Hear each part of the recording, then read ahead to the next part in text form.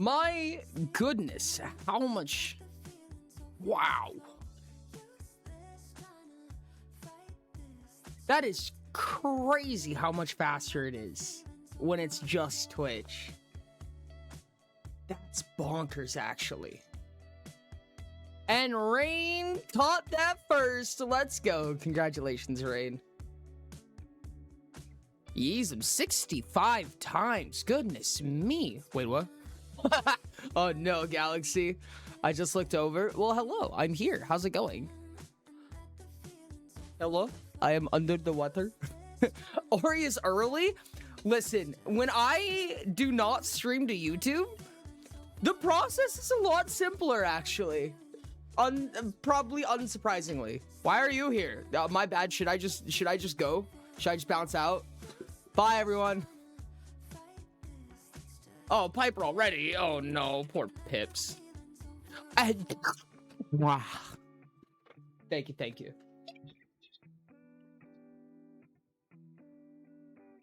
Oh. Hi, Moonchi. Hi, Sage. Hi, Hale. Hey, what's up, 99? Welcome in. Ooh.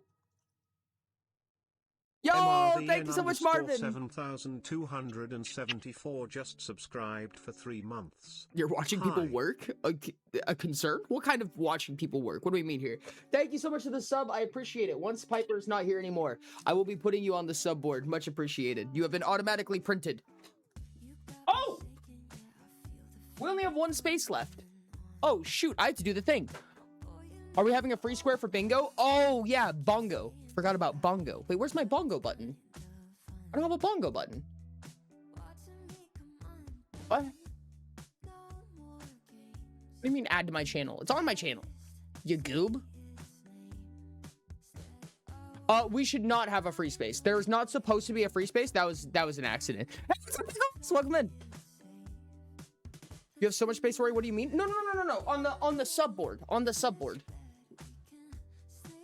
No free square. Not subscribers only, because that would be goofy. That would be silly goofy. And blap.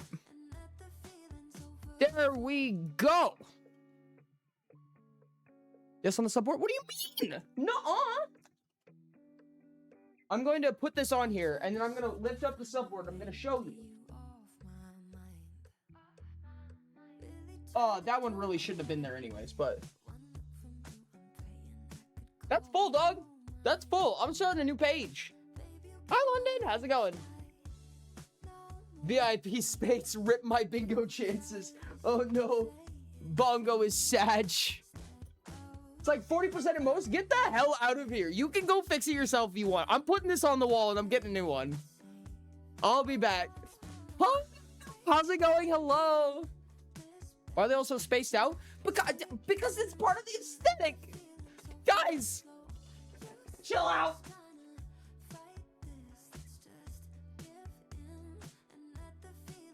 On the wall. What if ad redeemed to call a random bingo square?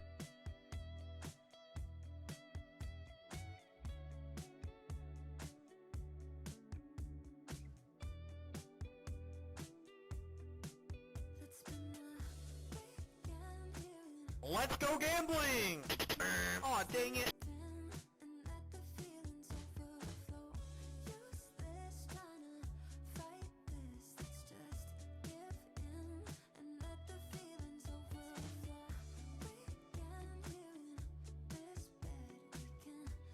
Okay.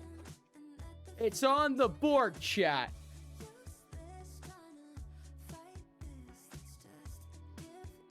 Oh, me being right back? I guess, yeah. Fair enough. Oh, the D20s are a spinning. How did you guys get this far? There's that nat 20. How did you guys get that far without rolling a 20? What? Goodness me. Oh, 2 20s in a row, no less. Okay, cool. Lolo me. Ray Nice Falling just shared 100 bits. Rain, you are getting so lelloed. Blap. You are not. There was not that much blank space. There was not that much blank space. Look, okay, hold on a second. Listen to me. When I say, yes, Piper was in fact on the board. So Ori, we can put, what do you think about adding either a redeem or into the box calling a random bingo item? So that some of the absurd ones are less impossible. I could see that. Oh, did I actually overdo it? Whoops. Hold on, I still have rant, but I'm gonna fix this. That was artificial. There we go. There's not that much blank space. Okay, listen. When I speaking of, just subscribed for this is a 17 perfect example. months. Thank you, Volt. You will be a perfect example for me. Look, okay, listen. I need to fit this on there. It doesn't matter Hype how train much the started. total blank space is, because I need to fit a 4x6 on there without covering anybody else up. There's not enough blank space to put another one on there. Trust me. Battlecrow 520 just cheered 101 bits. Thank Orange. you. Bolt, you're the first one on this new page, which was necessary. It was necessary that we started a new page. Thank you. So, Bolt, you're the new one. You're right there. Thank bud. And an orange for the 101 up biddies. Thank you so much, bro.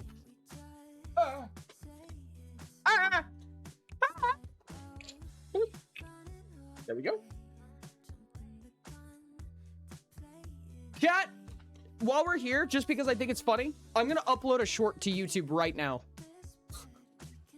I'm gonna upload a short from yesterday's session to YouTube, and I want you guys to look at it. I want you to tell me what you think.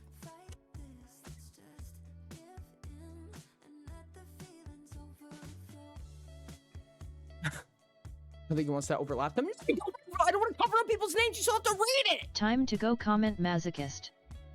I'm God damn it, Shrek. And I know you're going to, too.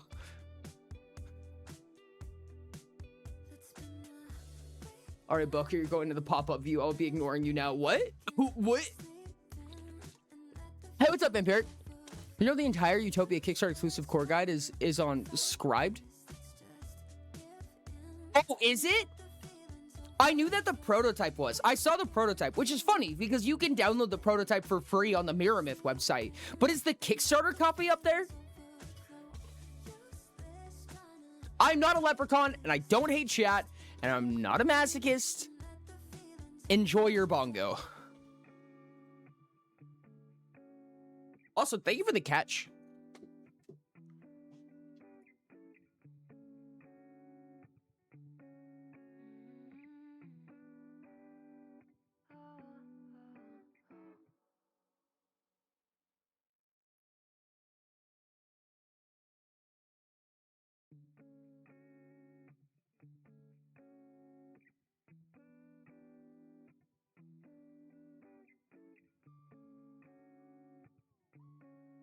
You didn't say hi when I said hi. I didn't see my intro and yelling at you. You didn't see the intro, now I'm sad. No! Dino, hello. How's it going? I love you. God damn it. Don't Vorin chat. Son of a bitch. Sage! Don't Vorin my chat. One more bongo event and I get a bongo. One more bongo until bongo! It sounds like such a redundant statement. How many people just walk into chat and they're like, what the fuck did he just say? What? I can't even imagine. I found a short of Ori with red eyes. Oh god, not those. Not those. Kill me. Anyways. Anyway, since I'm doing dev, I'm voting dev day, deck deck day. Bongo! I mean, that happens a lot anyways. Don't even worry about it. Already on the bongo from Moonshi is fucking crazy. Holy shit. YouTube is not up. We're only streaming on Twitch right now. It kept causing so many problems to dual stream. So many people are telling me to stop. Nope, I'm not streaming on YouTube right now. So many people were telling me that I should stop split streaming, and I was like, I really want to make it work. I played and I tried to finesse the bitrate so many times. I just cannot deal with a stream crashing every single stream. I just can't handle it anymore. I'm like, it's breaking all of my VODs up. It is so much extra work to stream to both platforms at once, and it's just, it ain't doing the thing. I'm good. Concentrated resources? Ass. Their ass is what that is.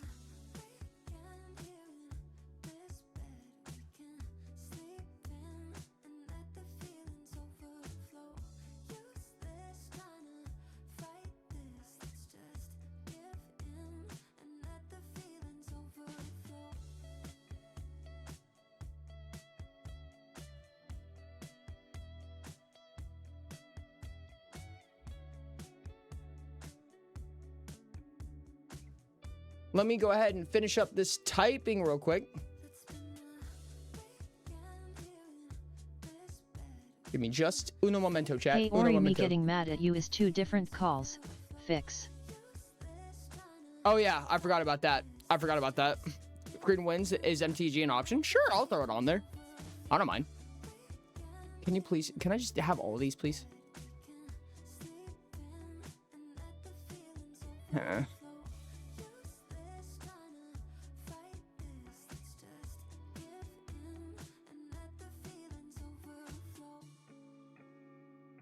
Hold on a second, chat. I have to click a bunch of buttons now. I was just gonna upload this video really quick, but now it's just being super annoying. I had to do all the little clicky boobity bops.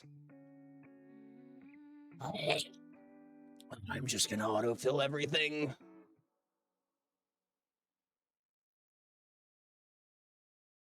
Well, now.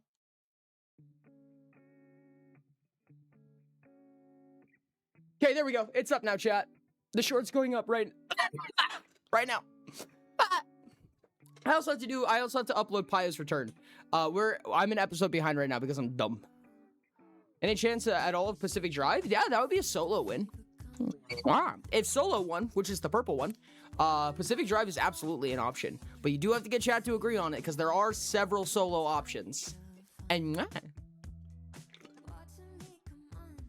okay, what was I doing? I was fixing the thingy. Chat, go over to YouTube. Go over to Ori Does. Watch the short. Tell me what you think. I think it's really funny. I love making fun of Surreal personally. What would options for solo and multi be? Honestly, I haven't gotten that far. Well, as we said, Pacific Drive would be of option for solo.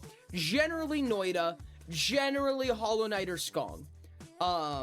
But it probably wouldn't be like a ton of progression if we were to do like Hollow Knight or Skong, because like obviously it's one chat chooses. What was the other option? For multiplayer, we are throwing MTG on there because we've talked about it. It's been popping up in conversation every once in a while. A lot of our standard multiplayer games.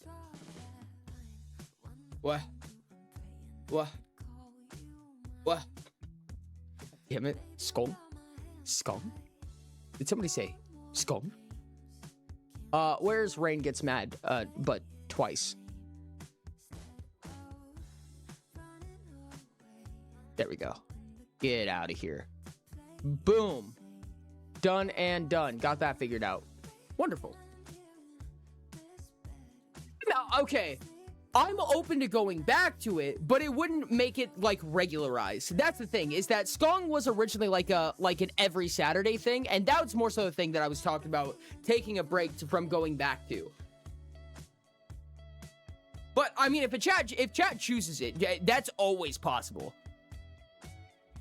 Like, chat chooses is your guys' capability to do literally anything. Holy shit, I'm one away from a bongo. Oh, that's not gonna happen. Yep, I'm fucked.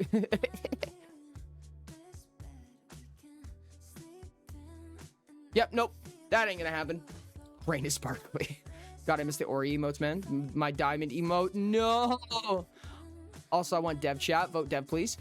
So one of the things, the title is all like, wow, I can't believe that happened. Because, oh my dear God, as you guys probably know, when it comes to voting on Tuesdays, right? When it comes to chat chooses, we agreed that whatever wins in between votes, I would put 1 vote on 2.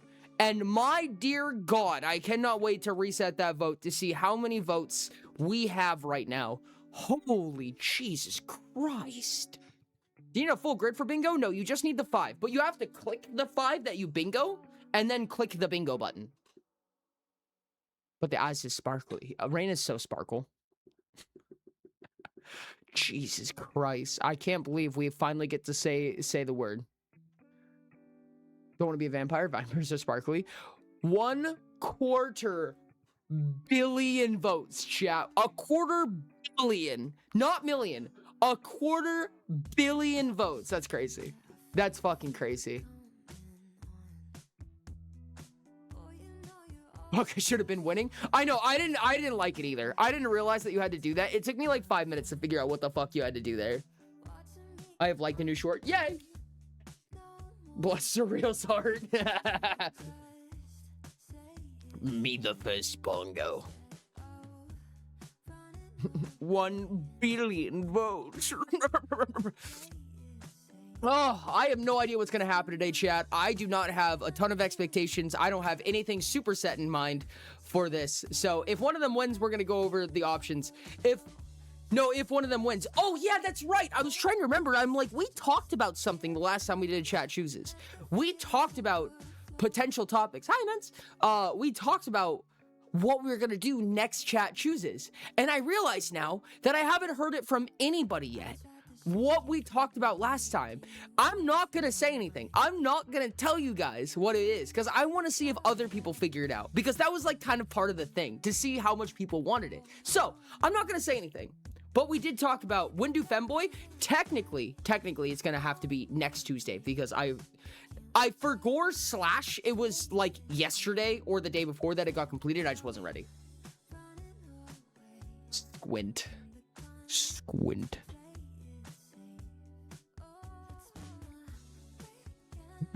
Dino, you were one of the people who were like wanting it really bad if I remember correctly. I see a couple people saying it. I remember a couple people saying it. What's gonna win? I haven't heard much about it since. I don't know how much people want it, so we're gonna see. This is gonna be a test. Let's see what Chat Chooses does. I've started learning that I will not be on multiplayer all stream or Miracast because boyfriend off work soon and I want to spend time. No, that's super real. I have a potential idea for Miracast. I have a potential idea if we did it. I don't remember good. It's nothing. It's absolutely nothing, London. It's absolutely nothing. Do you remember? God, no, guys, no. I can't be distracted this easy. Please. People need to believe I'm competent. Ori Chatbot alive after Pia. Oh, yes. Let me wake Chatbot up real quick. Thank you. Bloop. Chatbot should be on. However, before Pia's, Chatbot wasn't working correctly, so we're gonna see if Chatbot starts waking up.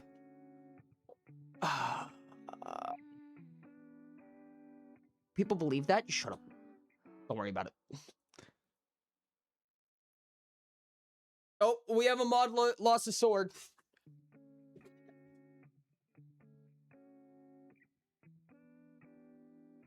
Hold on. Trying to think. What was I saying? Come on. I can do this.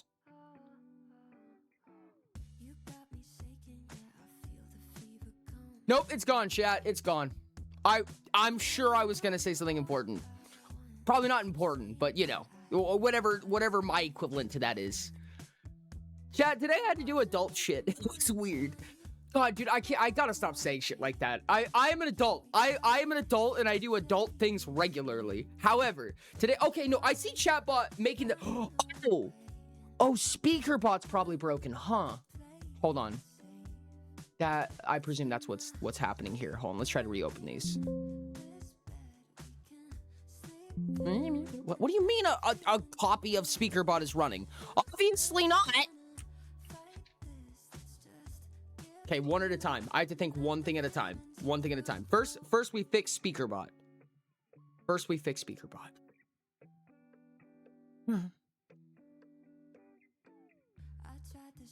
You get out of here.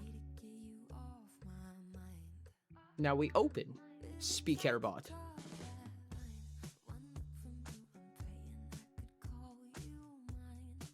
Okay, that should be connected. Now, the next time that chatbot moves their mouth, they should also speak. Warn me in advance if I need to turn my computer on. We'll see. Well, it depends on what gets voted today, Sherbs. It depends on what gets voted on today. PLS. Hey, there we go. Are you taller than a quartz? What? I feel like quartz come in way too many sizes to confirm or deny that. I have no idea. Okay.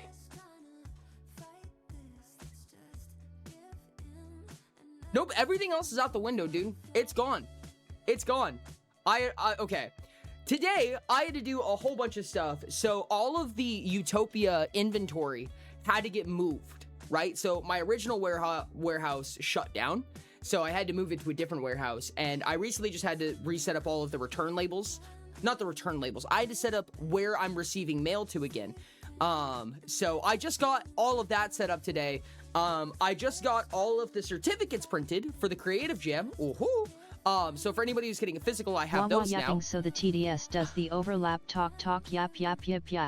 Close, not quite. I still have to do the signing, and I still have to do the shipping and stuff like that. And I'm pretty sure I can get tracking on them now. Even though they're just an envelope, I'm pretty sure I can get tracking on them now, which is really, really exciting. Hopefully I should be able to figure that out. So many fucks. I love that chat's just flying away with just fuck. That's so funny. Yay, tracking! Yes, indeed. Yes, indeed. The fuck. Fork. Fork. I love how chatbot said it the moment that somebody said something that was not quite fuck. Fuck. That doesn't count. That doesn't count. It has to be chatbot who says it. Hi, Camo. What? That got auto-modded? Why did it get only auto-modded when Camo said it? That's so funny. Baku. No, it does not count if you use the TTS command.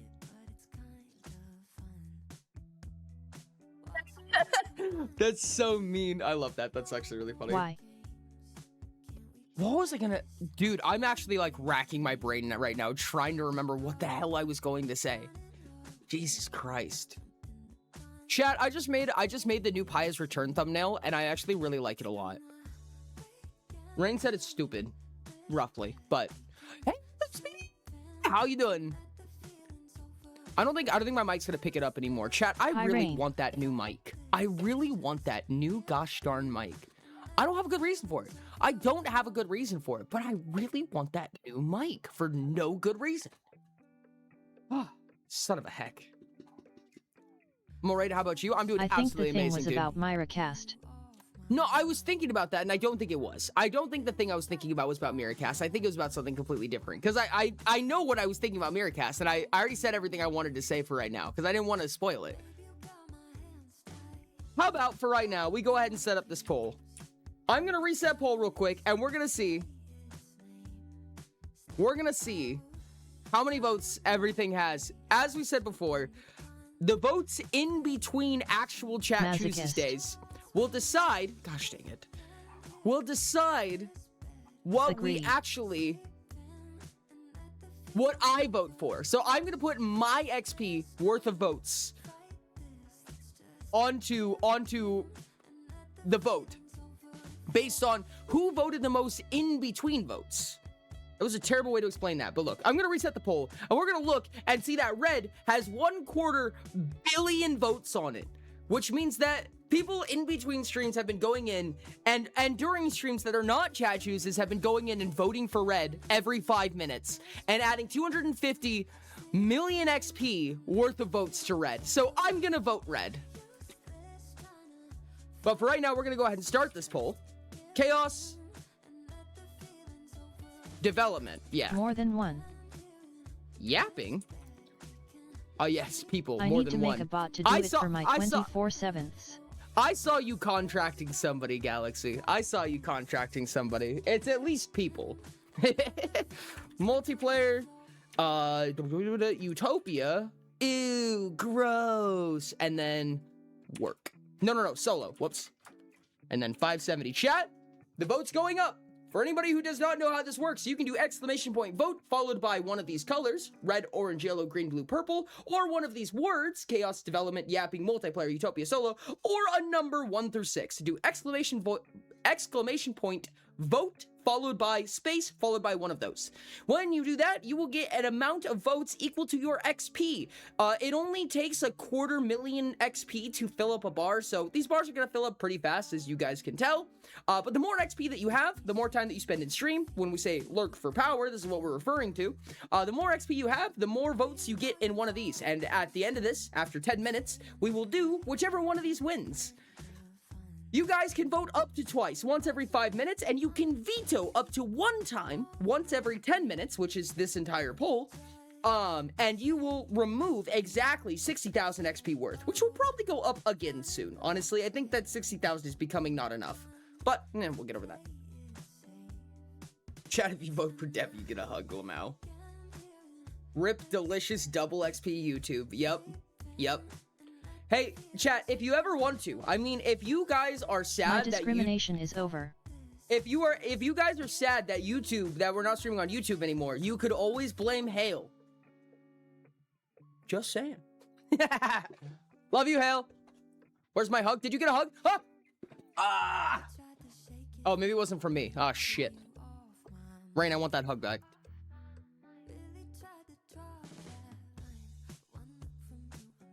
I'm actually really curious to see what wins today. I have no idea. I have no idea what people want. I thought I would know what people wanted. When, since last time that we were here, we were talking about what we assumed, well, it's not. It looks like people changed their mind. Holy hell. Wow, that's out of here. Gonna revive the Oridote YouTube stream by pointing a camera at my screen and streaming that. Do it, you won't.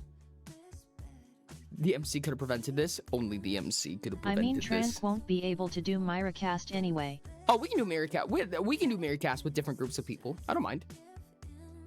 I mean, it would be awesome if Trank could be there, but Miracast can have different people in it. People just hate Miracast. It must be. I won't. All I need is a camera, babe. I'm gonna tell you can't do it until you do it. Unironically, more stable streaming setup.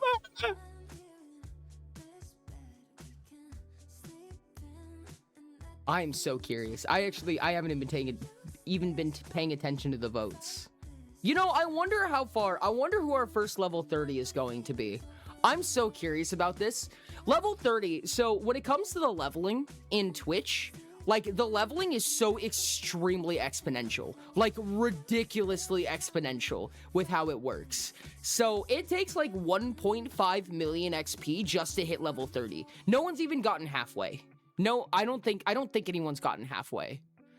But I'm so curious. The first level 30 was supposed to be Ty, yeah. At monkey_pasquire big sad. What if we all use your second vote for yellow? That'd be silly. Or he means logarithmic, but bad math?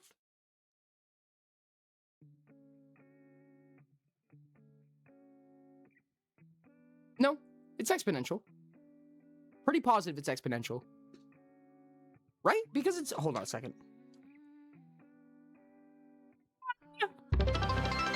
Oh, maybe it is... Question mark. Yo, Speedy, thank you so much. Just shared 100 bits. They'll palm ahead at now. It's been fun. Also here, take this for your travels. Thank you so much for the 100 biddies. Speedy, do you have a color? Would you like to pick a color? Speedy, I need a color. If not, I can use the last color. If you're still here, pick a color.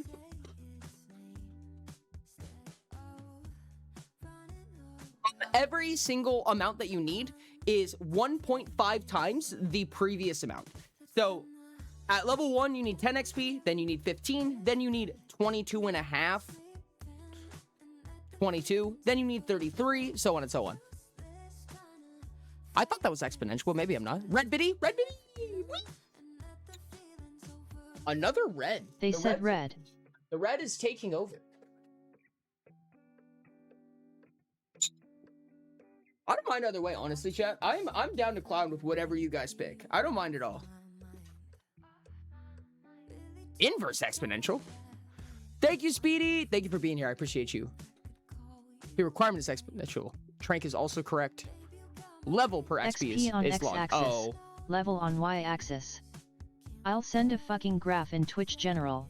Okay, I bet. I'm down to see a graph of this. Oh no, rain the very delayed.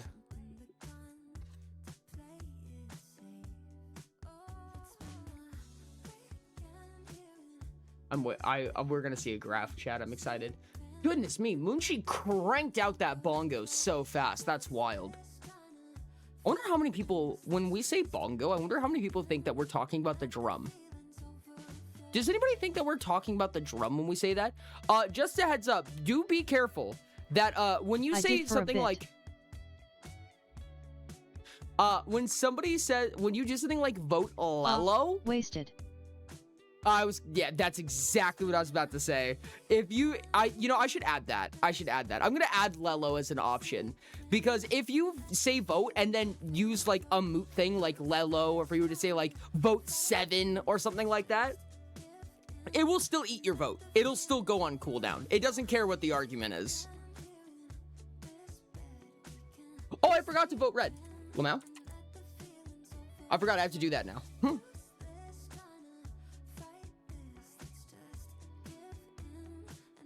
Lello. That's blue. That's red. That's green. What fucking order are these in?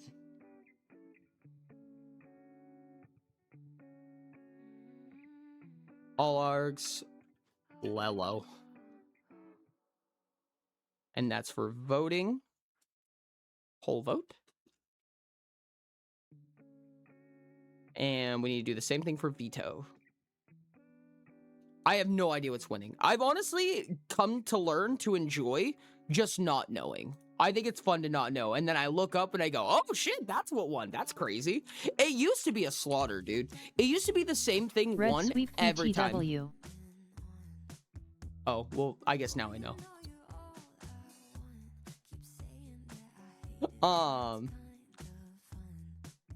It used to be an absolute slaughter. I was talking about this earlier, but before Chaos was ever introduced, multiplayer almost always won. Multiplayer almost always won every time. But once Chaos got introduced, then it became kind of awkward, because it feels like a lot of people who liked multiplayer, it seemed like a lot of people who liked multiplayer started moving to Chaos, but because they fissured in half, instead of Chaos just reigning supreme like multiplayer did, you now have this half and half, and now neither of them are really the strongest contender, and now they just kind of both sometimes win and sometimes neither of them do, because democracy mechanics. OFC when it's I forgot about it.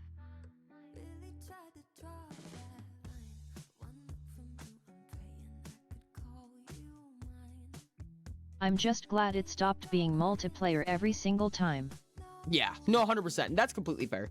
I mean, I don't mind necessarily. I mean, Chat Chooses is your day. You know, this is your guys' day, not mine. I don't mind what we do for Chat Chooses, because this is one that's specifically for you guys. But I could understand that. Just wanting, you know, a little change of pace. Taste something new. Want to make tea, chat? Why can't I have a single fully formulated thought? What the fuck? Anyways. You know, chat? You know, if development ever wins, I know that we have a ton of projects that we can do development for, but if development ever wins, we are allowed to do something like co-working if you want. Like, if we want to do, like, editing or something like that. I do have a bunch of shit to work on, generically, mostly, like, all the time. Because you're unmedicated, LMAO. So, I'm plenty medicated, see? Medication. I do not hate oracles. I do not hate oracles at all. Actually, unfortunately, quite the opposite. Take a deep breath. Ori taking Rain's shtick. Oh, Rain's sad about that. Rain is not happy about this. Rain is very mad. It's a cool reward for people, but it's also like you just get no life and win. I don't know. What? What is? Oh, about the energy drink. Oh, okay. Yeah, I'm gonna take Rain's job. Editing sounds fun. Gross. Of course, Rain would say that. What one? Is it Chaos? Yeah. How close was it? Not. It was not close. It was not close at all. Man, you guys... Okay, no, yapping was... I was ramblings about the crayon eating Yeah. affecting voting. Yeah, yapping was halfway there. It was a little over half. No, you're fine. Orange, my beloved, never wins. It's so sad. Every sad chat. Oh my god, it's been so long since I've had to do this. Wheel. Okay. Oh no, I forgot about this chat. Oh, wrong button. We're chonk lapping. Okay, so we now have MTG. So MTG is an option on this now. We were talking about this. We also have Hightail now. Is there Yay. anything that we're missing?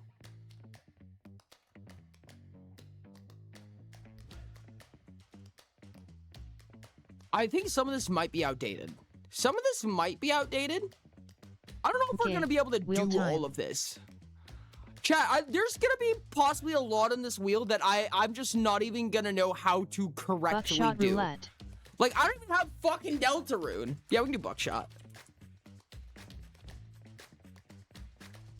I don't even know how we're gonna, like... How am I gonna manage this?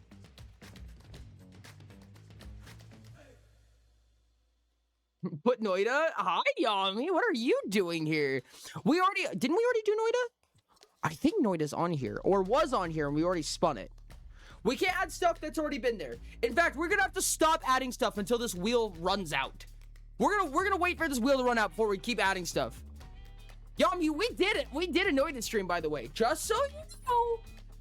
We're all done adding stuff. We're all done adding stuff right now. For right now, it's time to spin the wheel, chat. I need you guys to count me down. It's about time that we figure out what the hell we're doing. If we can't do it, we're gonna figure out how we are gonna do it. I don't know what the fuck's gonna happen. But here we go, chat. Spin Bean. the wheel. Wheel. I'm not ready, chat. I'm not ready. Add AG to LMAO. 1 hour of the Adventurers Guide, I guess. Okay, 1 hour of the Adventurers Guide. Okay. We're gonna do this for 1 hour. All right, Shockwave, chat. Jesus Christ. I think we have... Hold on. I think I have... Do I have... Oh, Ori fuck. talk It's on a about different the tab. God damn it. AG2.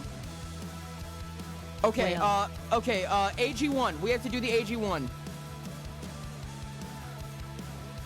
Okay, holy shit, I was not prepared for this, dude. All right, so AG1.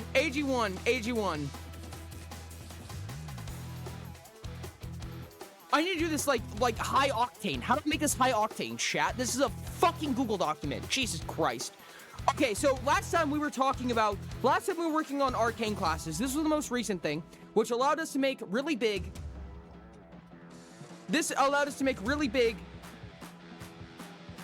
casters.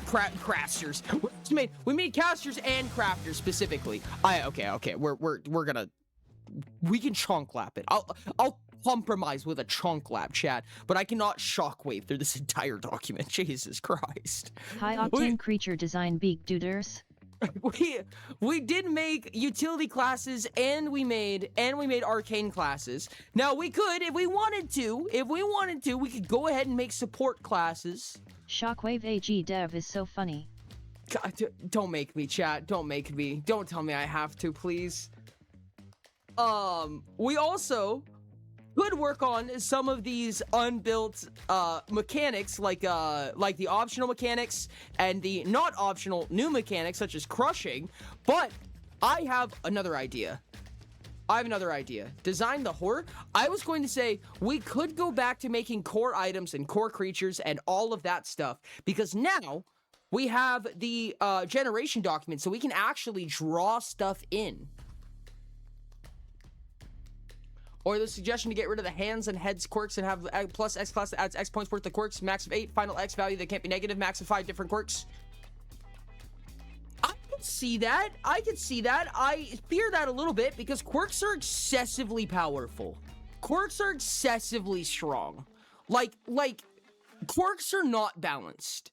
And they're not fully meant to be. But when it comes to what we do here, the goal is to force a little bit of balance into telemetry, because this is all telemetry available. So we're talking I'm about working on core items right now actually.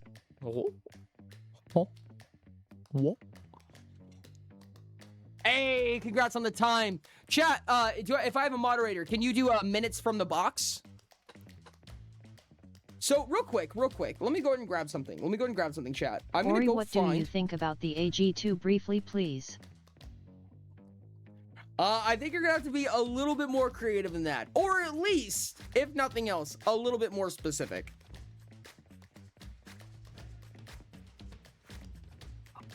Shit, where the hell did I put it?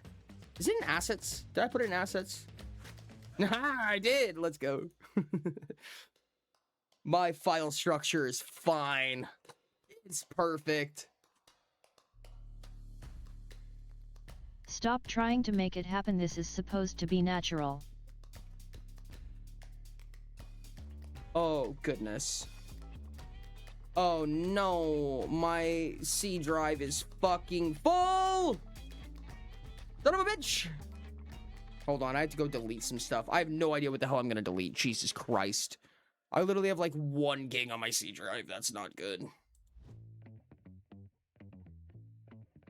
Oh, that's why the download wasn't working. I'm Also, stupid. chat, the gate tree for 1.5 is officially being worked on. It's going to gate be very tree? silly. What the fuck is my goddamn computer full of? At What am- Diamond the Dino plushie woo. Ori, yap about the AG2 or I will, and I don't know what needs to be secret gestures threateningly and drunkenly with info hazard gun. For legal reasons this is a joke. What? What? Just ask me a question about a mechanic. Just tie it into what we're talking about. I believe in you, Trank. You can do this. What if I delete off my computer? You can go away. I probably won't regret that. I need to start deleting stuff off my PC. This is terrible. Or it could be my external storage. You can store my... Okay, well, now that I have like 4 megabytes on my PC right now, it won't even let me open Photoshop. That's bad, chat. That's really bad. Boo-doo. I need to start just popping shit off. Okay, what is your opinion on how disciplines should thematically tie into the domains of the same color combos? On how discipline should thematically tie into domains of the same color combos. Okay. When it comes to the AG2, it's very obvious that it kind of goes back into going into the single color format rather than the AG1's dual color format. And I think it's important to let the philosophies be similar, but make it more granular, where instead of getting trapped inside a 2-color combo, you can do your 1-color combos in any format you wish. But it requires some form of domain or dominion that you have to build. Jesus Christ.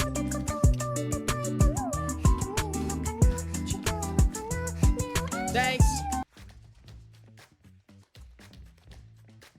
I think that it kind of gives you a little bit more granularity on how you build your dominion. Okay, now that it's... Oh, goodness. I still do not have nearly enough space. Well, this is chaotic indeed. I will give it that. Oh, yes. Thank you for the 0 seconds left. That's perfect. I can see why it's still happening, obviously. I have too much shit, dude. Are the domains not including archetypes then? I thought we were going to have the 15. I don't know. Honestly, that's still something to consider in my opinion. I think that the 15 honestly just kind of begins to complicate things, and it depends on how compact we can keep the information. If that makes sense, right? Like the AG1 is pretty dense, I would say. Now, that's not to say the AG2 can't be dense, but that's to say that it shouldn't be dense for no reason. You know what I mean? It should always be adding something to the experience. And if the 15 domains add something that is necessary for the AG2, then by golly gee, we do it.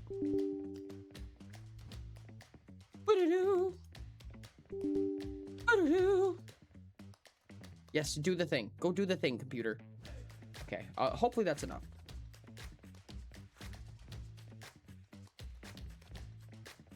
Core guide.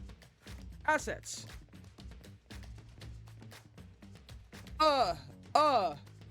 Beginner assets. Generation sheets.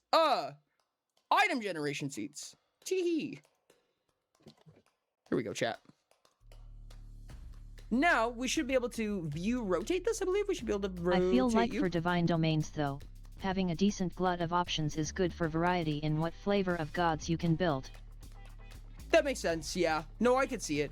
The other problem is that the AG options, the AG thingamabobbers, just don't have, like, as much to ask for, if that makes sense. It takes, like, 60 levels to finish a core tree. It takes 12 levels to finish a discipline. You know what I mean? So there's got to be something that makes it harder, if that makes sense.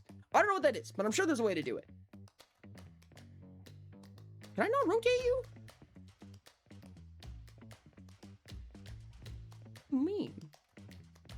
Oh, it's here. That's weird. Okay, chat. We can make items now. We can make customized items. These are going to be the core items for the game. We've made these before. We've definitely made these before. 100%.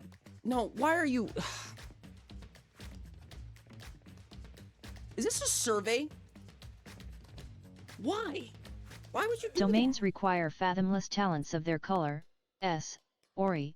They're definitively beyond daemonhood. Oh, we're talking about two different things. I thought you were talking about the AG1 disciplines. Like requiring just the discipline. I understand what you mean now. But yeah. No, that's fair. I have the core items that we were working on before. I believe we were talking about making the weapons and things like that. Oh god, where did I save that? Holy shit.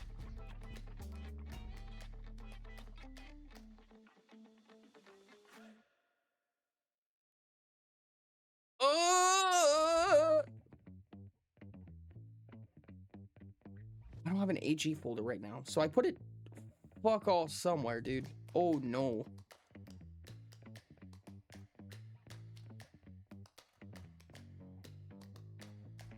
You know what? You know what? I bet I know where you are. Are you here? Or maybe... No. Here. Don't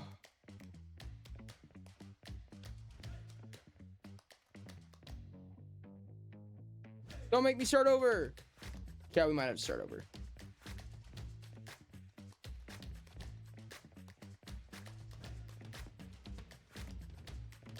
Might have to start over. Okay. Well, we're gonna make core items, and we can start from a lot of places. We haven't started. We did this a long time ago. We started making core items a long time ago, but they weren't written into the book. And I think that's part of the problem, is that we didn't end up writing any of them into the book. So let's talk about what would need to get done, because we've had this conversation before, but it never hurts to have it again, I would say. So when it comes to core items, we have...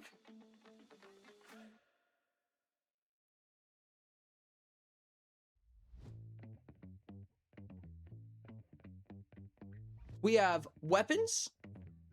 Oh, you are so tiny. We have armor. In Utopia's eyes, we have I have those core items. Do you need them? Yes. Let's do that. Let's do that.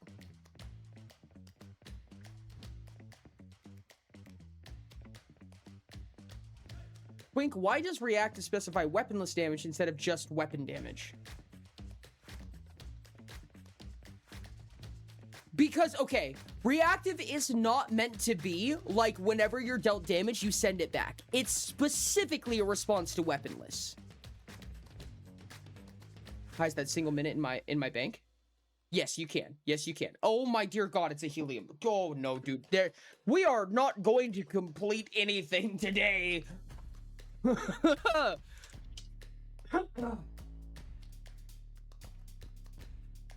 Ah. We're here, chat. We're here. I'm gonna do my best to explain this with the helium.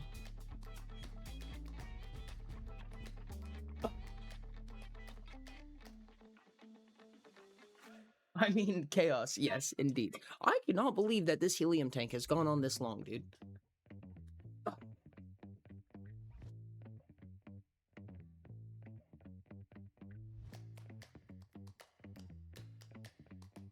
Piper, don't worry about it.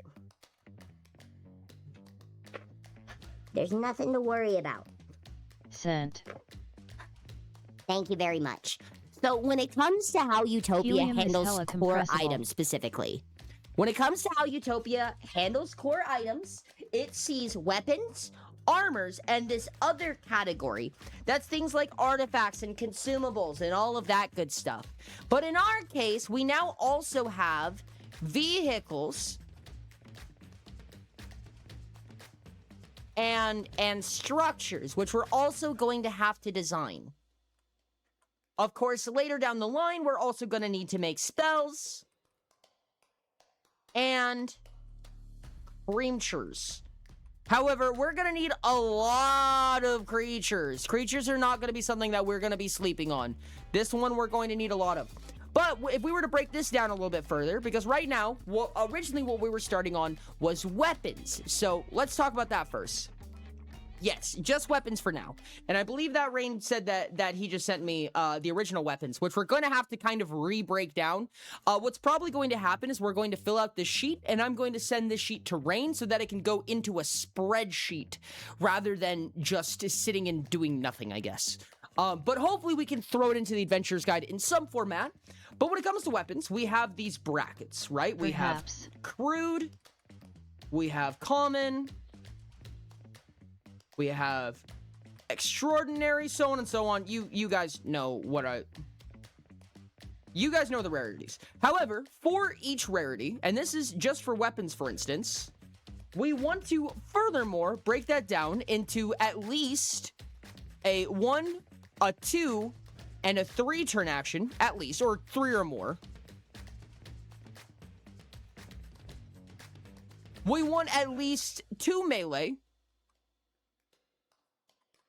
and at least 2 ranged. And exactly half of them Number should be... Superthon Quatron. Huh? And at least half of them should be high fantasy or high fantasy adjacent, and the other half should be sci-fi or sci-fi adjacent. That's our goal here. That's our goal here. So there should be at least 6 items per rarity is the intention. So with that, I'm gonna grab this sheet that Rain has handed us. Let's see what we got here. Let's actually not use our things editor. Yeah, let's go like this. Okay, that's right. I remember us making nunchucks. That's so funny. I love this. This is a really good way to write this, actually. I'm a big fan of this. So let's go ahead and jump over to the Adventurer's Guide and go to, for the first item, or for the first time, items and spells.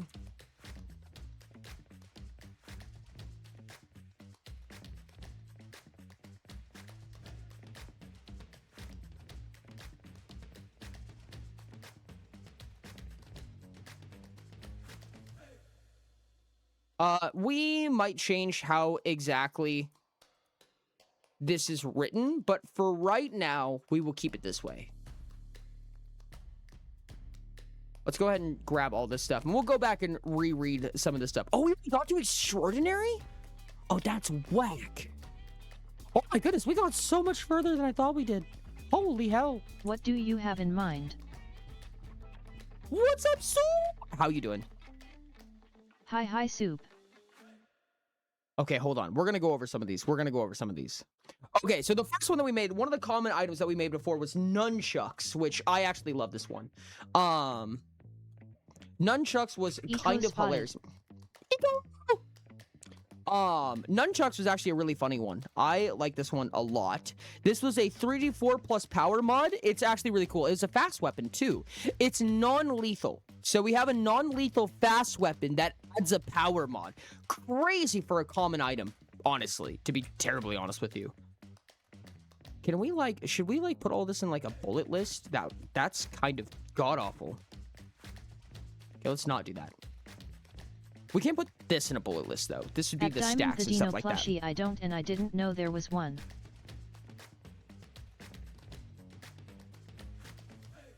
This should give stacks as well.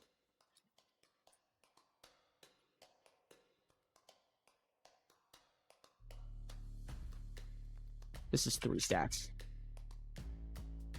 Yeah. Armed is 1 stack? Yes. Gear Slinger. Gear Slinger was really funny. I liked Gear Slinger a lot, personally. Recoil is 1 stack. Range is 1 stack no matter what.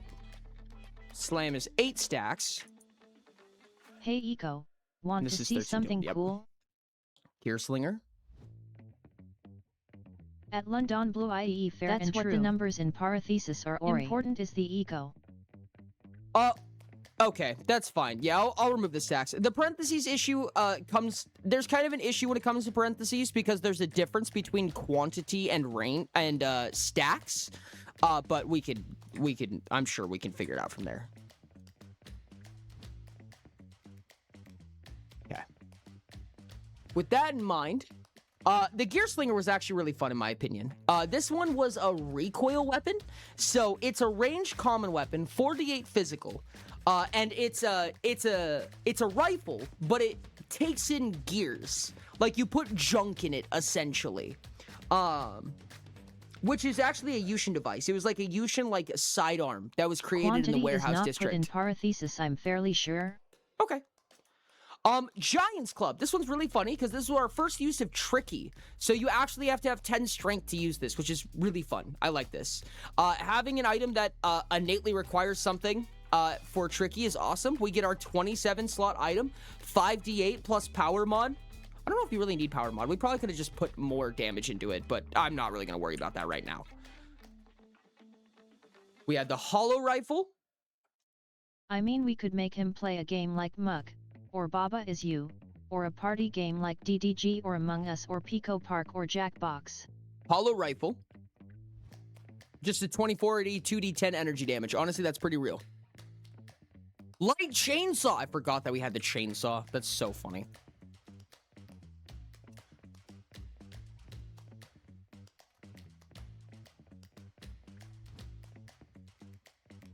We're gonna make this white so we can see this.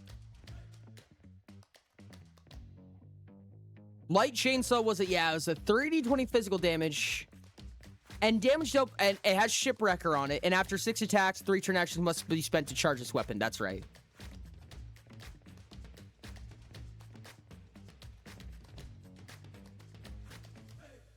We will fix that later. Hee. These are some cool fucking ideas, chat. You guys came up with some cool shit here. I like this a lot, actually. The flamethrower was one of our futuristic-y items. Modern or futuristic, I think. When I said that half of them need to be high fantasy, more so what I mean is that at least 3 items need to be modern or sci-fi, right? They just need to not be directly into that high fantasy blockade. Tell me how to make my airship length railgun for the Icarus. That's gonna be a long talk.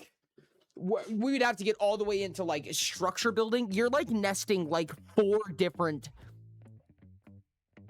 You're actually using every single advanced mechanic except creatures with that. Like it is literally just about as complicated as something could possibly get when it comes to something like that. I'm gonna be real with you. It doesn't get much harder than that.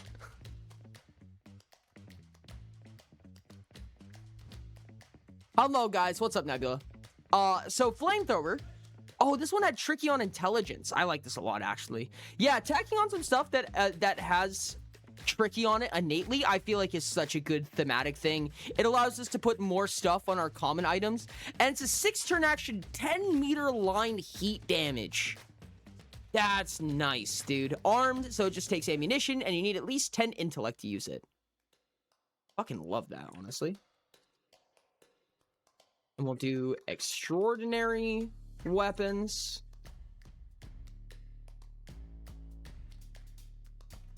Ooh.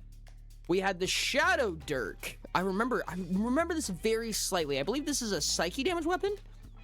No. Physical damage. Interesting. Why is it a Shadow Dirk? A heavyweight handheld blade designed to get quick damage in a pinch, often used as a weapon to create wounds early in a fight, generally sided with a finisher weapon. Interesting. That might get renamed. Shadow Dirk immediately makes me think psyche damage, but I see that it's non-lethal. But it's a one-turn action. It's a one-turn action, 9-slot, 4d10 physical damage. That's crazy.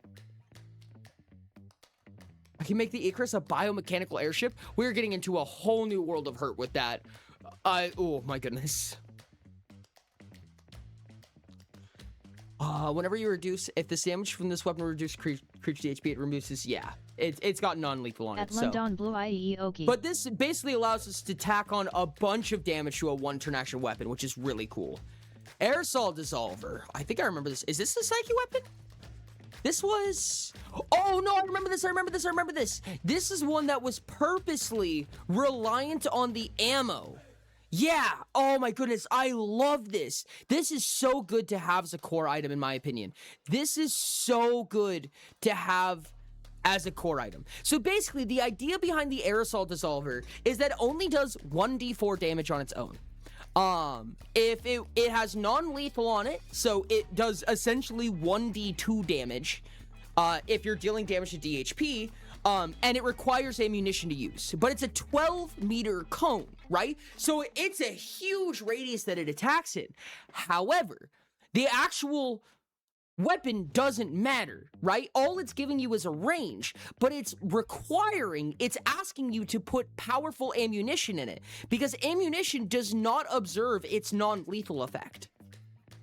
So you just put like common or greater ammunition in it, and it just inherits the range and uses the ammo's damage.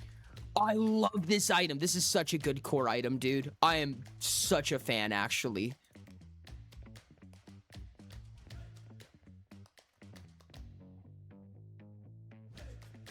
Okay, Inquisition Flail. I don't know. Oh, this is the one that hurts you. 86 physical damage. When an attack is made with this weapon, the user may distribute each individual... Oh, that's right. It has rapid fire. That's so funny. It deals 5 damage to you. And you need at least 10 agility. So you need 10 agility. It deals 5 damage to you each time. At Nebula_Cole gotta tap it. However... it does 8d6 physical damage, and you can distribute those dice against up to 8 different targets, which is so funny. Within 3 meters of you, may I say. And it's still one-handed and 2 turn actions. This is a funny weapon. I don't think it's a super optimized weapon, but it's a funny weapon, and I like it, personally. Glitch Rifle is wild. I love Glitch Rifle. That's a cool name. 2 turn action, 10d4 damage of a random type. That's right. This is a chaos damage weapon. When an attack is made with this weapon, the user may distribute each individual die, so it also has rapid fire. So you can go up to 10 different targets with the Glitch Rifle. And 2 stamina to attack with. Yeah.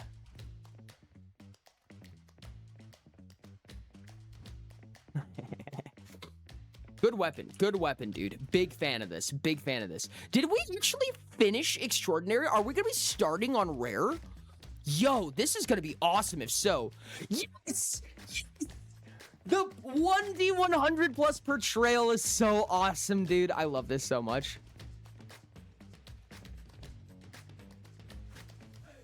This is...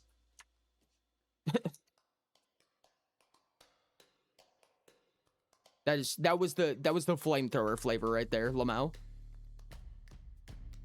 Executioner's Axe is awesome. 2 meters, or 2 hands, 3 meter, 1d100 4-turn action weapon. Big fan of this. This is actually really cool to also have as a, Oh, interesting. There was 2 different ways to do this.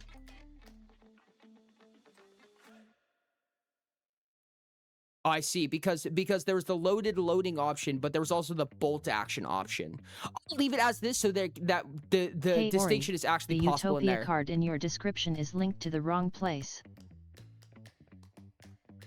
What is it linked to? Which one? Are you talking about the one on my Twitch About page? And what is it linked to? Oh, neat.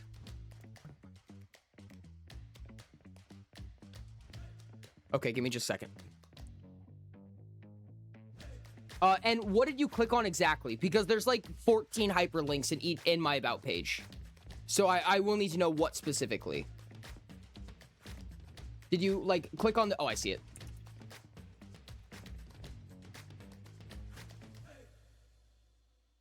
Okay, that should fix it.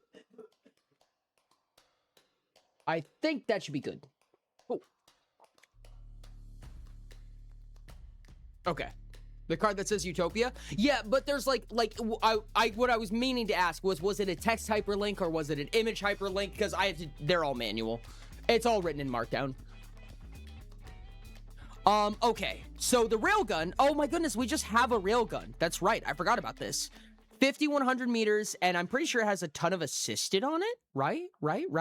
Yeah, it has 3 assisted. So, oh, there's no assisted above the ore. Interesting. I presume that this is meant to go up here. I'm gonna move this up here tentatively.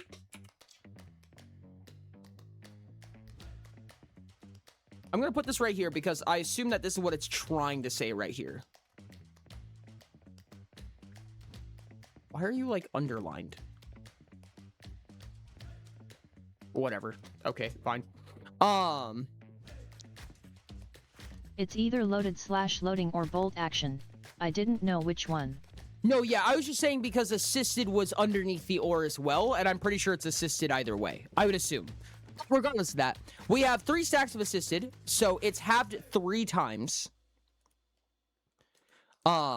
Which probably should say something like 8th, but technically Bolt action needs a buff BTW. Needs a buff? Why? Half 3 times is technically different from just dividing by 8 because you round down each time. So half 3 times is the technically correct nomenclature here. But regardless, requires ammunition. It ignores defense, and it's just oh, it's a plus engineering. Oh, I love this. This actually, no, the railgun's a great extraordinary item. Low damage for what it is, especially at 6 turn actions, but it's a pretty good specialty weapon in my opinion. It's extremely long range. It does mediocre damage for how much it is, but it's an 1/8, a little less than an 1/8 of the... It's about 8 times more accurate, I will say. It's about 8 times as accurate, and it's super long range. That's kind of the upside for it. And it ignores defenses. No, that's a railgun. I would say that's roughly a railgun. And that's all we got right now. So was that 6? Railgun. 1. 2 for the Executioner's Axe. 3 for the Glitch Rifle. 4 for the Inquisition Flail. 5 for the Aerosol Dissolver. And 6 for the Shadow Dirk. All right. Yeah, no, that was actually 6. Which means, chat, we get to go straight into rare. Okay.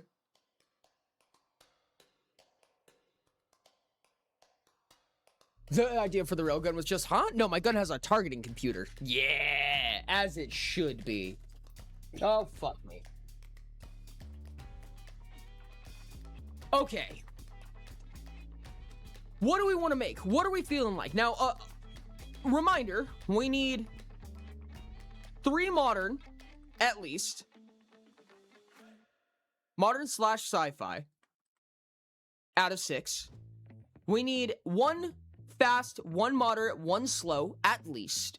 And we need at least 2 range and 2 melee, at least. This is all out of 6 items. So what do we think about should go into our rare slot? Is there any existing archetypal type weapons that we feel like should be a part of it? You're like, oh, you know, I really think that we should have a plasma gun. I want a fucking lightsaber. Or do we want to just go straight off the bat and just get into just some creative random shit? That's kind of my question right now. That's what I'm thinking. Actually, you know what? I feel like a genuine ass lightsaber might make sense. Oh, a moderate gust weapon. I feel like a gust weapon probably wouldn't be a bad idea. Windstorm fan.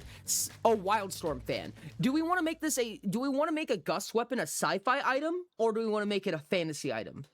I say those terms very loosely. Gust weapon is smart. It sucks that it's only in rare currently, but that's okay. We can work with this. So it's like a Tempest weapon. Oh, you mean a fan. Like oh, the Iron that's Lady cool. fan or That's whatever cool. from Yep, yep, Journey yep. to the Cast. Yep. I know what you're talking about. I know exactly what you're talking about. That's cool. Oh.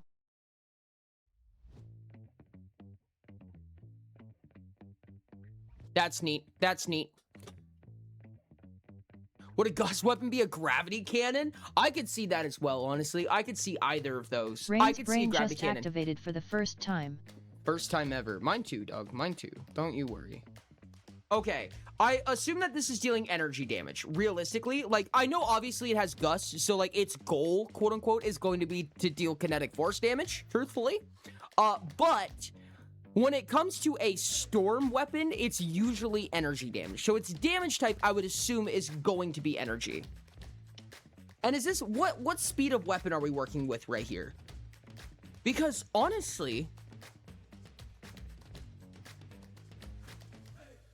fast weapon would be kind of awkward, because you're definitely going to deal less damage, but you get to do it 6 times. Moderate was the idea? Okay. Because you're going to be making that test a lot. How many stacks of Gust are we thinking? In my head, we probably don't want to do, like, less than, like, 10. We want this to have some fucking oomph to it. I would say 10 meters, so 10 stacks of Gust, personally.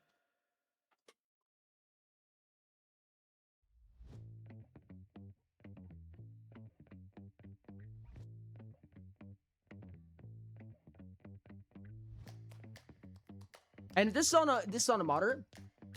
Should probably have blasting on it.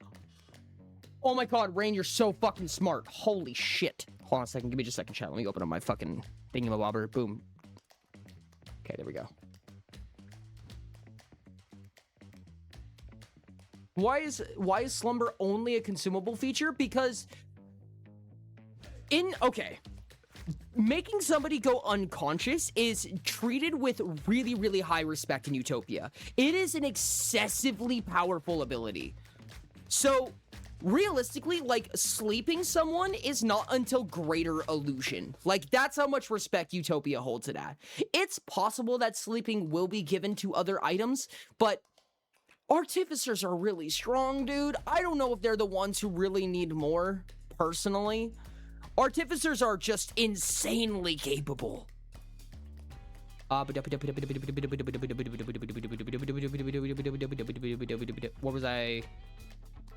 were we talking about?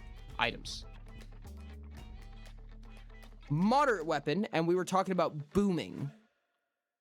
This is such a good weapon, dude. I fucking love this so much. Booming plus how many meters of range? I think this only needs like 5 meters, right? Like, we could just put 1 stack of range on it and give it 5 meters. 5 meter cone. So that would be 4 RP for range.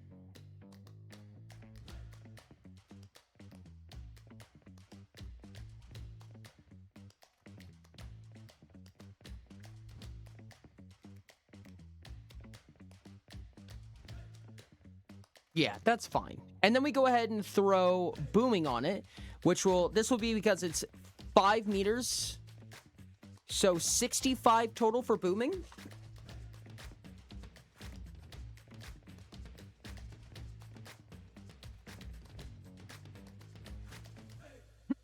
Put an apostrophe there.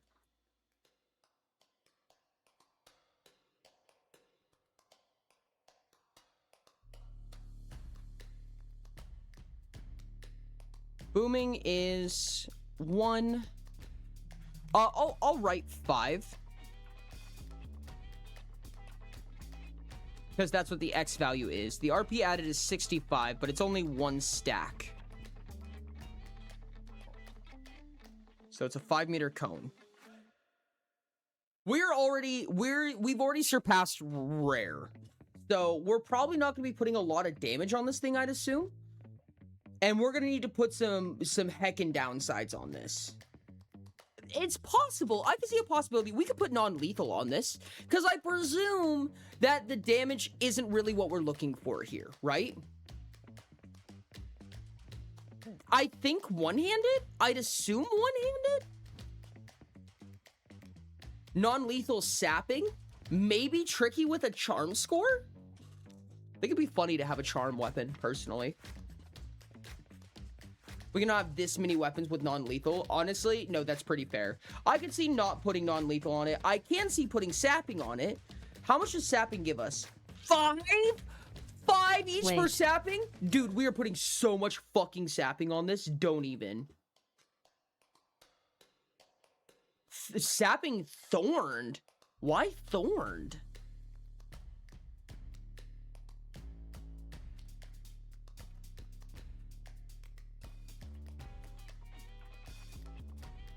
What makes you say thorned out of curiosity? I'm interested. So this is minus 25 for 5 stamina. And that's 5 stacks, but we're far from the stack limit.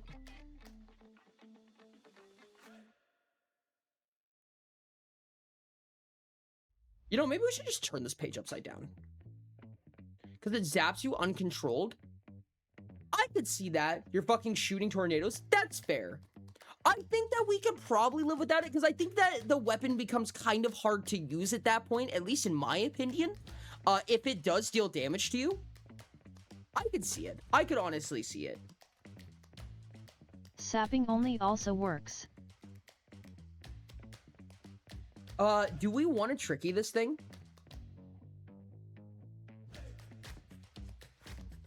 How do you guys feel about 10 portrayal, 10 charm? Do you think that would make sense? It's not a ton of extra RP. I'm gonna be honest with you. But honestly, I think this is a little bit more thematic than anything. Then I'm going to use all my health and energy for this. No, that's fair. That's fair. Agility if it's needed, I would assume. No, that's fair. Agility makes sense. I just feel like a giant fan, like a wind fan, feels charm / display to me. I could see portrayal. It can be both. It can be both. Like, we could say you need 10 portrayal and 10 charm.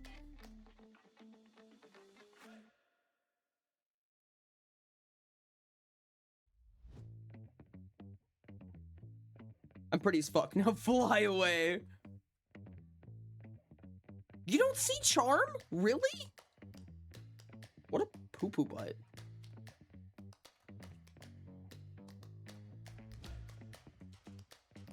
LOL.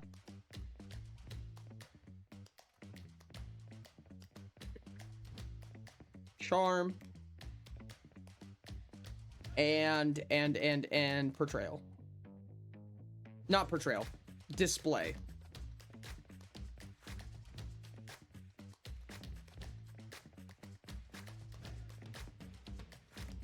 Okay. In this case, what are we at right now? That's 115, about 120, a little bit below that, right? Yeah. And then minus that, so we're at about 105? No, I'm sorry, no, 95, 85. So we have about 25 RP to add damage. That's not a lot, chat. This is gonna do like a D20 of damage. At this rate. Yeah, it would do literally 8d20. Oh, no, it's elemental damage. It'll do even less. It would do 4d4 in its current state. That's not a lot. That's not great. I'm going to be honest with you. However, I could see turning this into a portrayal weapon and just smacking extravagant on it. God, we need so many more downsides, though. We do not have enough downsides for this. No, the booming is just so expensive, dude. I think we put awkward on it, honestly. I'm assuming that this is a very large fan.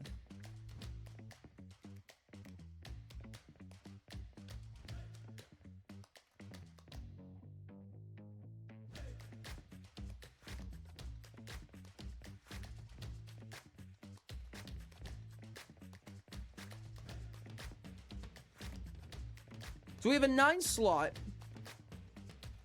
We get about 35 RP to work with. We could barely put a 5th D4. We could do like a D20 of energy damage. Is that what we want to do? Do we want to just put like a D20 of energy damage? Can we even fit that? That's 8 times 5 is 40? Nope, that's too much actually. We don't have enough for that even. It would be 44 currently. We could do 2d8. Do you really shit? But Rix is right. Please make bolt action better value. Oh my god, girl. No, 100%. I could see it. I do agree that bolt action should be.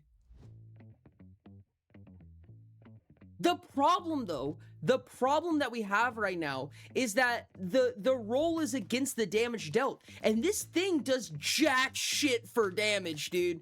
Absolutely dog shit damage. Like having gusts on it almost doesn't matter. Oh, do we cut the gusts in half? Oh, I feel like that's actually where we cut it. That's so unfortunate. I feel like this is what we need to sacrifice, though. Put this down to 25, I would say. Dumb. At Diamond the Dino plushie it has more. I think that because you get to attack this many times, it's 5 meters. It has a 5-meter cone. And it pushes them 5 meters away.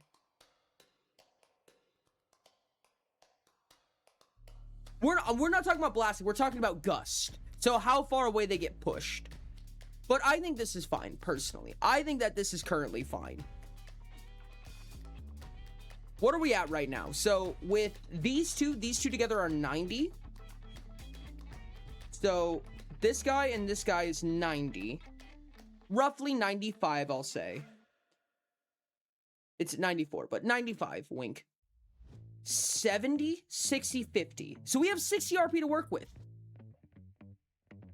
I don't think this is two-handed. I think you can dual wield these, I feel like.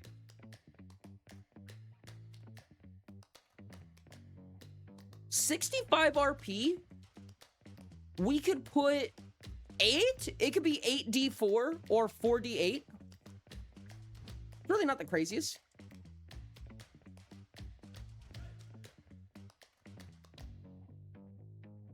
Are we okay with 4d8 energy damage? I mean, it does hit a very large group.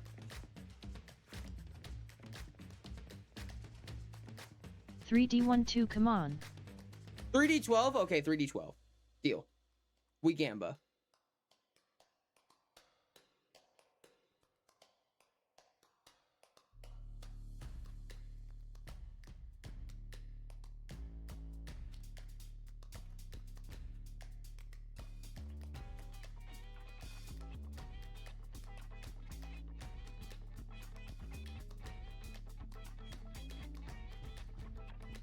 Tamari's fan? I don't know who Tamari is. But I'm kind of assuming that I'm going to agree with you here. Okay.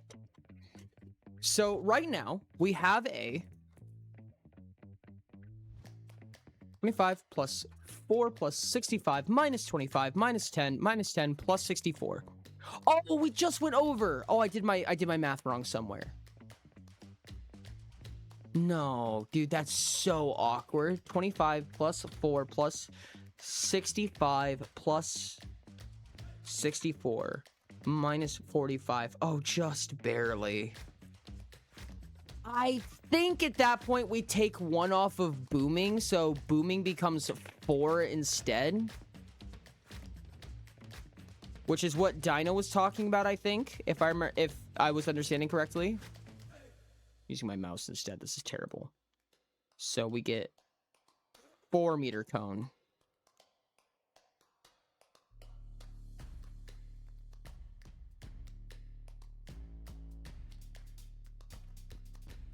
Hold on, I'm looking these up. What are these fans that you guys are talking about? Tamari fan? Yeah, okay, this is what I was imagining. Oh, Tamari. Okay, yeah. Yes, this is... Oh, you were talking about for two-handed. I understand.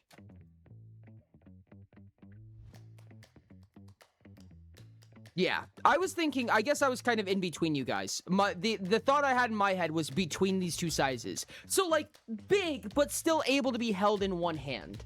But I see where Rain was coming from now. That is a big, thicky boy.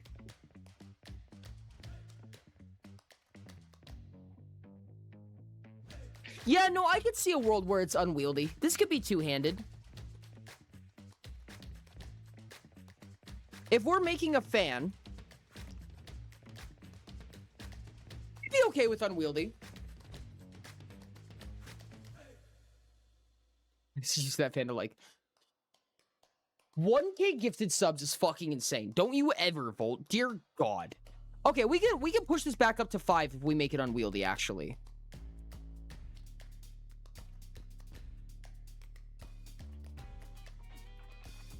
No, wait, no. Huh? Oh, you want to dual wield them? Okay.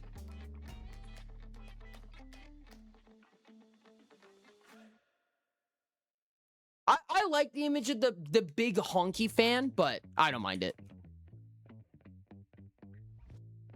Oh yeah, duh. No, we could absolutely add more sapping to this and it would be fine. Yeah, we put the booming back up to 5. Make it a happy number. And then just add, like, we can just make it 6 sapping and it would be enough.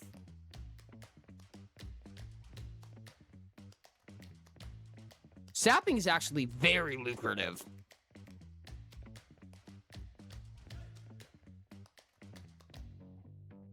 Or more unwieldy.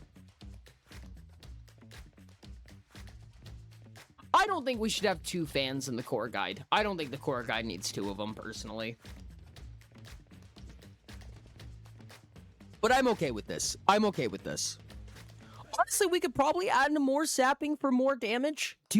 How much would it cost for another D12 on there? Oh god, that's expensive. It would be 24. We would need 5 more sapping.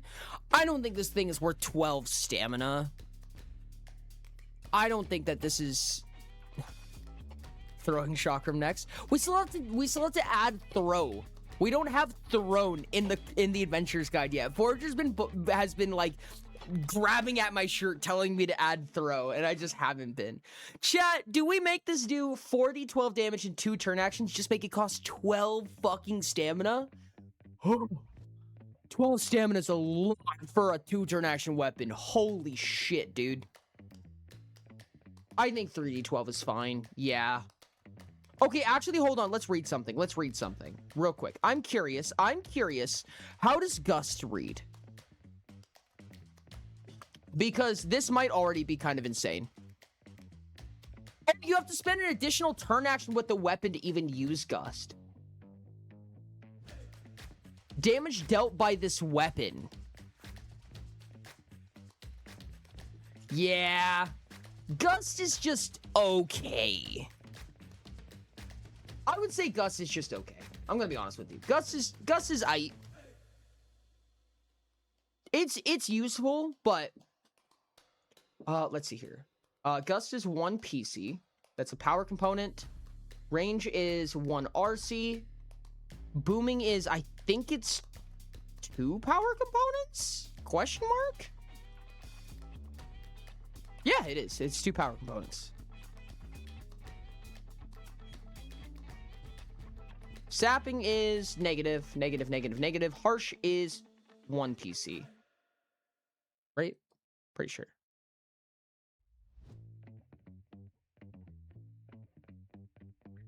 Yes. Just as until the Marshall Terminal drives their 6 turn action sword down, you fucking sends you to Yuto. Yeah, no, that's fair. I'd be down to do a throwing chakram. However, unfortunately, we only have 5 minutes left until Chaos spins again. So we don't have a ton of time. I'm going to try to throw this into the AG as fast as possible. But keep that in mind because Volt, I really do want to make that throwing chakram. We're going to have to make a lot more shit after this. So, Windstorm fan, let's do this.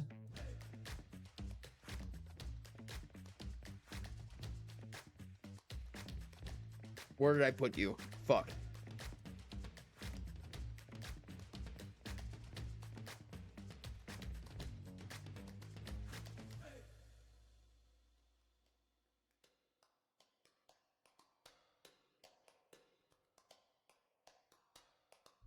Okay.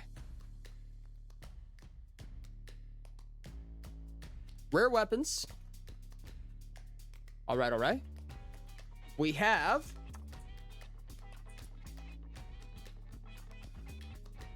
please become white. Windstorm fan, which has no, don't. What are we doing here?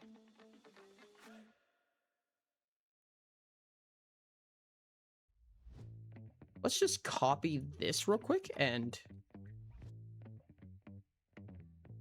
this is why I have so many copy and paste errors, dude. It's hilarious. Okay, so we have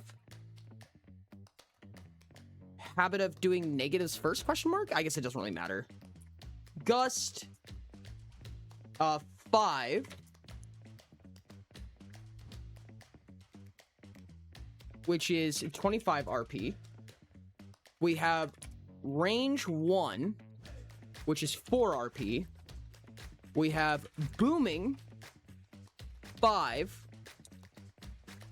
I'm gonna put it in brackets to basically say, like, hey, this is a quantity, not a stack, which is 65 RP.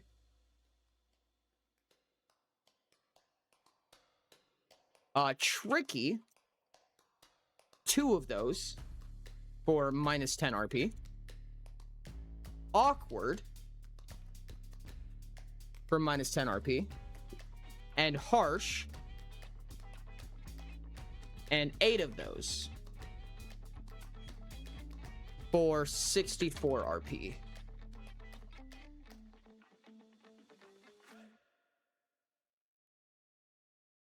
And this is a... How much RP are we at? How much RP are we at?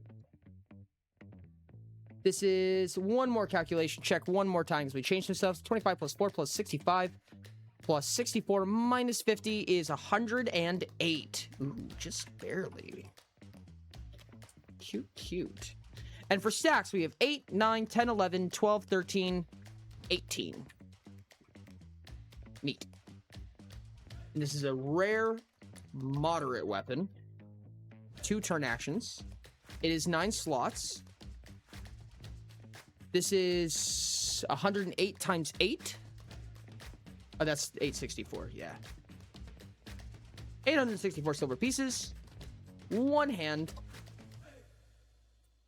And it's a 5-meter cone. Is that, how is this written in, let's grab the flamethrower real quick.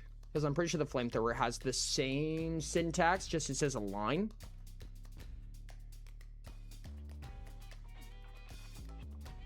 Wait.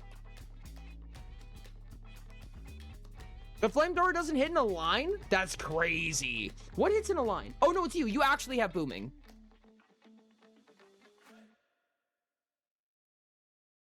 What? It has booming, but it doesn't have the text for booming? Happened? Oh, it is in the, okay, I see.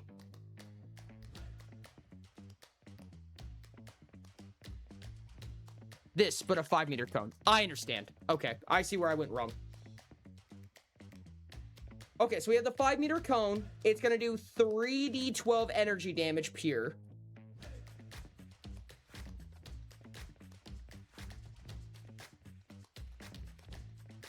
It does not ignore defenses. It does not consume any stuff like that. What's something with sapping? I need something with sapping. Is there an item in the core guide that costs stamina?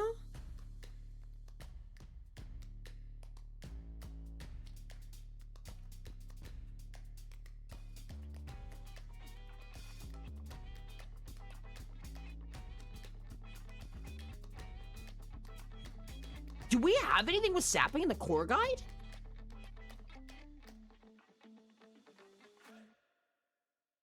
Huh. You know, I don't think I really thought about this.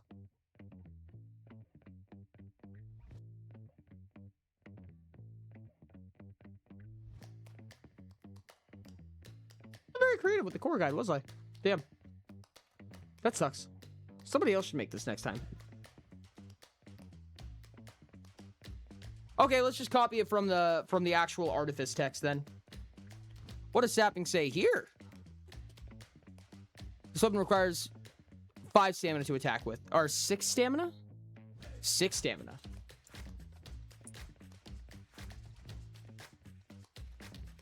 Ooh. Nada. And making an attack with this weapon. When a creature makes an attack with this weapon, it may spend 1 additional turn action. If it does, creatures dealt damage by it must make a fortitude test against the amount of damage dealt by the weapon. Upon failing, it is pushed 5 meters away. And for amount of stuff needed to make it, it is innately 1 refinement to material and 0 power, which is going to go up to, wow, a total of 4 powers. Crazy. And 1 refinement is added. That's wild.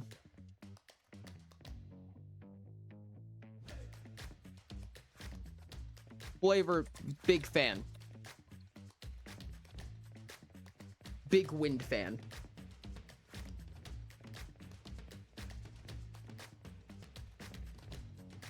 I really want to do this before it eats me alive. I would like to reformat a lot of these so that they're visually distinct from each other.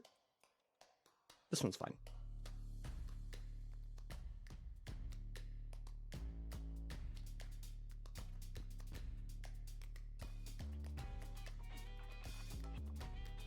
Ori, this might not stay here. Leave it. It's gonna stay here. Why would it not stay here?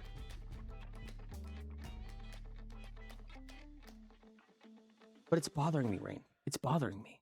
I can't help it. I'll do it super quick.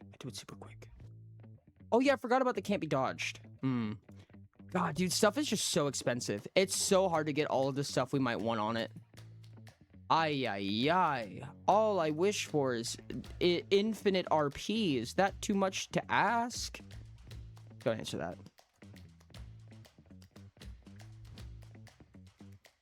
It's a chainsaw. What other flavor do you want, you goober? Since I should say not in chat. Oops. I actually have no idea what that can mean, but I'm curious. Oh, I forgot to tack on the tricky. On the fan.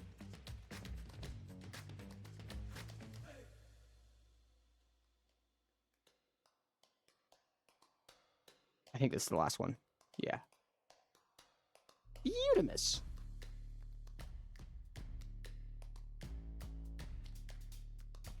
$10 charm or less than 10 display. Cannot attack with this weapon. Yeah, perfect. Look at that. It's a cutie. Chat, it's a cutie. We have a Windstorm fam. Amazing. Which is the perfect time because now, about 4 minutes late, we're going to have to spin the wheel, chat. It's time to go on the wheel. And if I am looking at this correctly, we've already removed the Adventurer's Guide off of this. We get 1 more wheel spin before it's time for Mental Health Break. So, chat, it's time to spin that wheel. What is this going to be? Oh, dear God, I'm not ready. Spin.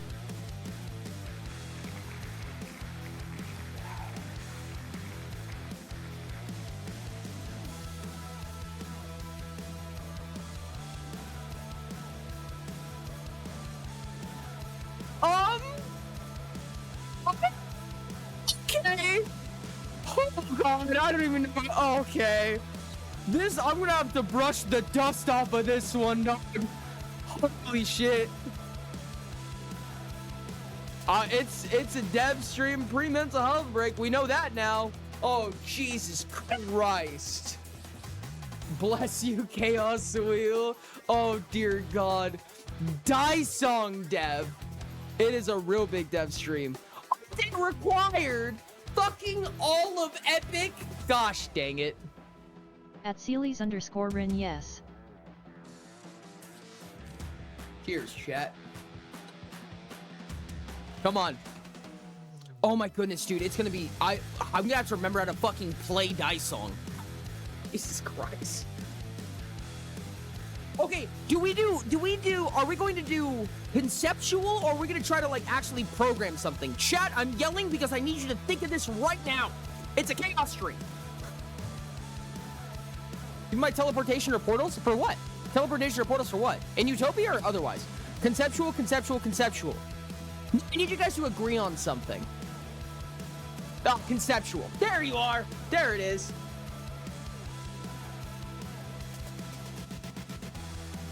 We love conceptual. Okay. I don't know if I have the documentation for this anywhere that I have easy access to it. Maybe. This is such a cute loading screen for a game that doesn't exist yet. I love this. Concept in VC, so it's basically chatting. Squid. Hey, Volt, are you available? This is actually gonna be really funny. I actually kind of like this idea. Hey, Volt, are you there?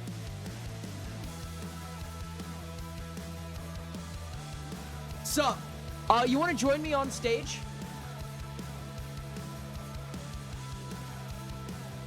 It's chaos. It's chaos. Dude, oh, congrats on the big XP.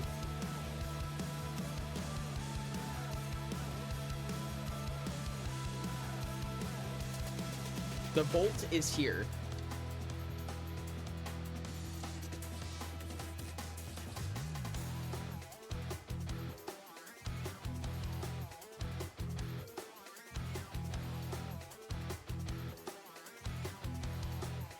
Can I have 5 minutes? I don't know. Yeah, you can have 5 minutes. Okay, I need to get this to load. This is taking a big long time right now, but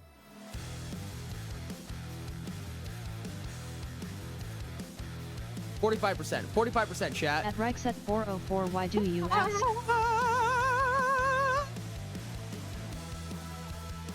I'm helping it go faster. Funny enough, I'm pretty sure that Dice Song uses ray tracing, which is not good. Don't ray trace in your dice games. It's not necessary. Ask me how I know, chat. Done. You can close out of Photoshop and everything like that. Let's shoot through a little less CPU, may we?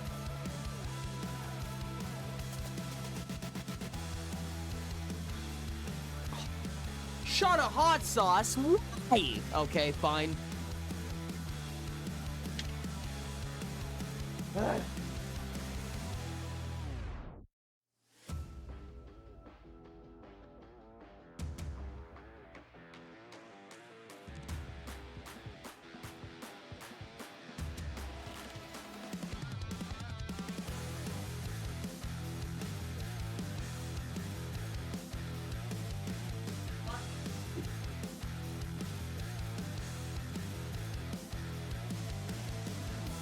Pot of shot sauce.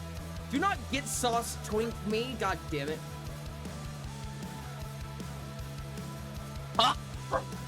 Shish. Love you, Piper.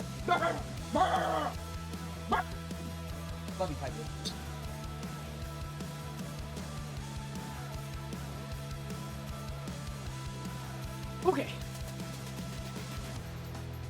This is probably gonna take a while to load, which is unfortunate. So let's do some conceptualization real quick, chat. Your second favorite twink? I think I'm insulted. Okay, let's grab Uno Voltaico.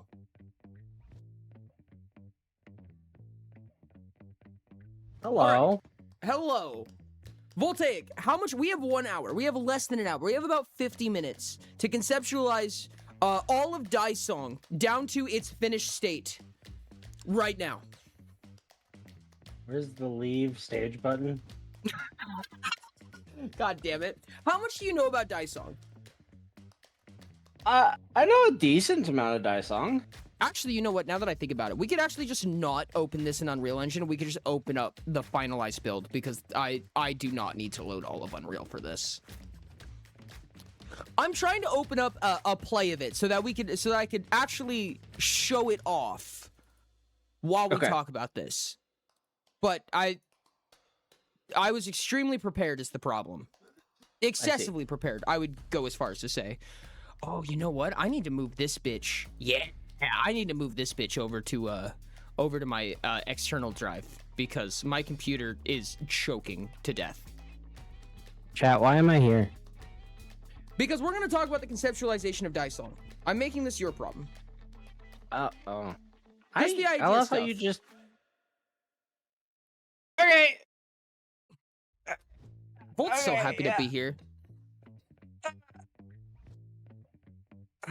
Okay. No, I'm not mad at Ori yet. I'll let No. you know. Trust me. Okay, perfect. So basically, the way that this game works is kind of a roguelite style dice roller. Mhm. You collect dice, which act as your Mhm.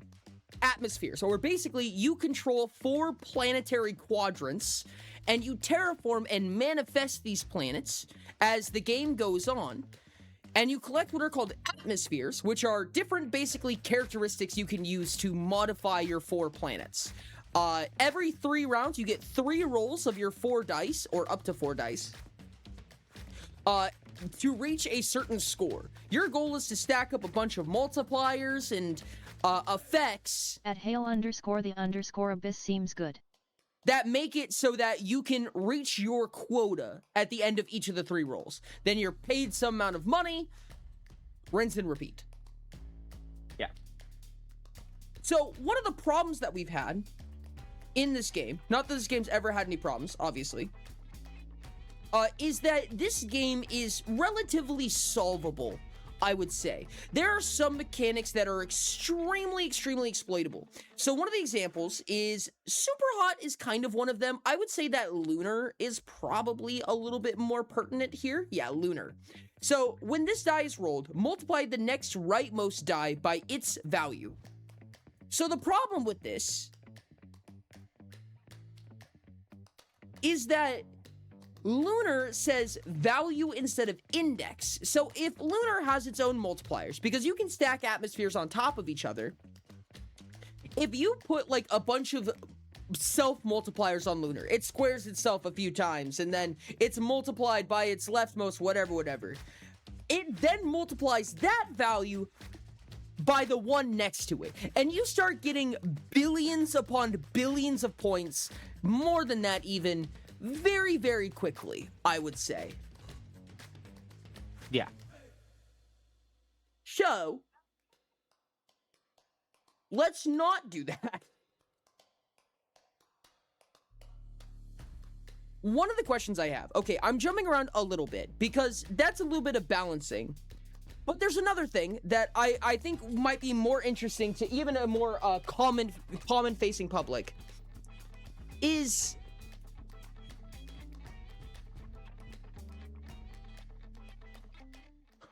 when it comes to this game, we have this game loop right now. So we have these 4 dice and we could sit here and roll forever. I've played this many a times and I personally very much enjoy this game loop. I like the dice. I like the way that it feels to get to the goal. I think the game is relatively easy once I've learned as much as I have, right?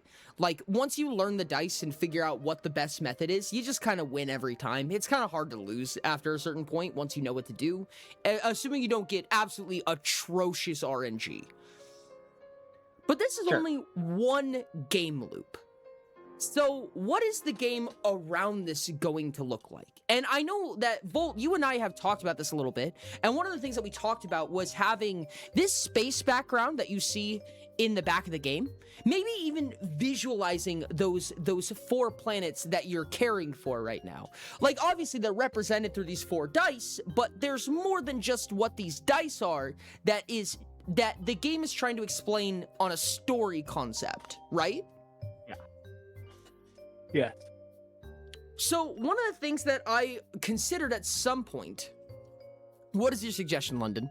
One of the concepts that I was considering was like the idea is that you're kind of in this central control, right? You have like this ISS essentially that is in between these 4 planets that you're doing all of your big control-y stuff through, right? You have a console here that says blow up this planet whenever you want to. You're like, we're gonna terraform this one so it has oxygen now. You know what I mean? You just do this from the central station that you have. One of the ideas was being able to basically modify or build out that central station in some format. But I feel like we kind of get into like a base builder. Like maybe we could turn into a roguelite in place of a roguelike. So it's not just a complete start over every time, but I don't know. I squinted the idea a little bit.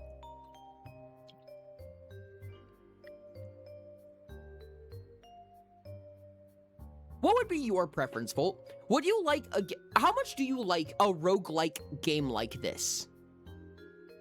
I enjoy the shit out of these kinds of games. I think they're a lot of fun. I think they're really addicting when they're done well. And I don't mean addicting in the same vein as like bad addicting, like genuinely like fun to get into and get sucked into, right?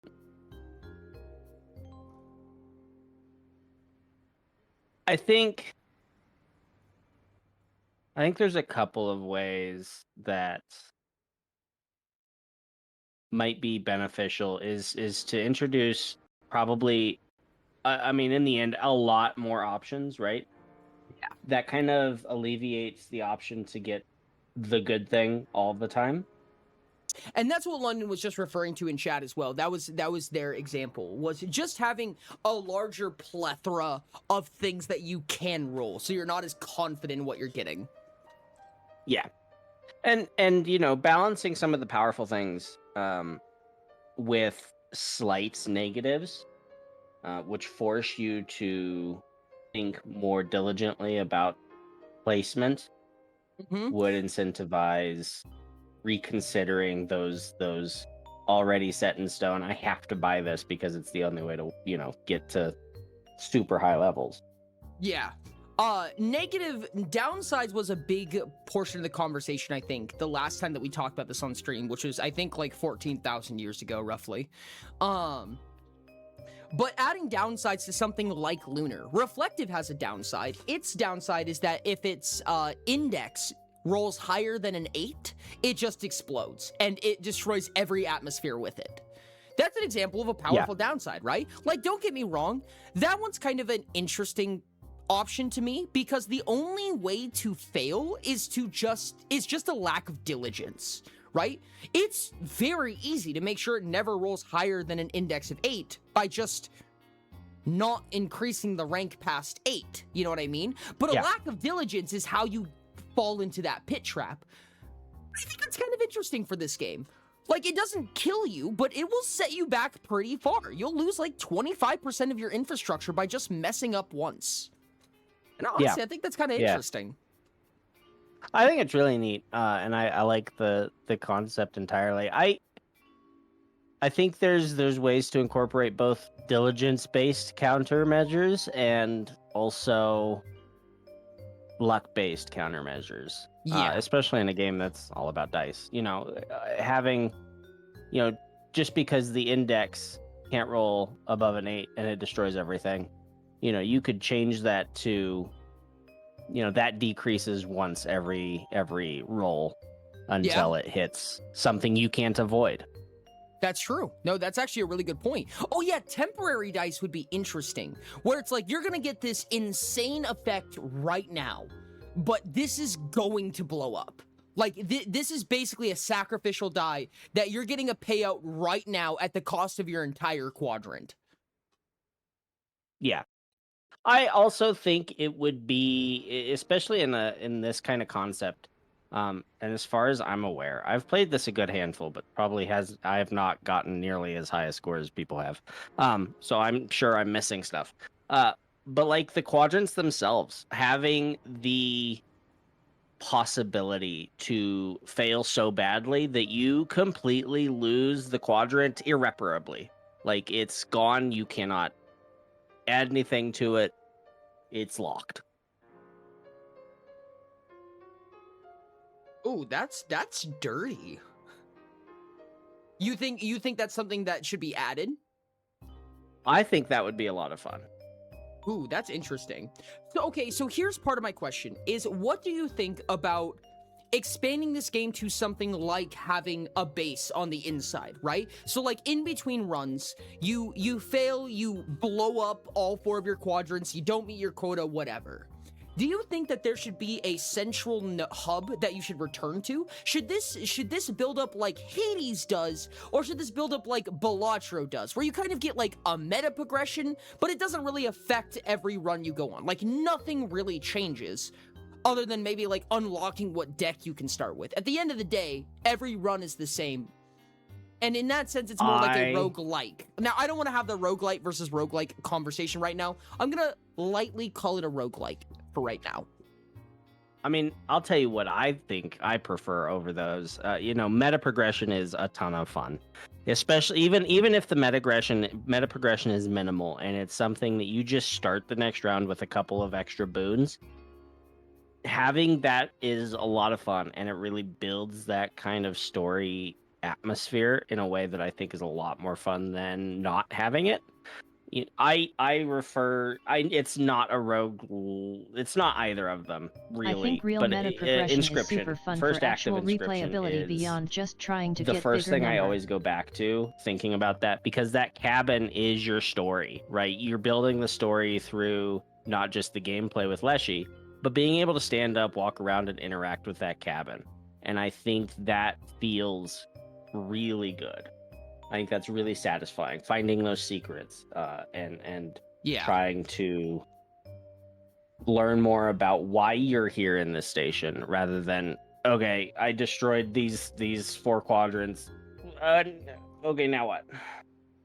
No, that makes sense. I mean, I think that you could have like an otherwise, like, okay, so hear me out here. Let me give you an example where it doesn't include meta progression, but the entire game is not just in the game loop, right? So like maybe the game recognizes that you start over with these quadrants over and over and over again, right? The game's like, oh, you blew up your 4 planets again. Sucks to be you. Guess you gotta start over. But there's also like an interior room that you can basically just explore very mildly, kind of like you were talking about with Inscription.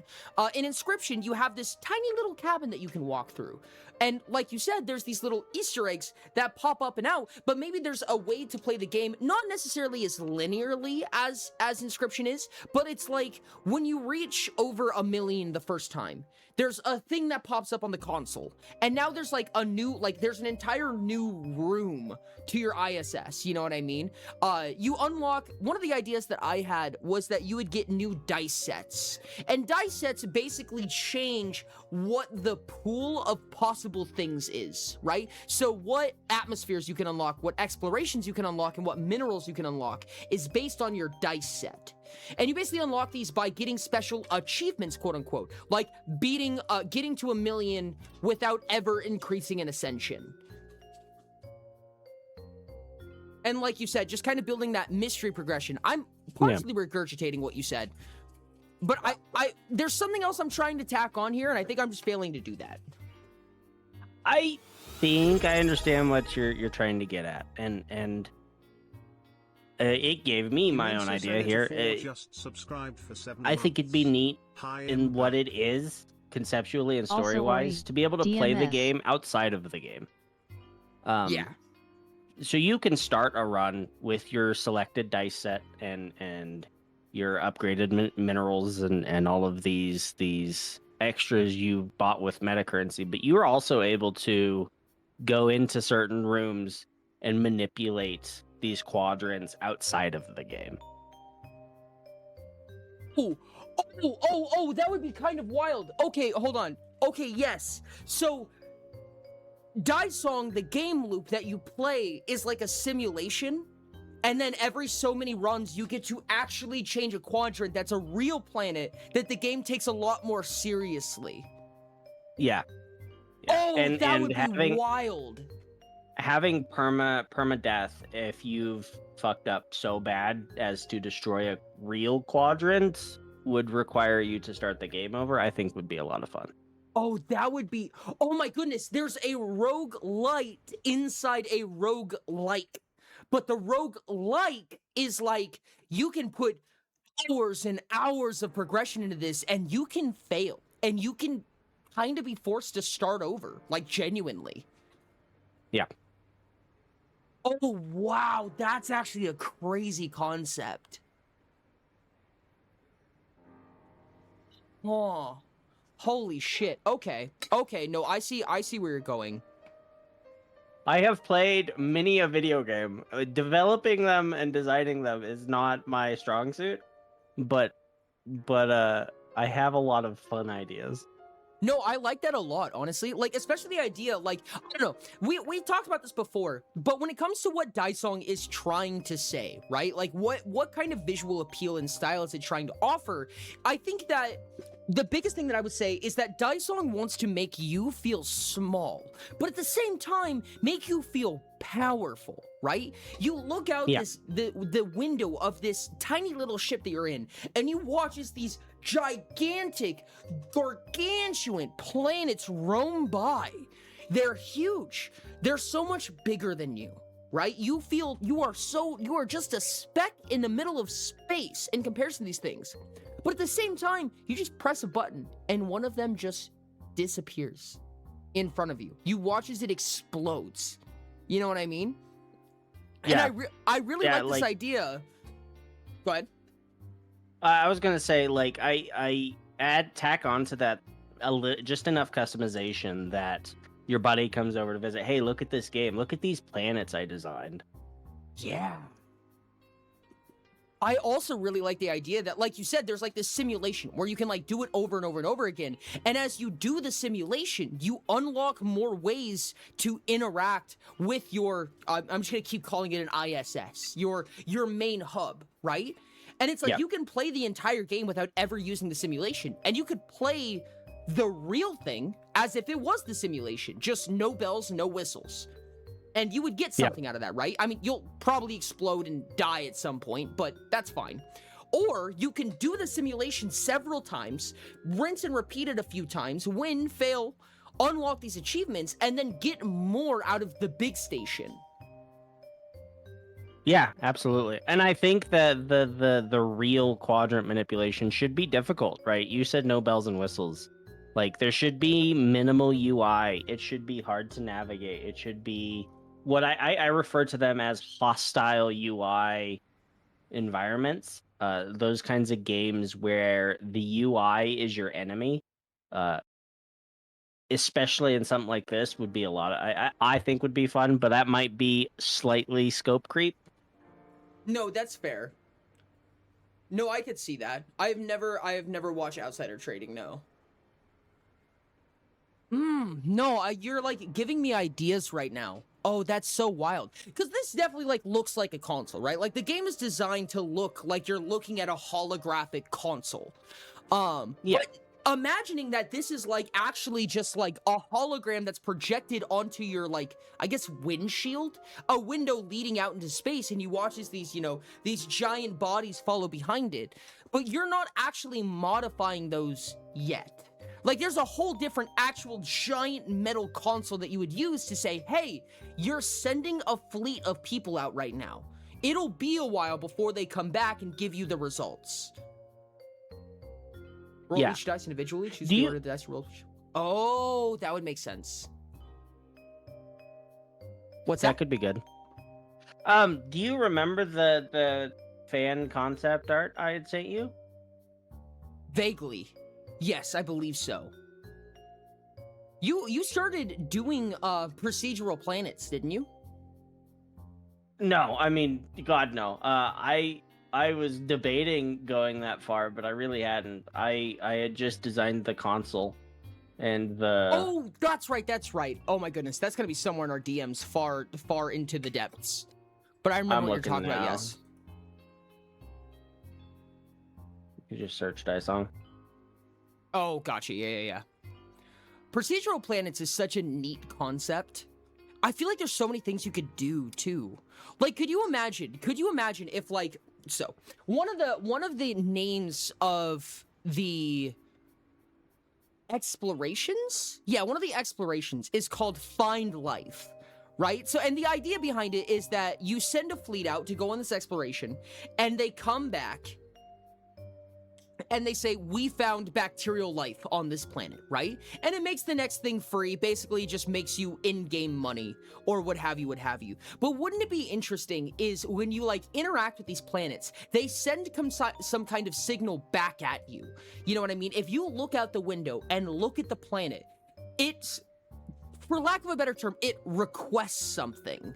You know, it's sending you signs of its current status. And you have to do the simulations or interact with the console in some way based on what it's asking you to do, right? Like what signals it's sending. You're handling, you know, entire dozens upon dozens of biomes at once. You're building an ecosystem on a floating rock in space. Some of these are gas giants, all the way down to just moons. But they're all reacting in some way. They're all reacting to whatever ways that you're modifying them. And you can go into your ISS and you can be like, oh, I need to do the simulation and I need to check this exact example. You know what I mean? I need to figure out what exactly this does. It kind of... It's really interesting because, like you said, when you're talking about the big planets, right?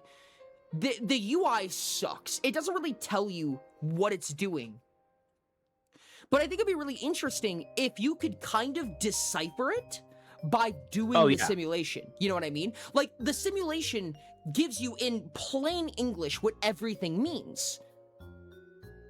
For lack of a better term, let's say mineral, exploration, and atmosphere. These three big buttons that make up basically most of the game. Let's say that they had three shapes to them: circle, triangle, square. When you go to the big console, all you get is the shape. You don't know what the buttons do necessarily. But if you go into the simulation, you can be like, I know from simulating this what these buttons mean. But it doesn't have to be... I was gonna say, it doesn't have to be super hostile, but just enough to, like, force you to memorize and force you to go back and forth a couple times, you know? Yeah. And at some point, it no longer becomes hostile. You've memorized it. You understand all of it. But like, imagine that tropical isn't called tropical. What if tropical was just called 606? You know what I mean? The simulation tells you it's called tropical, right? The simulation knows, because that's what the simulation is for. But you don't see tropical until you simulate it through random chance. You know what I mean? So you have to go through the simulation multiple times to realize that when you go to the big console to deal with real planets, when you say 606, what it's trying to tell you is that it's tropical. Does that make sense? Yeah. I think there's gonna have, if you want to go that way, you gotta find some balance. Or actually, you know what? Make the meta progression for the simulation reduce RNG. It starts out impossible to know and understand or predict what you're getting and simulating. But as you get better at it, as you work through it, you reduce that RNG so you can simulate what you need to simulate to actually work on the big planets. That makes sense, yeah. Yeah, Trank, that's a better description, especially for this kind of thing. Just indifferent. It's not actively fighting you, but it's just, yeah. Yeah. I don't know. I think it would be really interesting where when you're working with the big planets, ambivalent. Instead of saying like, oh, this is a tropical, you know what I mean? No, don't get me wrong. This game loop that exists for Dysong that we're looking at right now, that we're playing, this is still going to exist. This is still in Dysong, right? But this is a simulative property. And it's going to say, oh, you got tropical. But it's just going to give you tropical and a characteristic of tropical. Whereas when you're dealing with the big planets, you don't get free information like knowing that it's tropical. You just see, hey, there's these two options right now. We don't know what they mean. We just know a characteristic of them. We say, oh, high temperatures. Oh, there's a chance of life. There's oxygen richness here. If you see those characteristics, what in the big planets, if you're dealing with the big planets, that means it is a tropical. But you don't know that until you've gone through the simulation number of times. You've done this, you know, you've figured out what these mean. What these characteristics are, how these planets are trying to respond to you. You need to have an open dialogue with these 4 quadrants that you're taking care of and decipher what these characteristics mean. What? Let me propose an alternative. Okay. Your simulation comes with a log. Every action you take logs an ID associated with something. So tropical would have its ID. Something not crazy, a letter and 3 numbers. Sure. And then to apply that to one of the big planets, you have to go up to a console, type in that ID, you get a little disk, you feed it into the quadrants data stream of some kind to apply that to that quadrant. Okay, so you run a simulation and then you put it into the machine and you say, I want to replicate this on the big planets. Kind of, yeah. You have to watch the log. You simulate. You use Tropical a couple times to figure out what its ID is. You cross-reference your actions with the log to find the ID for Tropical.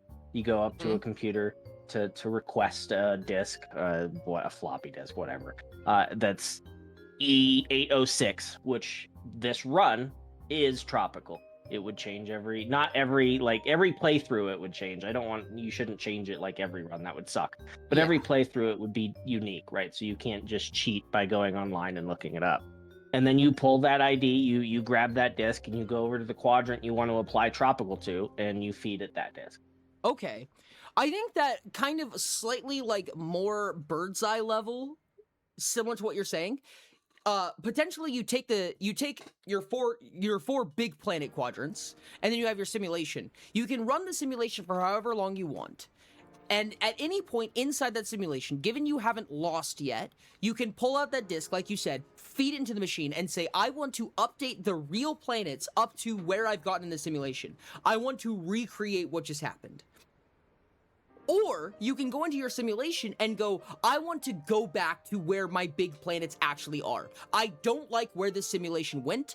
I want to start over, or at least start back to where I am. So basically, the goal is to create a series of checkpoints, where the problem is that if you set a checkpoint when you're up against a wall, you'll just lose the ability to continue, right? Because you've kind of fucked yourself.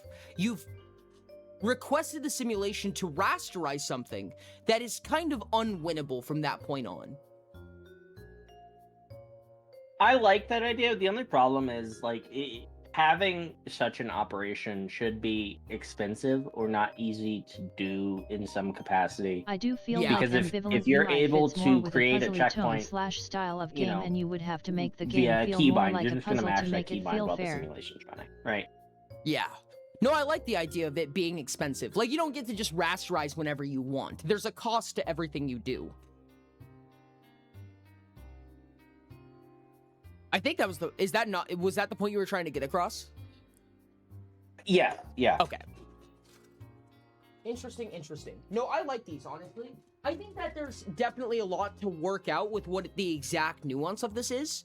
But I'm very intrigued in this idea of having this big planets versus the not actually the big planets. Yeah. But Maybe if you've gotten enough funding from taking care of your planets, if you accidentally destroy one, you could buy in quotes, buy a new quadrant to replace the one you fucked up. yeah, no, that's possible. I do like the idea that, I don't know, it smells like there's an elegant solution somewhere that I'm missing, but I like the path that this is taking. Because like you said, there's a little bit of like friction, like unnecessary friction between just doing the simulation a billion times and then doing the same thing on a macro scale. Like, it just sounds kind of repetitive, like what my first idea was. But I feel like there's an elegant solution, and this path is interesting where it's leading down. I don't think that's true. Hmm? You do these simulations to find the right order of operations and combinations to make it work. So you're going to run through hundreds of simulations to find the right one for this quadrant to make it good. So you're not going to be repeating the entire thing on the big planets. You're going to find what works for it from the simulation and then apply it. Okay, idea. This is getting into a little bit of what works here. There was a concept that I've brought up a few times that I think... Hold on, give me a second, I'm so sorry. There was a concept that I brought up in the Daisong video originally, where I was talking about world events, and I specifically spoke about it in the light of I don't like them. The idea that there are these unchangeable world events like earthquakes that just fuck with your planets in some way that's out of your control, but you have to work around it. Like, that's one of the frictions that the game offers you. This is the pushback force that it gives you, that it asks you to work around, right? And I'm like, that's kind of annoying. In my opinion, the game should be about you having to basically be your own antagonist, right? Your antagonist is this quota that you have to keep up with. But what if it was more so that's what the simulation was for? World events are going to happen, but you're given an infinite amount of time to prepare for these world events. You're like, hey, if an earthquake happens, do this. You can literally simulate an exact replica of what's going to happen to the big planets in all of as many scenarios as you can think of. But once the world event begins to happen, you don't get to go back to the simulation anymore. You need to sit down, stare at your planets, and decide what you're going to do. You just get to go through the simulation and see how to react to all of the infinite possible scenarios for as long as you want. Let me propose a slight modification to that. Okay. Because I love that. I'm also not a huge fan of world events, but when they're expected by the player, it's I think not those as kind bad. of world events can work if you are given advance The warning. alternative I propose EX is you Quadrant just don't 3 will the experience simulation an can't earthquake in fully 5 turns. compensate for what the planet is. The planet has attributes that are hidden from the player, or maybe you show them to the player. Yeah. But the simulation doesn't account for all of it. So you have to learn, hey, this helps with this thing. You're not simulating those exact 4 planets. You're simulating some 4 planets, but they're not your planets. So you have to watch as their stats and their attributes change over time and say, and then when a world event happened, okay, so the planet's crust stability dropped to 0. What have I used in the simulation that stabilized the planet's crust? Yeah. No, I like that a lot. So Trank mentioned the idea of like, oh, Quadrant 3 will experience an earthquake in 5 turns. I like that, but I think it should be a little like less obvious, right? Like it shouldn't just hand that to you. Like Volt said, the crust stabilization has dropped to 0. That means potentially that there's going to be an earthquake, right? But that's just something that you kind of have to pick up over time. So you go into your simulation and you recreate one of these planets that you have and you drop its stability to 0 and figure out a billion different ways to interact with the situation. Now, there isn't necessarily a wrong answer because even blowing up a quadrant sometimes is fine. Sometimes it's just a penalty you eat and you absorb it, you continue on, right? But sometimes there's other ways to deal with it. Some of them are band-aid solutions, some of them are permanent solutions. You just have to decide through your simulation what set of steps is best for what you're trying to complete. Yeah. And instead of saying, hey, an earthquake in so-and-so turns, Captain, we're detecting an issue with Quadrant 3. Something will happen in 5 minutes. And you start a timer on the screen. You've got 5 minutes to run as many simulations as you want and can. Ooh, oh, timer's fucked. That's mean. That's actually really cool, though. That would be, oh my goodness, dude, can you imagine what a pinch point that would be? You have 5 minutes to run as many simulations as you want, but you need to respond in 5 minutes. Oh Yeah. my gosh, dude. It got my heart racing just saying that, dude. Like, oh, that's such a weird spot to be in. Time currency you Do can I run spend another is do I interesting. run another simulation, or do I disconnect from the simulator and sprint over to that quadrant's room and do what I can now before Yeah, that timer goes off? Yeah, once you drop the simulation, you can't open it back up again. So this sim costs 20 minutes while this one costs 40? No, I hear you. I hear you. I more meant like in real time. London. That is what I was thinking as well. Maybe in smaller amounts, right? Like this simulation costs 1 second, this one costs 4 or whatever. I could see a world where that's the case. I'd imagine that there's different levels that you're just paying attention to, right? Like you have this power level versus this currency level versus just the amount of time that you have right now.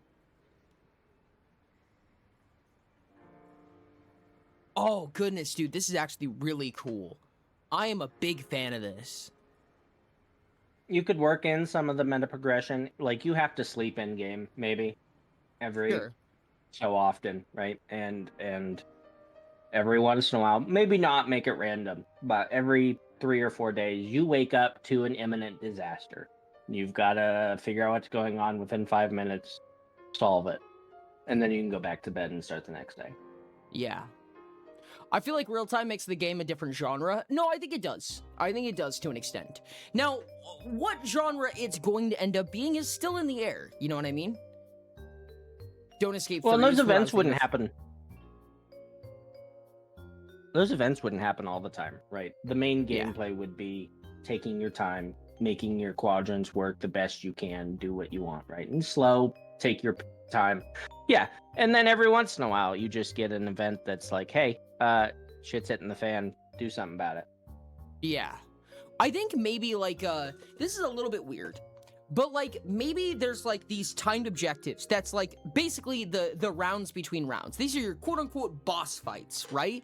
So you get to decide when these world events happen, as kind of technically hand wavy as that is, you get to decide like, hey, I'm ready for the next world event. Then the world event happens. Then you say, I'm ready for the next world event. Then the world event happens. But every third one, they say, when you start this world event, you will have 5 minutes. But you don't get the information required to simulate it until you start that timer. I think it should always be that way. You think so? If you want to make it voluntary, that's fine. And you get bonuses for succeeding and like time bonuses for doing it quickly. But Yeah. it should always be secret what it is until it starts.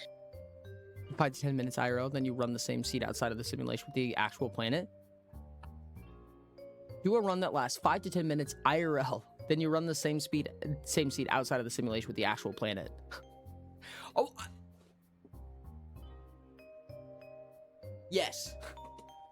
No, I'm actually kind of a huge fan of this. I think that Daisong is relatively close to what it... I feel like aesthetically there's definitely some changes. Like, I feel like the dice make less sense, right? Like, I feel like the dice were kind of like an on-the-nose, like, haha, funny, we're rolling dice, but you're also simulating planets. Like, there's just a little bit of, like, an aesthetic pull to that. But I feel like when it comes to, like, simulating planets and stuff like that, it kind of makes less sense. You know what I mean? Not necessarily. Right. Like, when I was talking about the meta progression, like, you reduce RNG. Instead of relying on dice to simulate things, because you would have to, because you don't have any of the individual attributes to modify or these things to apply. As you buy those things with your meta progression, you have to rely less and less on the dice. That makes sense. No, I could see that. No, I can see that, honestly. This is really interesting. No, I fuck with this. I don't know how long it's gonna be until Daisong enters a more steady development, but having an idea for... This is one of the things I was caught up on, right? Is that we had this game loop, and I enjoyed this game loop. I could see where the balance could be introduced, but even if it was balanced, where do we go from here? You know what I mean? But I do think that this brings up some really interesting topics. Discworld. The D2s are Plus- just, the Earth is actually flat, Lamau. They were right the entire time. Plus, if you've got an environment to run around, could you imagine the Easter eggs? Oh my goodness, dude, there would be so many.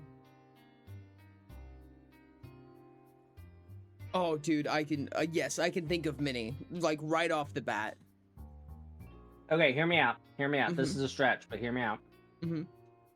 There's a little secret room you can unlock that has a vault terminal in it. Oh, that would be kind of fucking neat. I think you are right, Sage. I think you are in fact correct, yes. Might be only 5 minutes. Who knows? No, I'm actually a big fan of this. One of these days, I need to get back into the Dice Song grind. It has not been on top of my focus whatsoever. But I think it'll be fun to get back into this sometime. I hope Rain was writing some of these down. I'm sure as fuck not. There'll be a VOD. It'll be fun. Yeah, it'll be fine. Trust. I had fun playing Dasong when I tried it out. Oh I'm yeah, glad. Dice Song is a lot of fun. For what it's worth, for anyone that wants to know, Dice Song, Ori packaged this as You a started .exe. the front stage If at you add it to X37. Steam as a non-Steam game, you can play it on Linux and Mac. Oh, really? Mm-hmm. Yeah, it does work. Oh, I didn't even know that. That's wild. We're No, getting kind I of was making shafted dinner here. LMAO. Oh? Oh, Rain was being a poopy butthead.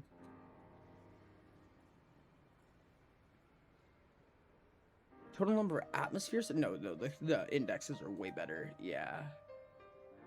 We need to get a little bit lucky here. I guess we take it unstable here. We could crash some shit together.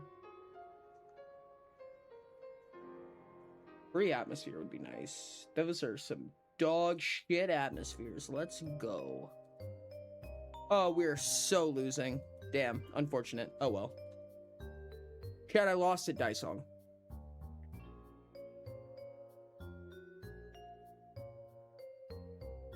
Or just go Who knows, creep maybe if it, I'll get start thinking of a bored, multiplayer mode. Listen, we have a different multiplayer game to worry about. Let's wait for that one first. Chat, Maybe you if have I get around to it, I'll start prototyping some Dice on stuff. That could be fun.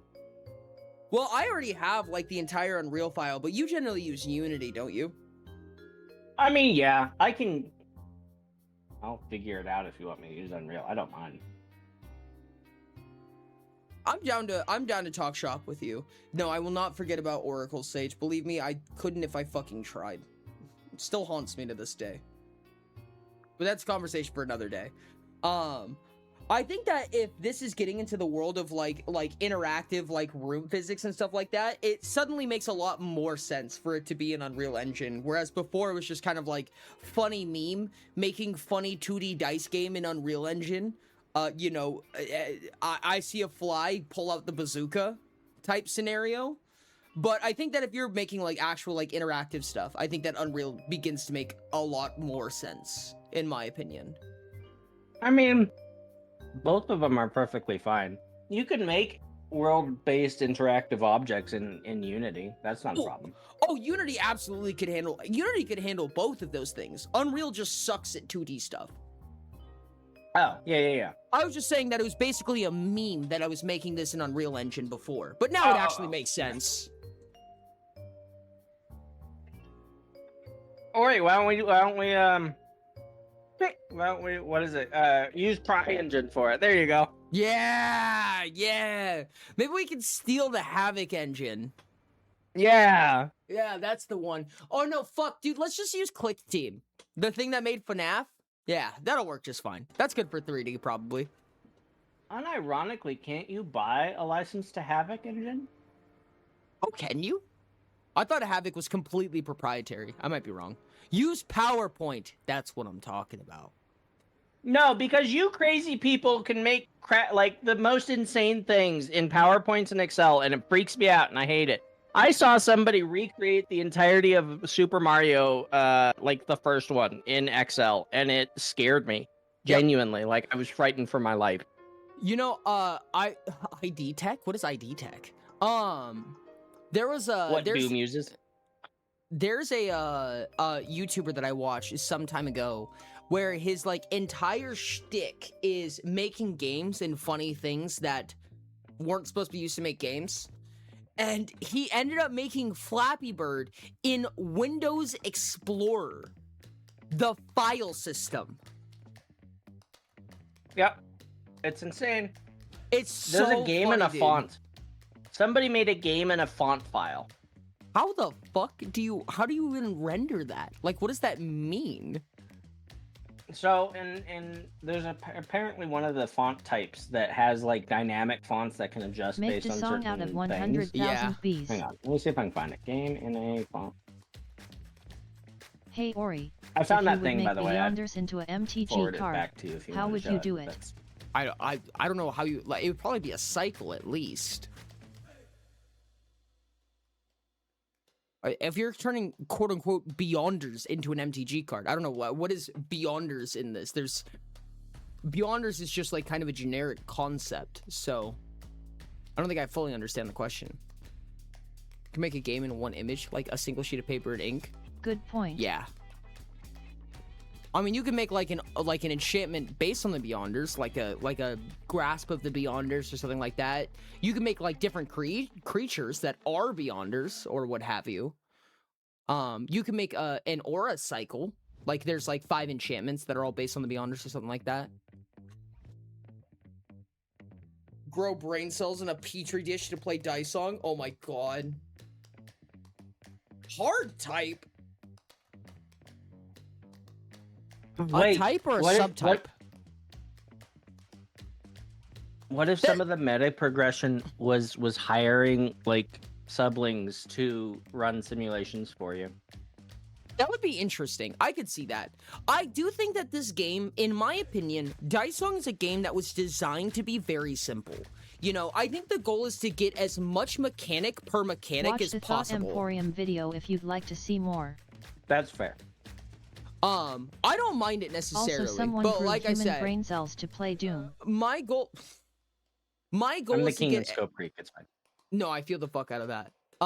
My goal is to get as much value out of every mechanic as humanly possible, right? When it comes to making stuff, every mechanic should have a reason, it should have a purpose, and it should be reutilized as much as possible to keep the game simple, but complicated in the way that these various facets interact with each other. Go deep, not go wide, I guess what I'm trying to say. I'm actually surprisingly excited. Every single time I just randomly come back to Dice Song and I'm like, I forgot that I really like this game.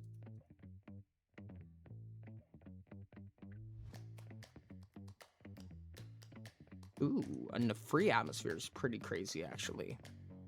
So I'm eating sunflower seeds and I accidentally put the shell in my water instead of my little mini trash can, and now I'm mad.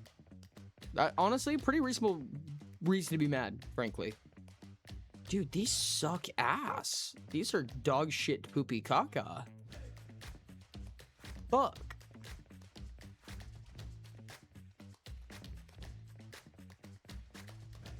Bro, these auras are shit.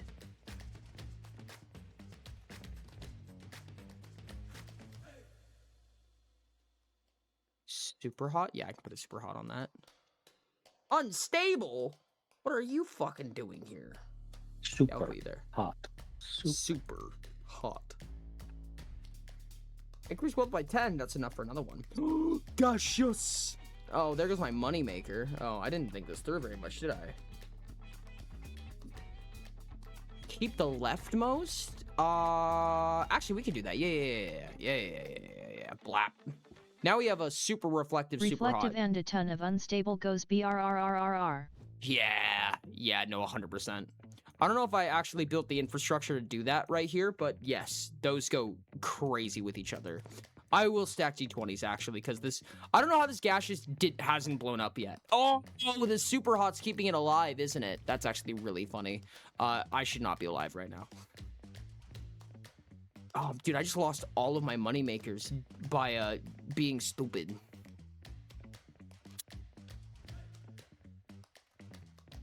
I guess we get a little bit of money off of that. That's not super. What? How are we rolling like 60s and 70s? What the hell just happened there? Oh well. Well, regardless, chat, I think it's about time for mental health break. Thank you so Spin. much, Volt. I really appreciate you for being here. Yeah, no problem. Thank you for inviting me. Bye bye. Bye. Chat. Chat, this is Mental Health Break. Make sure to go grab a drink of water, go grab a snack, go brush your teeth, go do your homework for whatever you need to do to be healthy. We're going to be on the Just Chatting screen for about 10 to 15 minutes. Then we're going to get back into whatever the wheel says we're going to get into, I guess. Whatever happens next. But in that time, we're going to be able to play Stream Racers. I'm going to be right back for about 10 to 15 minutes. Then we're going to get back into spinning the wheel again. I think we still have 2 more games in us. 2 more wheel spins. You know both Wandering Eye and Zoncha Sleeper Agent off the top of your head? I don't know what either of those are. Right on time Mental Health Break. Yeah, I know. I was thinking about that. KL streams are actually surprisingly good at that. They're actually very surprisingly scheduled in comparison to most streams. Because we just have to keep track of every hour. Okay, dead ass Volt, I actually love your voice. No! Wizrat, no! This is terrible. Chat! Why don't you join me in a little physics sim racing game, huh? Do exclamation point race, and then you get your own little car based on your Twitch handle. And you guys race each other, and sometimes you win, and other times you lose, but just don't do that. Do exclamation point race and join us in the little funny physics sim. If you win, you get 1,000 XP. Time That's to cool. Walter all over the screen. But more, God fucking damn it. Don't ever. But more importantly, you get to lord it over all of your friends that you won in the funny physics game. That's the most important part, I would argue. Exclamation point race, chat. Once you type in that command, you don't have to do anything else. Sometimes you just win. And that's pretty neat. Welcome to here, Donut. Do exclamation point race while you're here. At Rainice Falling, good luck. Oh, does exclamation point join actually work? Oh, I didn't even realize. That's wild. Yes, you can do exclamation point boost in the game. It will speed you up a little bit. However, if you happen to be, we didn't change our stream category this entire time. Fuck me. God. If you do exclamation point boost at an inopportune time, it'll usually just like throw you off the side of the map. It'll slow you down a ton. So you can spam it. People have differing opinions on how successful that might be. So you figure it out. I believe in you. You do whatever you feel is best for you.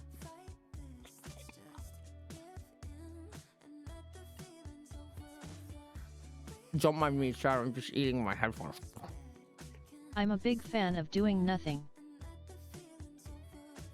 I actually I meant to just like slurp on these as a joke, and I went to go like, you know, I like think you would there's with a noodles. limited amount of boosts you can do. There is. I don't know what it is, but I'm pretty sure there is. But I accidentally did slurp, and I like almost like caught the wire in like the back of my throat. That was wild. Something, feel it in the back of my throat. Soundbite. Hit everything. I have only won by doing nothing. Wild. Right? Don't look at me. Stream delay must make it impossible to time it correctly, so I think I'll just do nothing. No, that means you should do everything. Don't fucking clip that, London. God damn it. Alright, chat, I'm gonna move the camera, and then I'm gonna walk away, and then I'm gonna come back. Remember to win! I didn't realize that there's a thing that says Catan. Hey, look, it's the Chaos Wheel. Isn't that speed surge, higher I top can speed feel for it all in the back racers? of Oh, my maybe you throat. should One boost of the few actually. sounds I This was is around for. Huh? I don't know. Chat, you figure it out.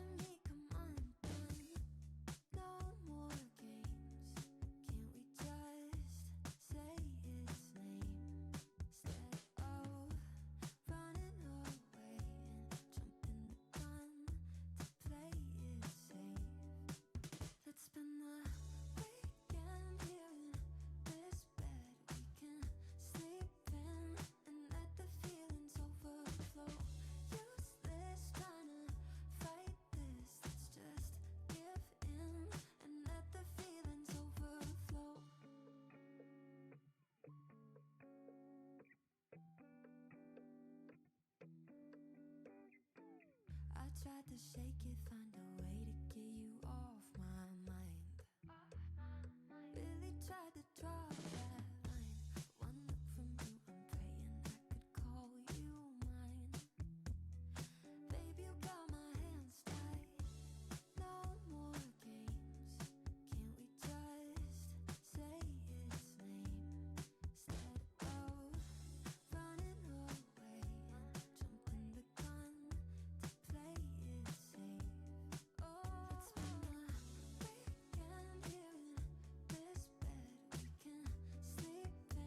At Foxfin_Tails39 HAII. She just walked away, but will be back in 5 to 10 minutes.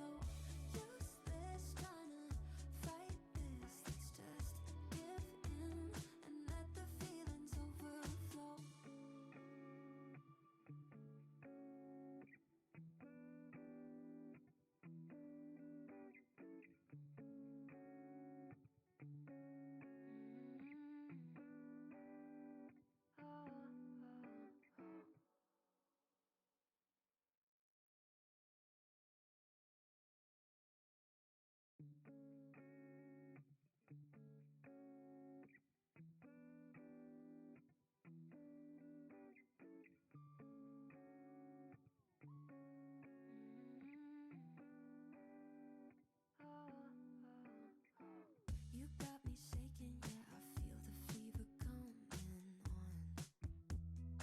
Boy, you know you're all I want.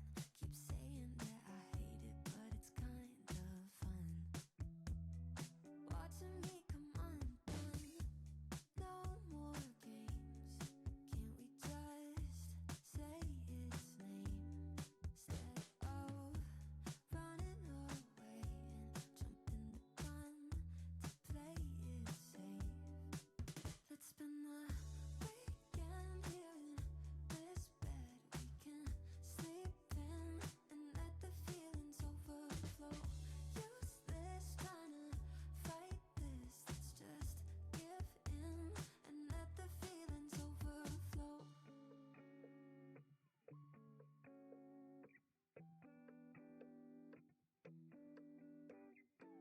I tried to shake it, find a way to get you off my mind.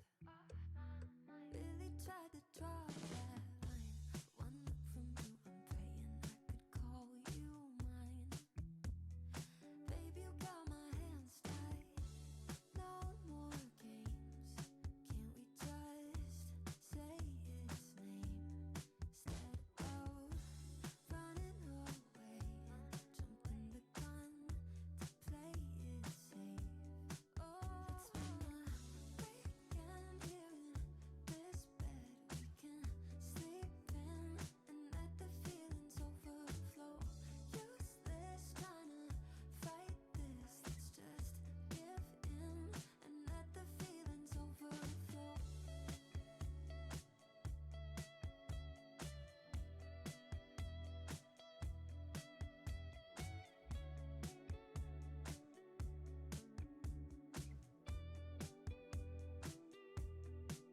Let's spend the weekend here in this bed we can sleep in and let the feelings overflow. Useless trying to fight this, let's just give in and let the feelings overflow. Weekend here in this bed we can sleep in and let the feelings overflow. Useless trying to fight this, let's just give in and let the feelings overflow.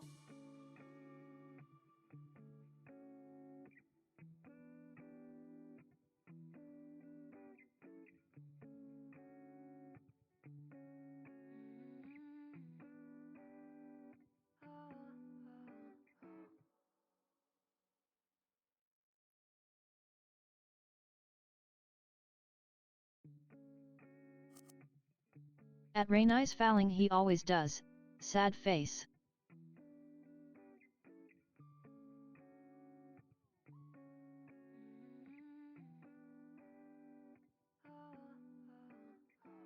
You got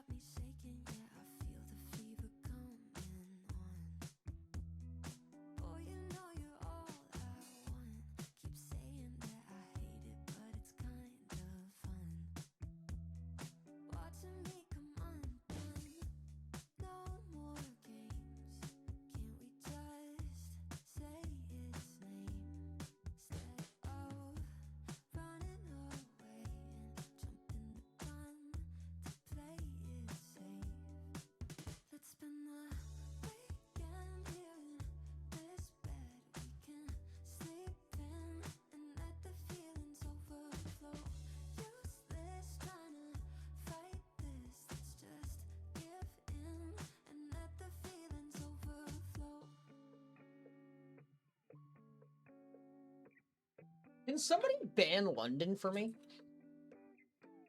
I tried to shake it, find a way to get you off my mind. Really tried to draw that line. One look from you, I'm praying Wheeze asterisk. call you mine. Baby, you got my hands tied. Oh, but hold on. First, I have to give London 1,000 XP, and then you can. Then you can. Oh, you can give mods. Oh, that's so helpful. Oh, well, that was all a pip.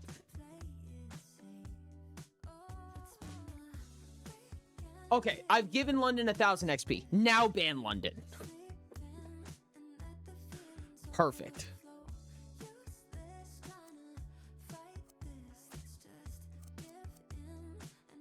GG London. Chat, the reason I always get in top 5 is because the game is rigged. Duh.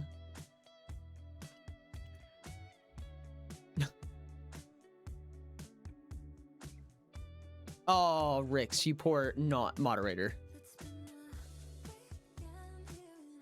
Okay. In just a little bit, at the 45 mark, chat, we can do our next spin. We have more spin to spin.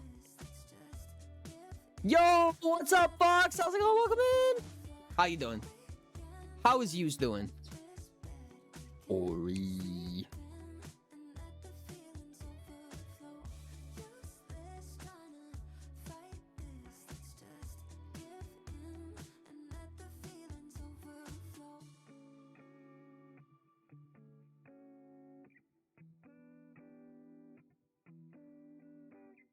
Spin. 3 minutes, chat. 3 minutes. You have tried both boosting and not boosting so many times. What have you found? Is not I'm always boosting just bottom better? 5. I would imagine, honestly, I would imagine that if someone was able to truly boost at the perfect times, it would just be the optimal strategy. But knowing when to boost, May especially I with ask things if like we can stream BS delay, soon? is like super crazy. Versus? Versus what? Oh no, Echo, no. This is terrible. Have a good one, Eco. Did we already bongo the moderator losing their sword? I find it best to boost like once on a long straightaway and only once per race. Yeah. Yeah, no, that makes sense. Destroy her. Absolutely destroy her. At Tranquilityle, that's what I normally do. Rick said it's because you belong on the bottom. I thought that said it's because you belong in the bathroom. And I'm like, what does that even mean? Was that a form of objectification? Because I haven't heard of this yet. Optimal boost within 4.5 seconds of a turn. That makes At sense, yeah. Rixet404C. At Tranquilityle, I voice was hoping chat. it was Rix that said this so that I could say something snappy, like I will only boost you once per race. I don't really do VCs very often on stream. It gets super chaotic and like hard to At tell what's going on. No also die. I usually do not VC, but I'll do like proximity chats in games a lot of the time. But it can be really, really difficult to tell what the hell is going on when I'm in a public VC. Die song? No, also die. Ooh, gosh dang it. Die skong? Skong? I love how this devolves.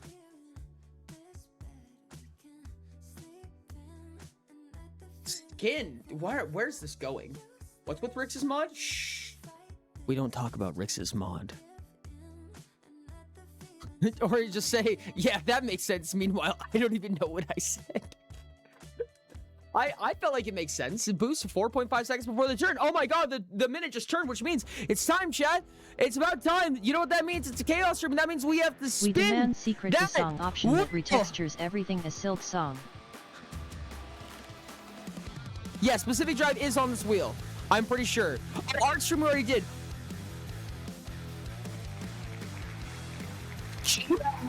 Chat, it finally happened! It finally happened! This is amazing. Oh my god, this is amazing.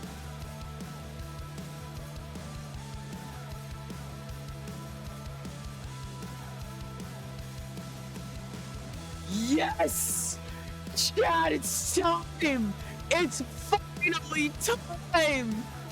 Oh my god, I've wanted an excuse for this for so long! Okay, wait, it's this song. What's the current background music? Please, someone tell me. This is called Shockwave.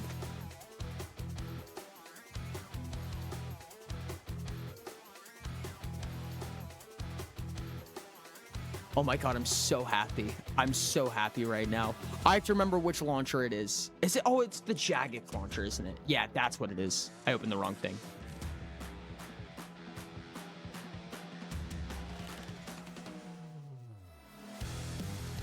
It's Tori's theme. And when Wet Dreams about this for a year, chat, we're playing old school fucking RuneScape. There's nothing you can do to stop me.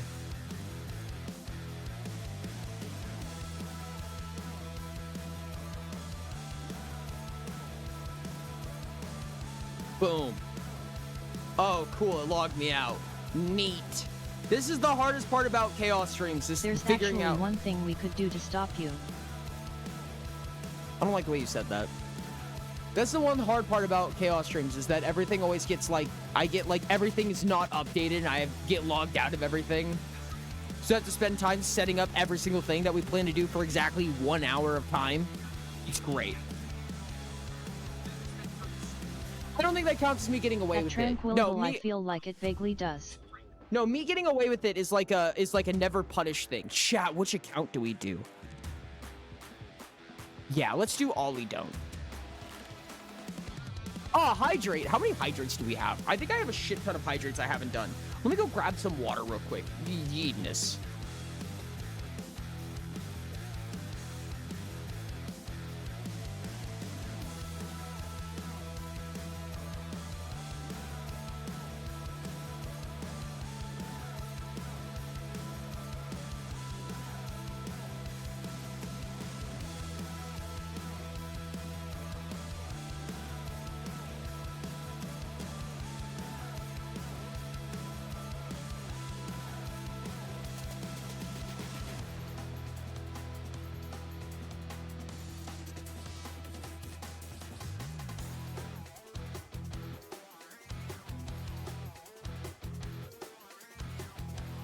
Yeah. The good stuff. Chat, you're about to see the most exhilarating, craziest content you have ever seen in your life. This is going to be the good stuff.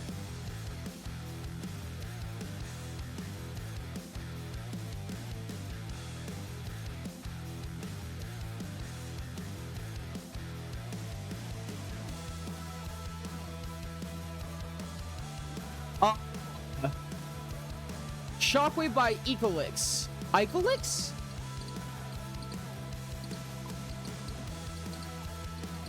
Oh yeah, chat. Oh yeah. We're mining the good stuff. Oh yeah, this is gonna take forever. We're only on free-to-play worlds right now. Oh yeah. This is the high octane content we needed.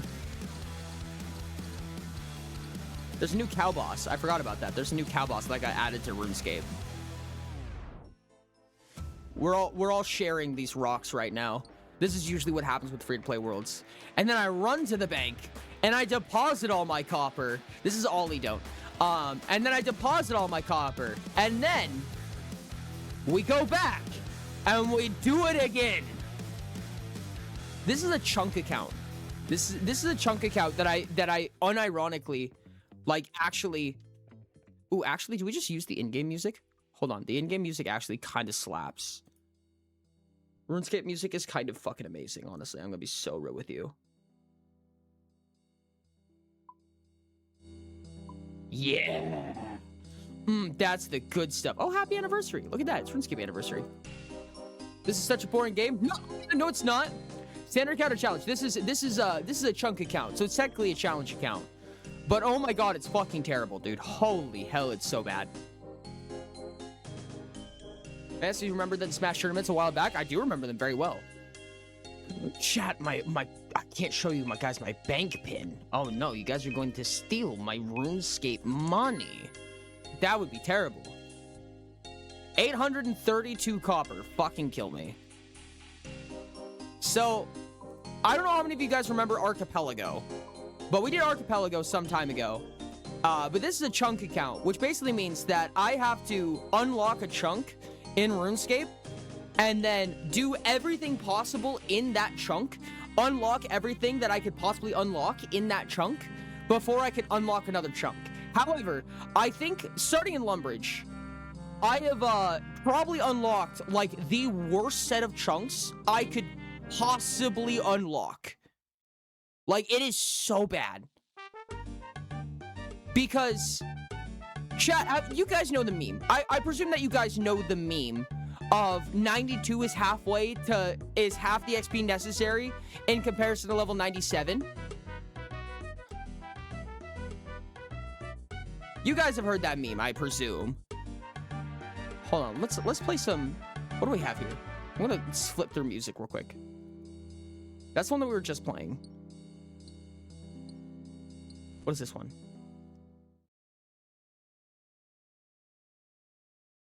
I want another Archipelago. I do too. Oh, I know this one. Do we have... Tell me we have... Corporal Punishment? Oh, that's kind of a bop. It's kind of a bop, chat. People need to pick shorter fucking games. Lamau? I would love to do an Archipelago. It would need to be like a set team of people, genuinely. Like, we would need to have like a specific group that we do Archipelago with. Because it is a decent amount of setup. Okay.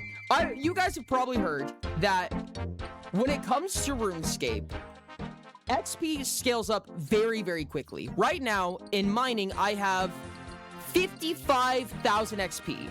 99 is, I think, roughly 12 million XP. So we're level 43 right now. The problem is that by unlocking this chunk, and I'll walk over there so you guys can see. I have not shown off this account on stream at all. I was doing this just kind of my own time. The problem with this is that the chunk that I unlocked is this west side of Lumbridge Swamp. This is basically the starting area, right? And again, when I unlock something in this game, I have to do everything level-wise, quest-wise, everything that can be completed in a chunk once I unlock it before I can go find another chunk. However, the west side of Lumbridge unlocked for us mithril and adamantine rocks, which is really bad. It's really bad because that means that we have to get to mining and smithing level 70, which is really high. Now, at one point, it might be like, okay, that's fair enough. But at least once you get to a certain point, right, you can start finding faster training methods. Now, we don't have access to iron, which is naturally the next progression, followed by steel. So we're going to use really, really garbage training methods up until at least mithril. Because since we have mithril rocks, right? Mithril unlocks at level 50, which is fine. And then we can do mithril all the way up to adamantine. Except, no, we can't. Because we have access to one furnace and one anvil exactly.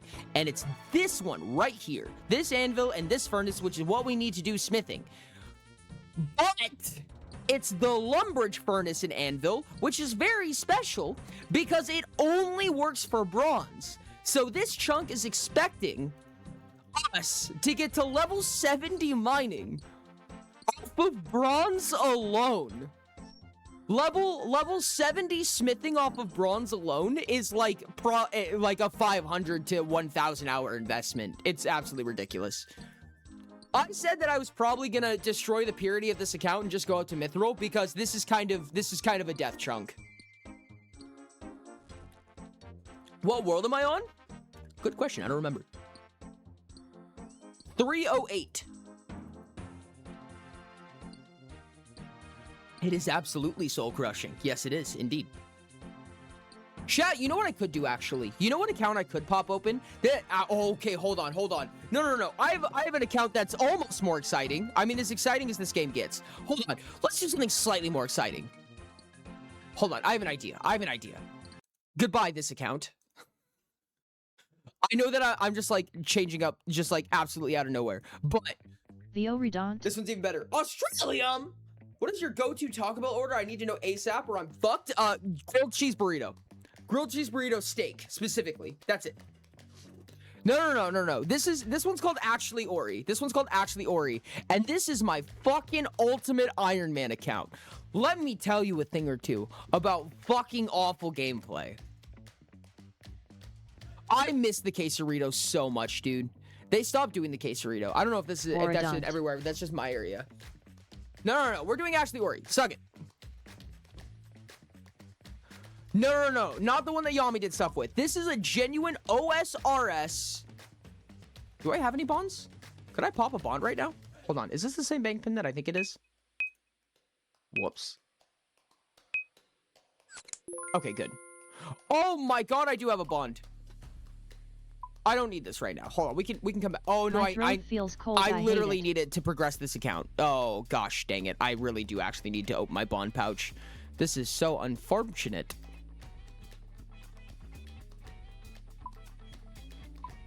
Well, I'll have to switch worlds now into a member's account.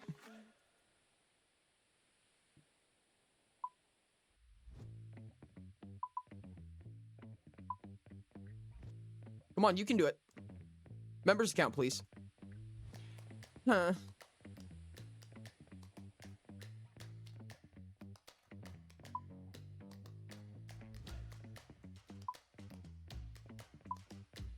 Oh, I have the chunk loader on. That's why everything is gray right now.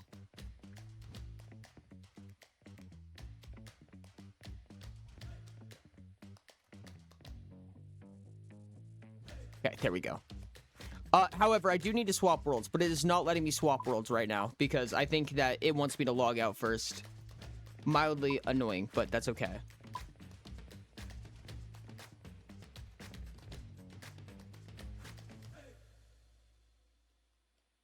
Where's the actual log? Am I dumb? The log out button's normally right here. Where the hell is my log out button? Why? Why can't I log out? Uh-oh. Oh, Game you can't log out of. there we go. That's weird. I don't like that. This is SAO all over again. Chat, if you die in the game, you die in the game. It's terrible. Okay. I'm gonna have to explain a lot of things here. But the important part that you need to know is that RuneScape has a lot of fucking items in it, right? RuneScape's a really big game. And it has a lot of stuff in it. Thousands upon thousands upon thousands of items. And one of the ways that you generally deal with that is a system in the game known as Piper again? Or it would be that developer that would kill you IRL. It's for the meta progression. There's thousands upon thousands of items in the game. And the way that this game generally remedies that is with an in-game mechanic known as the bank. So you can go to a bank, like we did earlier on that other account. Like we did on that other account, and you can stuff items into that bank. So you can store your hundreds of thousands of, I don't know about hundreds of thousands, but hundreds of thousands of items that you have collected throughout your experience of playing RuneScape that you had a ton of fun with because it's a fun game. Stuff them into your bank so that you don't have to just, you know, keep dropping them and picking them up or doing whatever, recollecting them whenever you earn new things. You know, something reasonable. However, we're playing on an account known as an Ultimate Iron Man, which means we essentially, don't get access to that. Where the hell is Birth Orb? Where the hell is the Birth Orb thingy-mabobber? The Warriors Guild. I need the Warriors Guild. I don't remember. Oh my goodness, it's been so long since I played this account. It's over here. Currently downloading RuneScape on Steam. Oh my goodness. Coconut-flavored sunflower seeds. Yo, fucking real. Hey, congrats on the shout-out. This is an Ultimate Iron Man. So we don't get a bank. We don't get to use the Grand Exchange. We don't get to use a bank. This is, honestly, I really like this account. This is a really cool account for being a genuine Ultimate Iron Man. It's really not that impressive, but by God, I'm happy with it. I learned how to prayer flick on this account. which is ridiculous. You should not have to do that. This is not something. This is the no-lifing of all no-lifing, chat.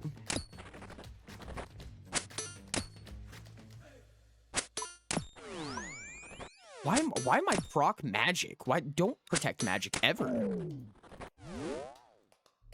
So, this is kind of my life in this game. This is a very grindy game, chat. I'm sure a lot of you might know this, but if you're locked in a small room with nothing but your clothes for 12 hours, what would you do? Locked in a room with nothing but my clothes for 12 hours.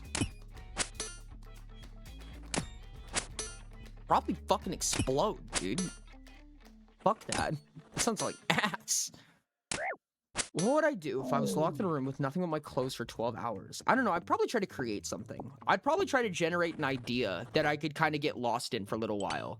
Sleeping is a great option, honestly. If I have the ability to sleep, I would probably sleep for as long as I possibly could, just because it passes time really well. I just remembered I got this fucking dragon scimitar. Oh my god, you have no idea what a fucking nightmare monkey madness was for this account. Oh, it was so bad. Oh, I'm so happy to have a dragon simmy. Pinning fucking 18s is so nice.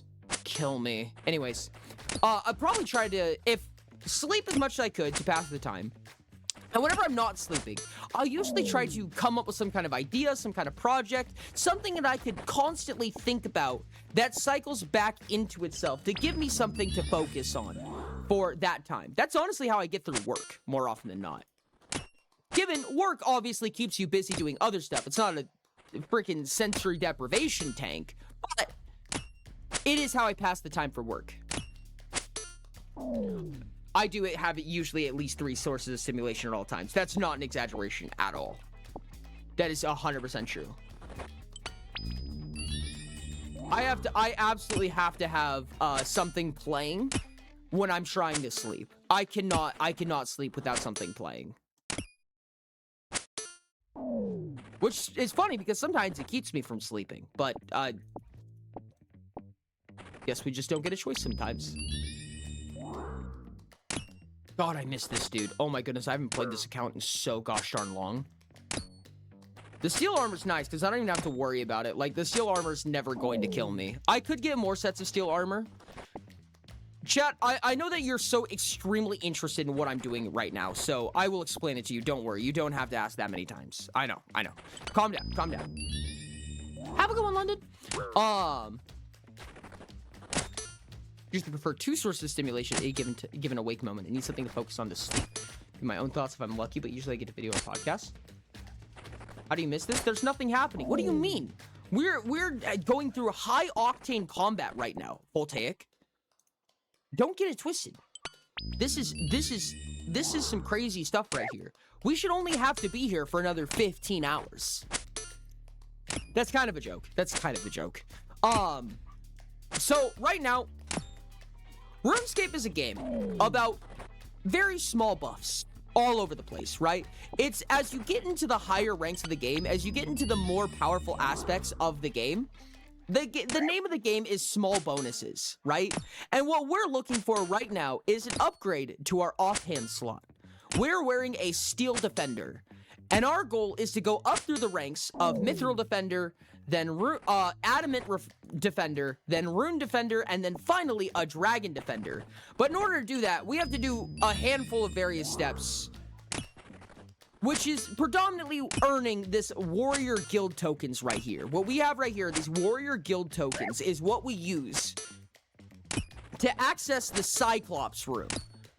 The Cyclops room, or the Cyclops in the Cyclops room, is specifically, those are the creatures that drop the actual defenders, but they always drop them in order.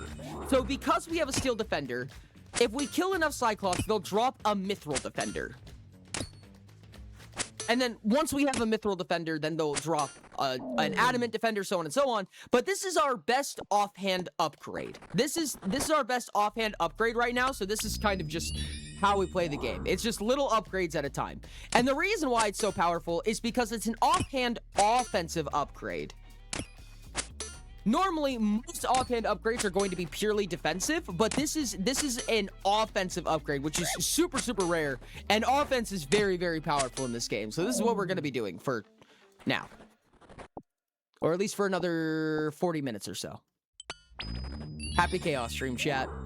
I'm having a great day.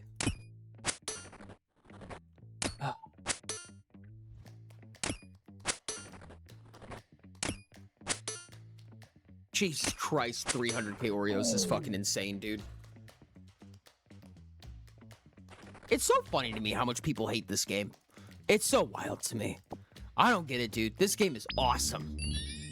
My biggest turnouts for people are, in order, Star Wars, RuneScape, AI, image, and video generation. Oh my god. Holy shit, 1 hour. That's crazy. Rain, do you want to add that to banked or the timer? Holy damn. Piper, off the bed. Come on. No getting on the bed, Pips. You silly goob. This is actually great. Steel armor normally isn't supposed to last this long. Normally, the armor would begin to deteriorate over time, but we're doing so good. Let's go. Rain, do you want me to add the timer or do you want to add it? Chat, there's going to be an ad in 1 minute. Just a heads up. Huge. 1 hour from channel points is crazy. I love this.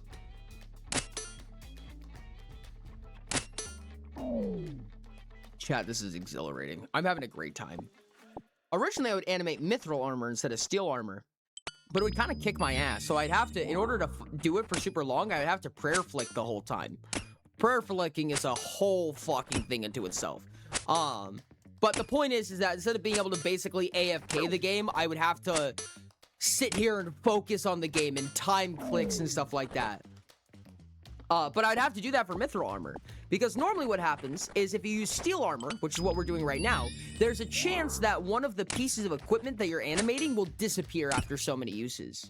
But we're getting a lot of tokens and it's not disappearing, so this is actually really cool that we're getting this much use out of this. I'm going to start using steel, because we can just basically AFK steel. Steel does a little bit of damage to us over time, but it's enough that we can just not worry about it. I mean, if it's your whole personality, that sucks, but there's some good movies in that series. Are you talking about Star Wars?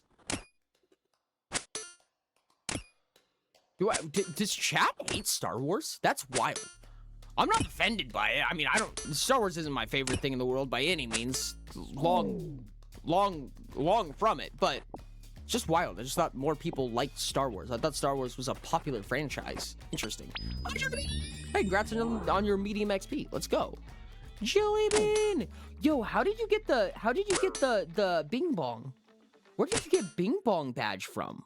There's a Bing Bong badge. I feel like I've seen that a few times now, and I just haven't caught it until now. Where Bing Bong badge from? Tell me your secrets, oh wise one. It's full take and Ashton who hate it. People are inaccurate. Why do you guys hate Star Wars? I feel like I know Volt's answer. I'm curious, but I feel like I know Volt's answer. The franchise was fine. Some stuff royally fell off the deep end to say the least. Is this about the oh my goodness, what is it? I'm gonna buy an attack potion actually for when we do end up going and doing the Cyclops. The most recent episodes, 7 rogues and 8. Should probably also get an attack potion, I think. Yeah, we don't need a defense potion, I wouldn't say. Oh, those things are cheap. We could get all 3, actually. Pretty safely. Thank you for the love, Chili. Yeah, that's the mithril animated armor. But it's just strong. It's a bit strong for us. Yeah, when we animate steel armor, we can just fuck off and not worry about it. We don't really have to pay attention to much. But mithril armor's angry, dude. Oh, it finally happened. Yep, see? We lost the helmet, which means we're gonna have to go get a new helmet. Do I do the smart thing and walk, or do I just be lazy and teleport? Oh, look, it's the answer. I'm just gonna teleport. Yeah, get out of here, It's just dumb. Romeo. Oh hardy hardy har. A galaxy far away has space travel and planet destruction technology, but we're at a never-ending war between 4 different factions. Interesting.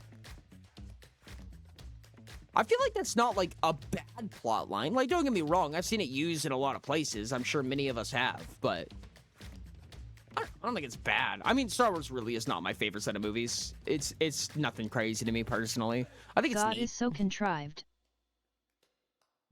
Fair enough. All right, duly noted. Do not write any galactic soap operas about 4 factions being at war with each other. 3 or 5. 4 is the wrong number.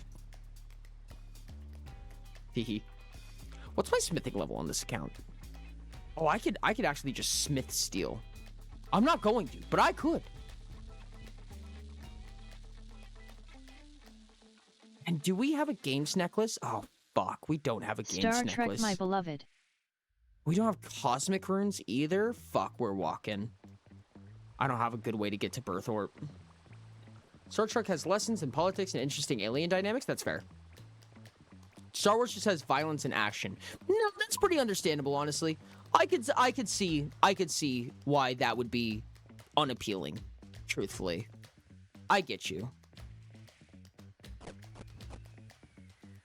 Okay, maybe I should have just walked. This is not nearly as far as I thought it was. Much less thinky than Trek. I have not seen much of either. I have seen very, very little of Star Trek, and I've seen like episode 1 and 2 of Star Wars.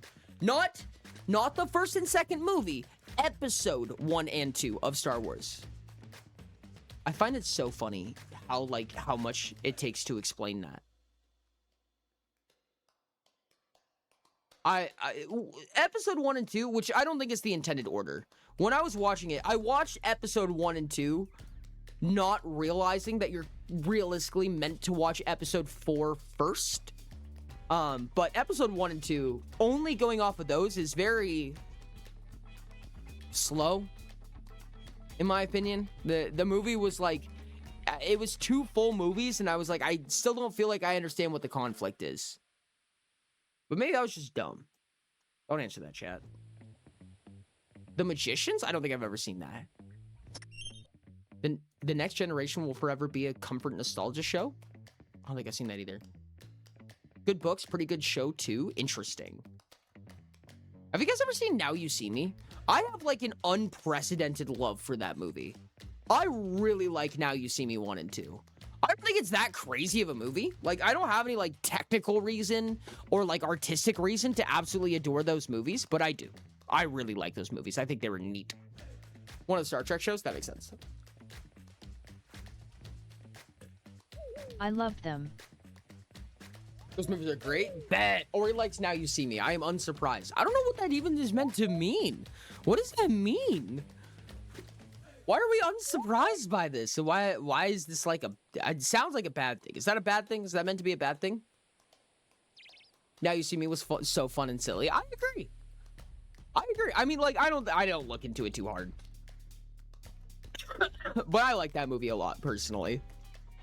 Again, no good reason to. I just do. 4 came out first, and 1 to 3 spoils a twist, but everyone knows the twist, so it's fine to watch in number order. Just slow AF until EP3's second half. Yeah, that makes sense. I didn't get that far. Honestly, I'm surprised I got through episode 2. I'm not normally one who is super adoring of slow and steady plot lines. Like, I don't mind it. Like, I know that you have to build up to a conflict, you know what I mean? But I usually like faster pacing. And I feel like episode 2 just like you have like 5 hours of content and the conflict hasn't really ramped up. And I'm like, I feel like watching episode 4, 5, and 6 first probably would have given a lot more to chew on up to that point. The second Puss in Boots, goated media. First one is also great, but the second one upped the ante. I don't think I've seen it. No, I haven't seen it. I used to have the Shrek racing game. Does that count? I think that counts. That's basically the same thing, I would say. I did not know there was a third Now You See Me movie. And if there is, I want it immediately. Are you in Justicar? That's crazy. You're crazy, dog.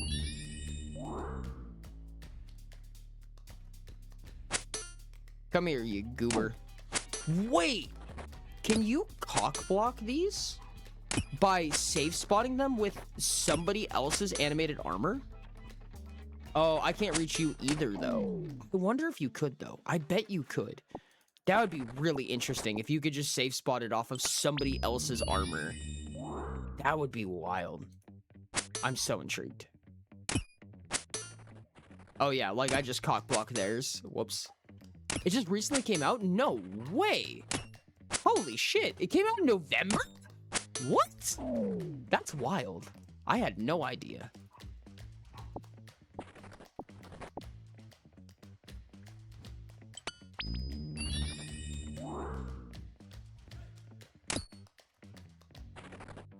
Oh yeah, this time it was forced to get in the way. Oh, that's interesting.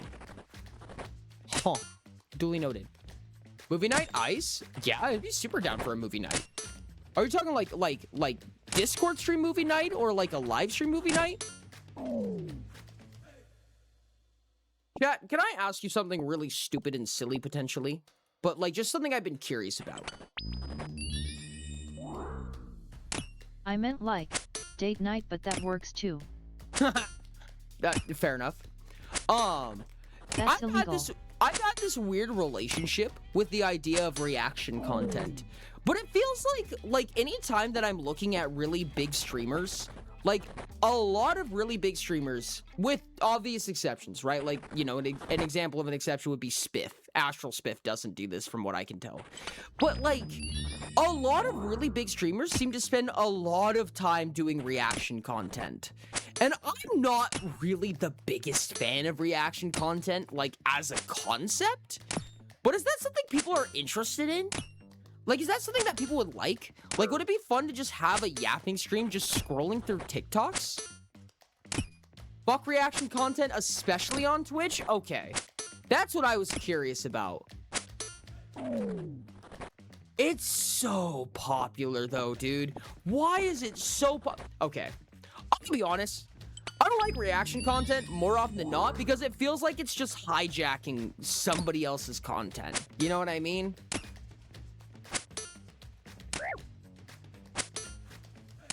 Never really understood reaction content. No, I didn't either. But that's just the thing, right? In terms of popularity, it's good for viewers. Quality? Yeah, that's what I'm saying, dude. It's just weird how popular it is. Like, I don't get it. I don't get why it's so popular. Like, just go on TikTok. Just go on YouTube Shorts. Go on Instagram Reels. Watching somebody else watch it. The window's just smaller, dude. I don't get it. Do reaction content to your own content? I have done that before. Not seriously and not for any extended period of time, but just as a meme. It's just, I don't know. Like, that's kind of my opinion to it, is that, like, somebody put some blood, sweat, and tears into some type of content, and you just kind of put your face next to it. Now, don't get me wrong. I have no problem with transformative content. If you're reacting to it, but you're also giving something exemplary on top of that, that's awesome, dude. Like, absolutely go for it. I think there's reason to have informative videos. I think there's reasons to have technical critiques, to whatever. But just watching someone browse TikTok or like Instagram or whatever shorts form content platform you use is just weird to me. It's weird that it's such a popular thing to do, I guess. Like, I do follow some people who do it, but not on Twitch. Edited version of YouTube at least cuts down to have more of the person who transformed it. But SSS Sniper Wolf's likes, though, ... big ellipses on the end. Something gets doxxed. I don't know enough about what happened there. I just think it's funny. Twitch gets very, very rarely transformative. Yeah, no, that makes sense. I don't know. I feel a lot of the times, like, very, like, torn. You know what I mean? On, like, what to do when it comes to big platforms like this, you know? Twitch, YouTube even. You know, where the successful thing is very often, like, seemingly the low effort thing. But that's probably because that's what succeeds most often. You know what I mean? Is the low effort thing, because it means that you can pump out a lot more of it. But it's like, to be transformative is kind of a lose-lose situation. You know? You put more effort into it, and it's less popular. It's kind of like, well, what are we fighting for here? I don't know, man. I don't know. That's not always true. There's obviously a lot of very amazing creators who put a lot of work into what they do and are very popular for it, obviously. Well, I don't know. Sometimes it just gives me a little bit of salt. Sometimes I got a little bit of salt for it. You know what I mean? I got a little bit of tilt in my bones. I think we can get up to 500 tokens, then we go up to the Cyclops. The Cyclops are gonna suck, though, because I'm gonna need to either flick them or just buy food a bunch of times, which is gonna be irritating. That was actually a perfect time to cut it, because our helmet just broke. So, let's go ahead and pop a defense potion. I think we do end up popping this defense potion here, because we might as well. Just make us last longer at the Cyclopses. And we can restock up on food. I don't know, man. I don't know. Reaction content's weird. Like, in concept. No, okay, don't get me wrong. In concept, sitting down with you guys and just watching some shit sounds kind of fun. Like, I'd fuck with it. But I feel like that's something you would do in Discord. You know what I mean? Like, it feels weird to do it on Twitch. I don't know. The idea of doing a movie night on Twitch has baffled me. That was baffling to me, dude. Like, can you imagine just sitting down and watching an entire movie on Twitch? Like, that's gotta be illegal.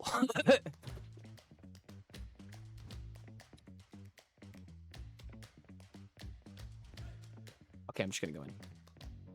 I need to aggro.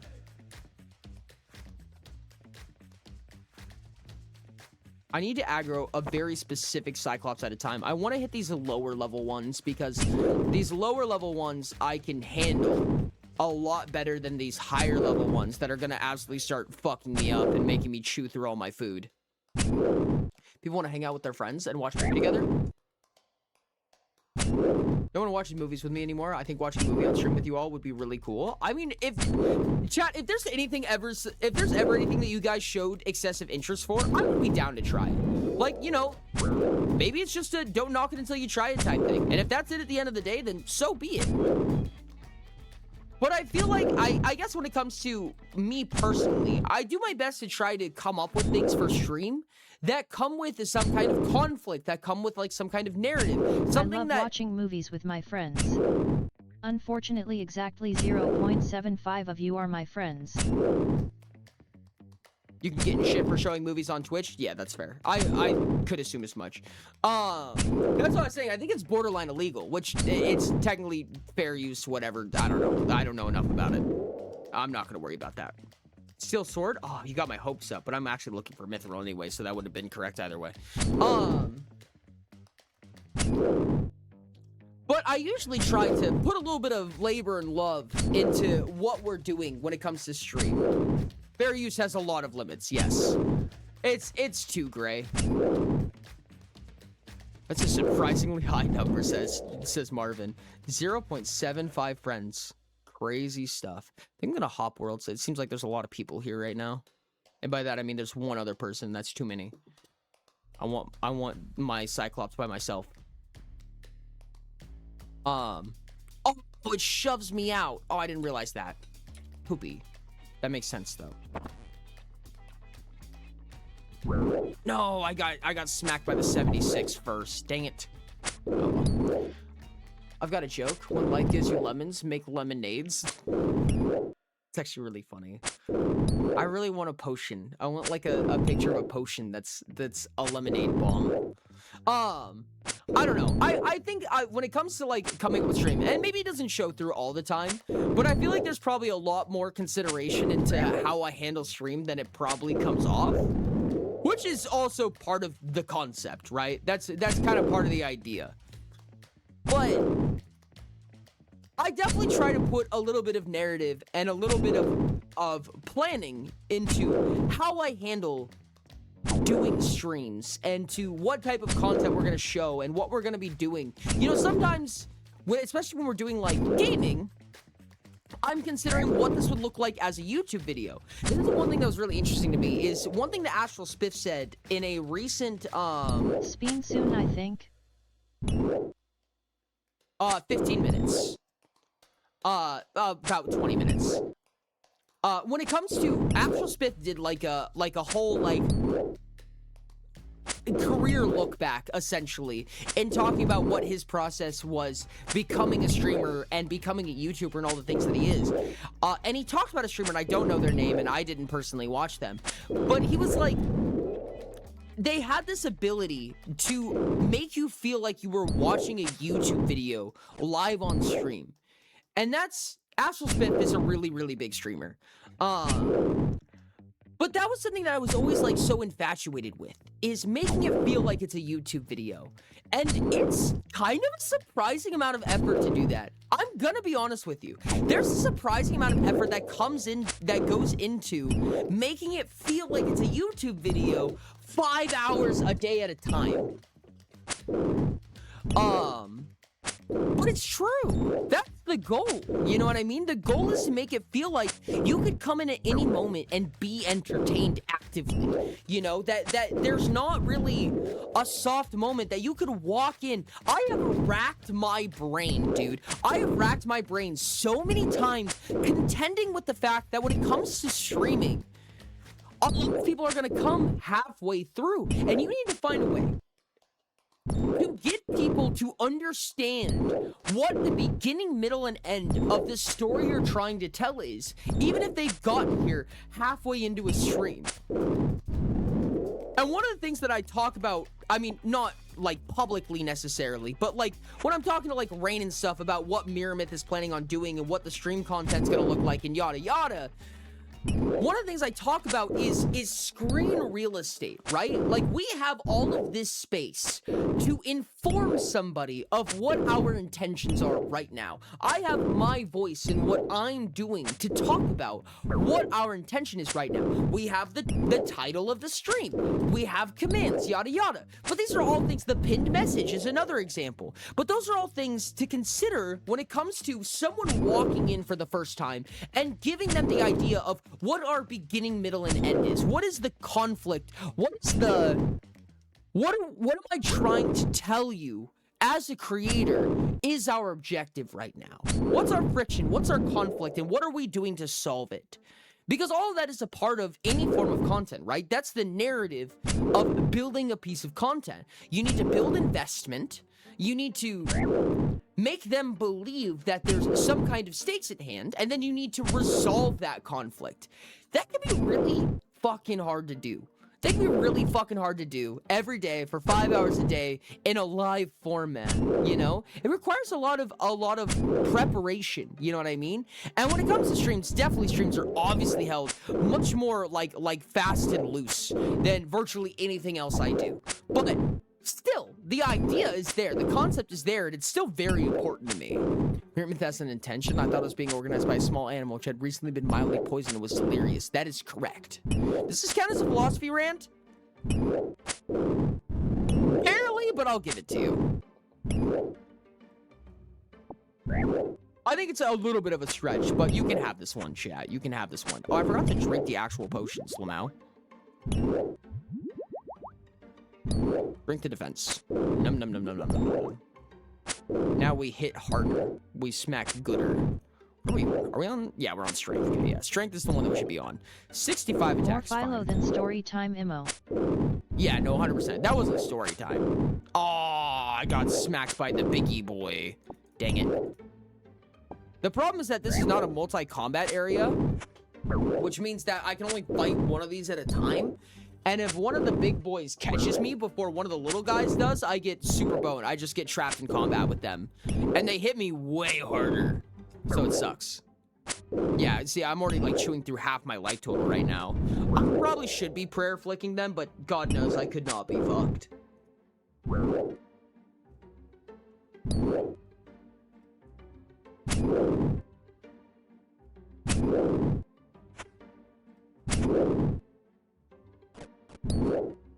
Oh shit, it's almost over. No, actually, because we started at 45. We still have 15 more minutes, Volt. Aren't you so excited? Aren't you so excited? Isn't this fun? It's so funny to me how much people hate OSRS. It's so hilarious. I fucking love this game so much, dude. It's probably one of my favorite games, like, period. Like, period. This is the most boring game to watch of all time. I disagree. Yeah, I disagree. I'd watch this over World of Warcraft, honestly. Which isn't, like, a huge bar? but I definitely take this. Have you watched Settled, Ori? Settled is one of only 2 content creators I have ever bought merchandise from. Settled, okay. Probably one of my favorite videos on all of YouTube is from Settled. Oh yeah, I've watched many hours of Settled. Many rewatches. Many over several times. Settled is probably one of my top 5 favorite content creators.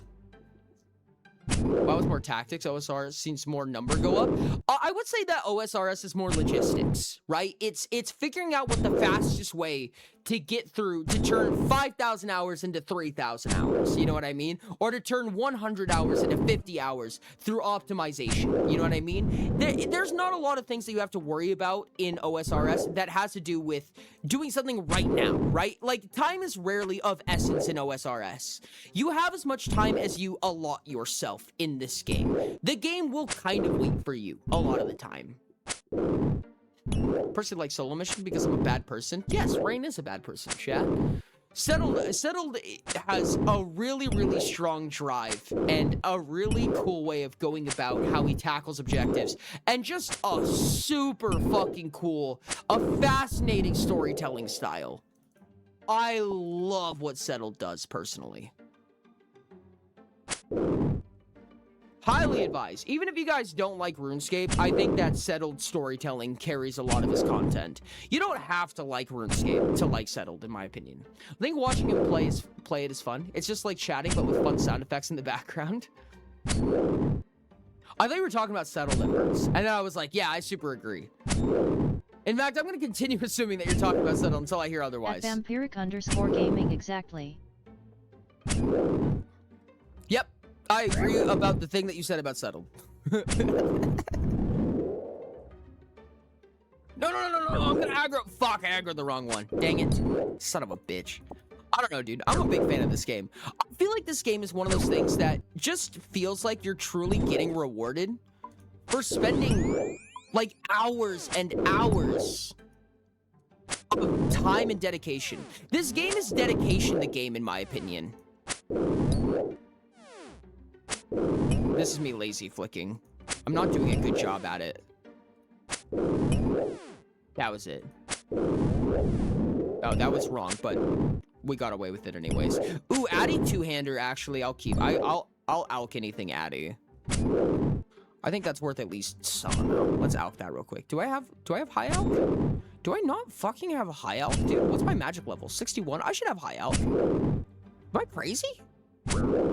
Oh yeah, it's right here. I'm just dumb. How much was that? Oh yeah, that was like 4 grand. Bet. Huge. I don't know. Storytelling style and storytelling development when it comes to another two-hand is wild. Damn. All right, dude, we are just rolling in it today. Let's fucking go. Storytelling development and design when it comes to making any topic interesting. This is like the life goal right here, right? When it comes to being a content creator, and especially a streamer, being able to turn any topic into something interesting is like the life goal. That is the end-all be-all goal to me, personally. Learning how to turn anything into something of interest, turning a topic into something that people want to listen to. There's actually, like, honestly, between me streaming and not streaming, like, if you were to put old me and modern me together, I think one thing that's super interesting to me is the amount that my vernacular has changed. The amount that the way that I talk in normal day-to-day life has changed, because I've molded it so much around how I try to handle storytelling in day-to-day life. How I try to turn things into topics of interest, regardless of if they were meant to be that in the first place. You know what I mean? Trying to talk to make things more interesting than they are, but more interesting than they are, realistically. It's really fucking hard, chat. I'm gonna be real with you. It's really hard. And it takes a lot of brain power. And that's not even to say I'm all that good at it, necessarily. That's just to say the trying. You know, just throwing your 2 cents in the ring. Thank you so much for the lurk, Soup. I appreciate the heck out of you.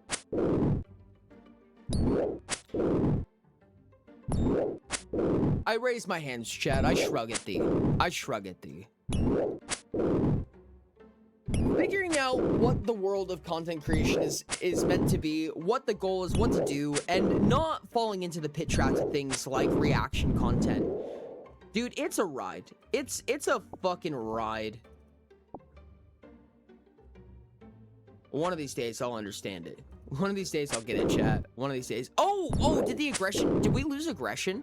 Oh, that's actually gonna be so helpful, honestly. That way they don't attack me and I can just cherry pick whichever Cyclops we're gonna fight. Oh, that's so much easier. Thank goodness, dude. Chat, what are some of your favorite content creators? I'm curious. What are some of your favorite content creators? And brownie points if you can say why. I want to know what some of your favorite content creators. SMII7Y. Smitty. Here's another question. I have kind of like bonus questions on top of this, okay? So favorite content creators with parenthesis S. Why they're your favorite? And do you have any, not me, small content creators that you're a big fan of? And also why? Dre, Icy, I don't recognize those ones. I've heard of Smitty. I have not watched any of Smitty's content. But I've definitely heard of Smitty. At least I don't think I have. I don't recognize. I can't think of anything I've watched from Smitty. Who's Dre and Icy? I'm actually very curious of that. Who's your favorite, not me, big content creator, little content creator? And what makes you guys like them? This is something that I need to... Let's game it out. Oh, I fucking love Let's Game It Out. Oh my goodness. RT? Who is RT? I don't know who RT is. Let's Game It Out is fucking awesome, dude. Big fan of them. I like Euro Brady, Psyculturist, and Milo Rossi. All of them are educational channels, which are fun. Oh, dude, educational channels fuck so hard, dude. I love education channels. Kirskazak? God, dude, I'm never gonna be able to pronounce that. In a nutshell, is a really cool educational channel in my opinion. Smallish, I don't know about favorite, but ClickSpring? I haven't heard of a lot of these, and I think that a lot of these are really big. What counts as small in this context? What's the cutoff? Vibe it out. You can't stand them, really? Oh my goodness, tell me why, Volt. Oh my goodness, tell me why. I'm so curious. 3 Blue 1 Brown is awesome, dude. I fucking love 3 Blue 1 Brown. I haven't been keeping up with them much recently, but I do like them. But like Soviet Womble, or whatever it's spelled, I don't think I've ever heard of them. Jacob Geller, haven't heard of them either, but that also sounds really interesting. 686 subs, yeah. 686k subs, I should say. There's one, oh goodness, there's one I'm trying to think of. Is it... The ones who do the little blob animations. They do the simulations and they talk about things like evolution of like the prison dilemma, essentially. Where they'll simulate like new societies. They're too basic for me? What? The narration is too slow and annoying. I do not like the animation style. I just don't find the topics interesting enough for me. Really? Primer! That's the one! Thank you! That's so wild to me. I don't think I've ever heard anybody say that in my life. I feel like Kirskazak has such a good way of going about things. And I love their animations personally. I mean, obviously subjective, but... I may be bullied for this, but Alpharad is my most watched. And scripts and videos are really good in my opinion. Simple fun. I would say kind of small medium. I started following Fun. He was small, but Super Geek Mike does really cool TTRPG I just analysis, like and I was more like the way he realistic incorporates IRL documentary world. style education. That's understandable. That's understandable. Into his fantasy-focused videos and helped advice for how better to play TTRPGs with friends and often not D&D centered advice. That's actually really cool. That's really neat. One of my favorites is Let's Game It Out. Yep, I love Let's Game It Out. Because I think watching and pushing games to their limits for fun. For small creators, is Put Your Hands Up podcast because I like getting to read fanfics. Interesting. Really new and basically nothing there, but Project Death Spiral is a nifty concept in my opinion. Project Death Spiral. Oh, I feel like I've heard of that. Strange Ailments. Don't think I've heard of that either. I'm actually so curious. I would be so interested, honestly, in like Game Champ count as small. I don't know. I don't think I know what Game Champ is. I would be so interested in like throwing together a list of like asking people like what their favorite creators were. And again, if they could say why, which you don't have to, of course, but if they were able to say why they are their favorite creators, and just doing like a little bit like of a study on like what the existing community likes about these creators. They start binge watching the Bones 5. Bones 5 is awesome. I love Bones 5. Bones 5 is actually like a really good mix of like a lot of things I like when it comes to content creators. Very logistic, very like crunches the numbers, puts all of the information together in a small digestible fashion, but is very obviously extremely knowledgeable in what he's talking about. And at the same time, it's just challenge videos, brute forcing his way through things, just using utter determination to tackle an objective. Like, it's the perfect combination of shit show for content for me. Their entire catalog is 9 shorts that started 2 months ago on YouTube. Oh, interesting. Game Champ does challenge runs of games, typically in games they aren't very good at, kind of like you. Interesting. That was always something that I always found to be kind of like a weird niche to be in, and one that I didn't really love. Like, it seems like an unsuccessful niche, an unpopular niche, because it feels like a lot of times when you're watching challenge runs, you're looking for people who are really, really good at the game. Like, I feel like skill sells, you know what I mean? And I think that's one of the reasons why variety is a really, really hard format to break through, right? Because, like, when it comes to variety, you don't spend a lot of time getting good at one thing. I mean, unless you're someone who's just generically really good at video games, and that's your selling model. A dark fantasy horror RPG where death is permanent. Old school graphics, old school gameplay. Explore a strange, hostile world where terrifying discoveries await at every turn. Go alone or bring up to 3 fools on your feckless journey. Currently in development, brought to you by 2 devs who yearn for the era where games were difficult. God, I fucking love that. Oh my god, we got a defender! Let's fucking go, chat! Holy shit! And I also forgot, I was saying them in the wrong order. Next up was the black defender. But thank goodness we got a defender. Oh, that's so nice. Hell yeah. Aliens Rock is one of the most consistent sub, but I have many on sub too and watch every video. Honestly, real. I just can't believe weird niche to pee in. Y'all heard it. Yep, definitely. That's definitely what I said, chat. I'm surprised I haven't heard a single game theory. That's wild to me. No one into game theory? Not like a Markiplier or a Jacksepticeye. No one watches like Penguin Zero? As someone who is genetically predestined to be good at all video games, challenge runs are simply too easy. Accidentally beat Silk Song blind and hitless. Oh, obviously, yes. Accidentally on your first try, of course. That's one of the reasons that I watched game theory for a lot of years, but not for a few years now. That's kind of insane. Used to be great. Listen, I don't want to put, like, I love the team, and I don't want to put the pressure on them to do what MatPat was doing, essentially, right? Like, I feel like it's fair to give them the room to grow and expand without MatPat, and I know that it's probably not very supportive to them to just be like, oh, well, MatPat did it better. But MatPat was really good at what he did. You know what I mean? It's really hard to replicate what he created. You don't think it's MatPat being gone? Oh, interesting. I genuinely think they don't put the effort in anymore. Oh, interesting. Do you think they became more like formulaic? Is that part of it? Next spin is an For informational YouTubers, about 30 CGP seconds. Grey is really good. Ooh, okay. We have about roughly like 14 seconds before it's time for the next spin. Oh, whoa, whoa, whoa. Yeah, Ahoy. thought so. Ahoy. I don't know. This is actually a very insightful topic for me personally. I'm very happy to see this. Mark just seemed too obvious, to be honest. Well, yeah, but I mean, obvious is still fair. You know what I mean? Like, you like them, you like them. I think that's really it at the end of the day, right? But regardless of that, the point is right now is that, chat, it's about time. It's 45 after, which means for our Chaos stream, it's time for us to...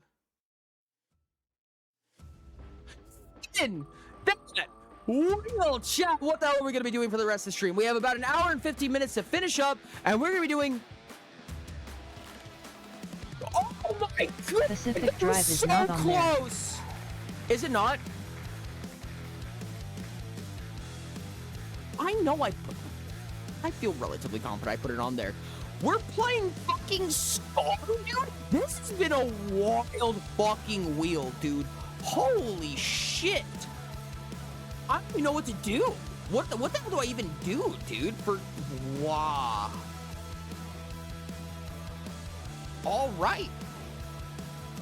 I don't think we've done Skong on the wheel. I do not think we've done Skong on the wheel. I could be crazy, but not a gaming YouTuber. But there's a YouTuber who animates Undertale and Deltarune boss fights called ZKE, who cooks.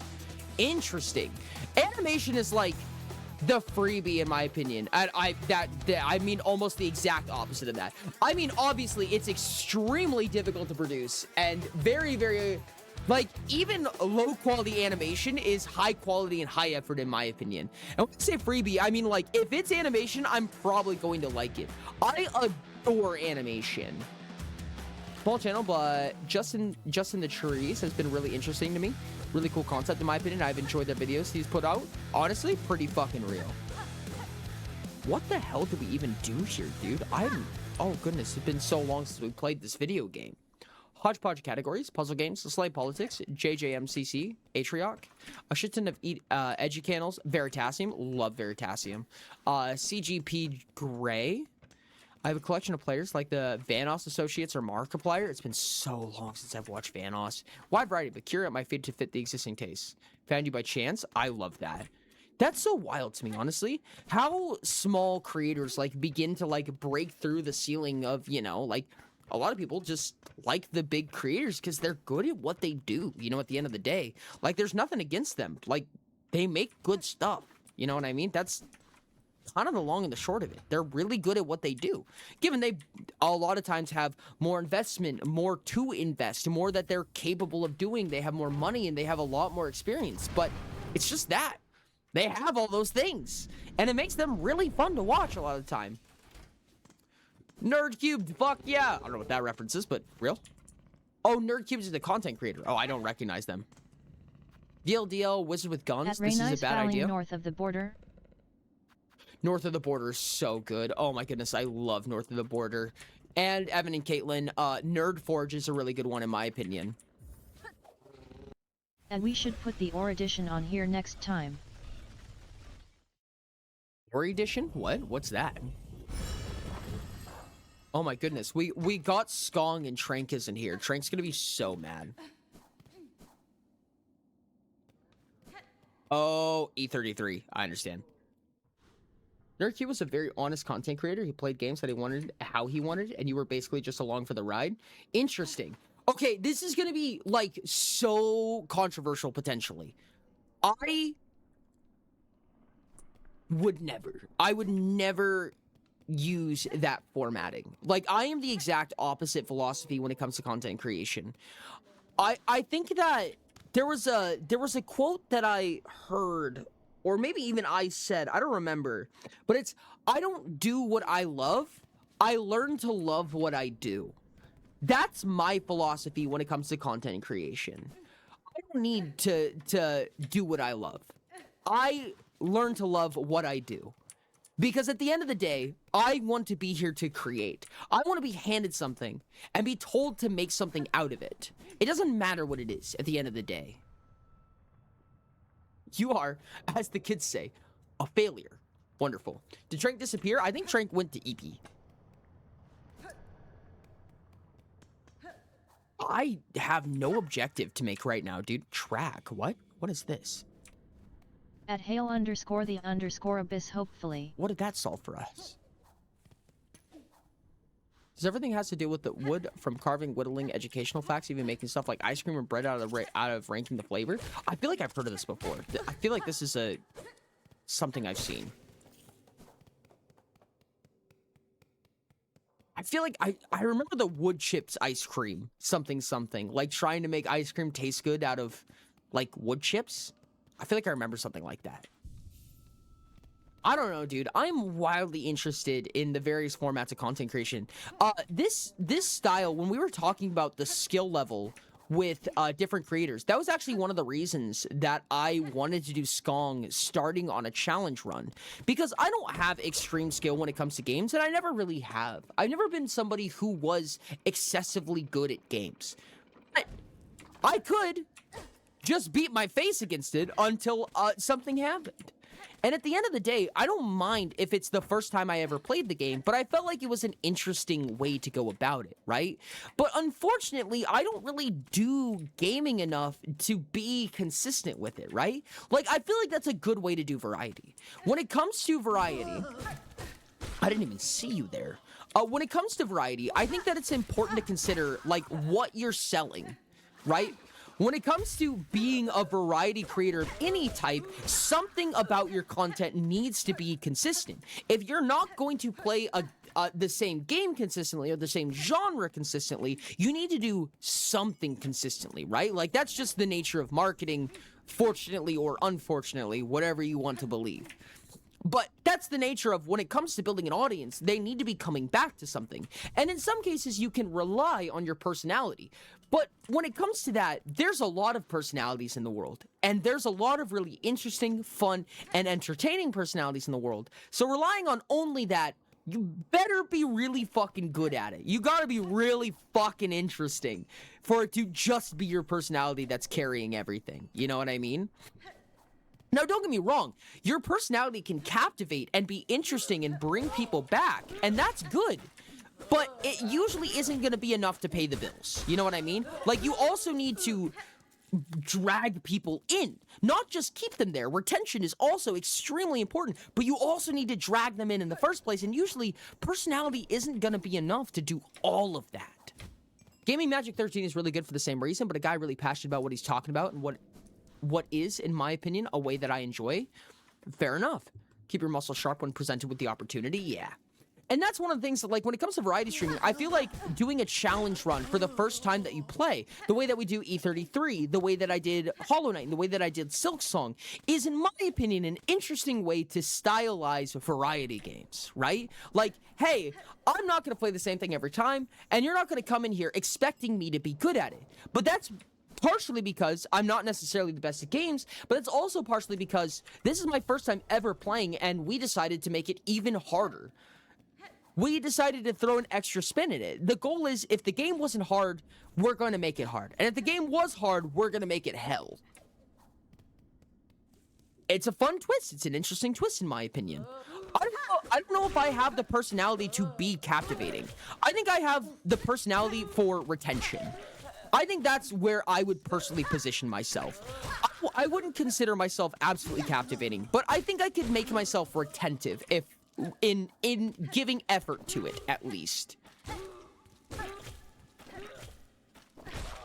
There we go. Get hecked on. I'm just kind of farming these guys for rosaries at this point because I really don't know how to progress in Skong right now. Because we already got the true ending. Not the true ending, I'm sorry. No. The fastest ending. The not true ending. And there's a series of events that we need to do to get true ending from what I remember. But I don't know what those series of events are necessarily. He does video essays about movies and shows that he loves or hates, and each one of them are like 2 to 8 hours. Makes sense. And he says he's not a masochist. I am not a masochist. Stand by that. This is actually, oh goodness, I was just thinking about it. What was it? Oh, heckity heckity. Oh, that's one really interesting thing that I realized, not recently, but like somewhat recently, into my time of making YouTube videos and studying other content creators and looking at other content and trying to figure out, like, what people do. What do successful creators do and what makes them popular? You know what I mean? Not just like, what's the fastest way to get popular? You know what I mean? But like, what is the thing that a lot of popular creators have in common?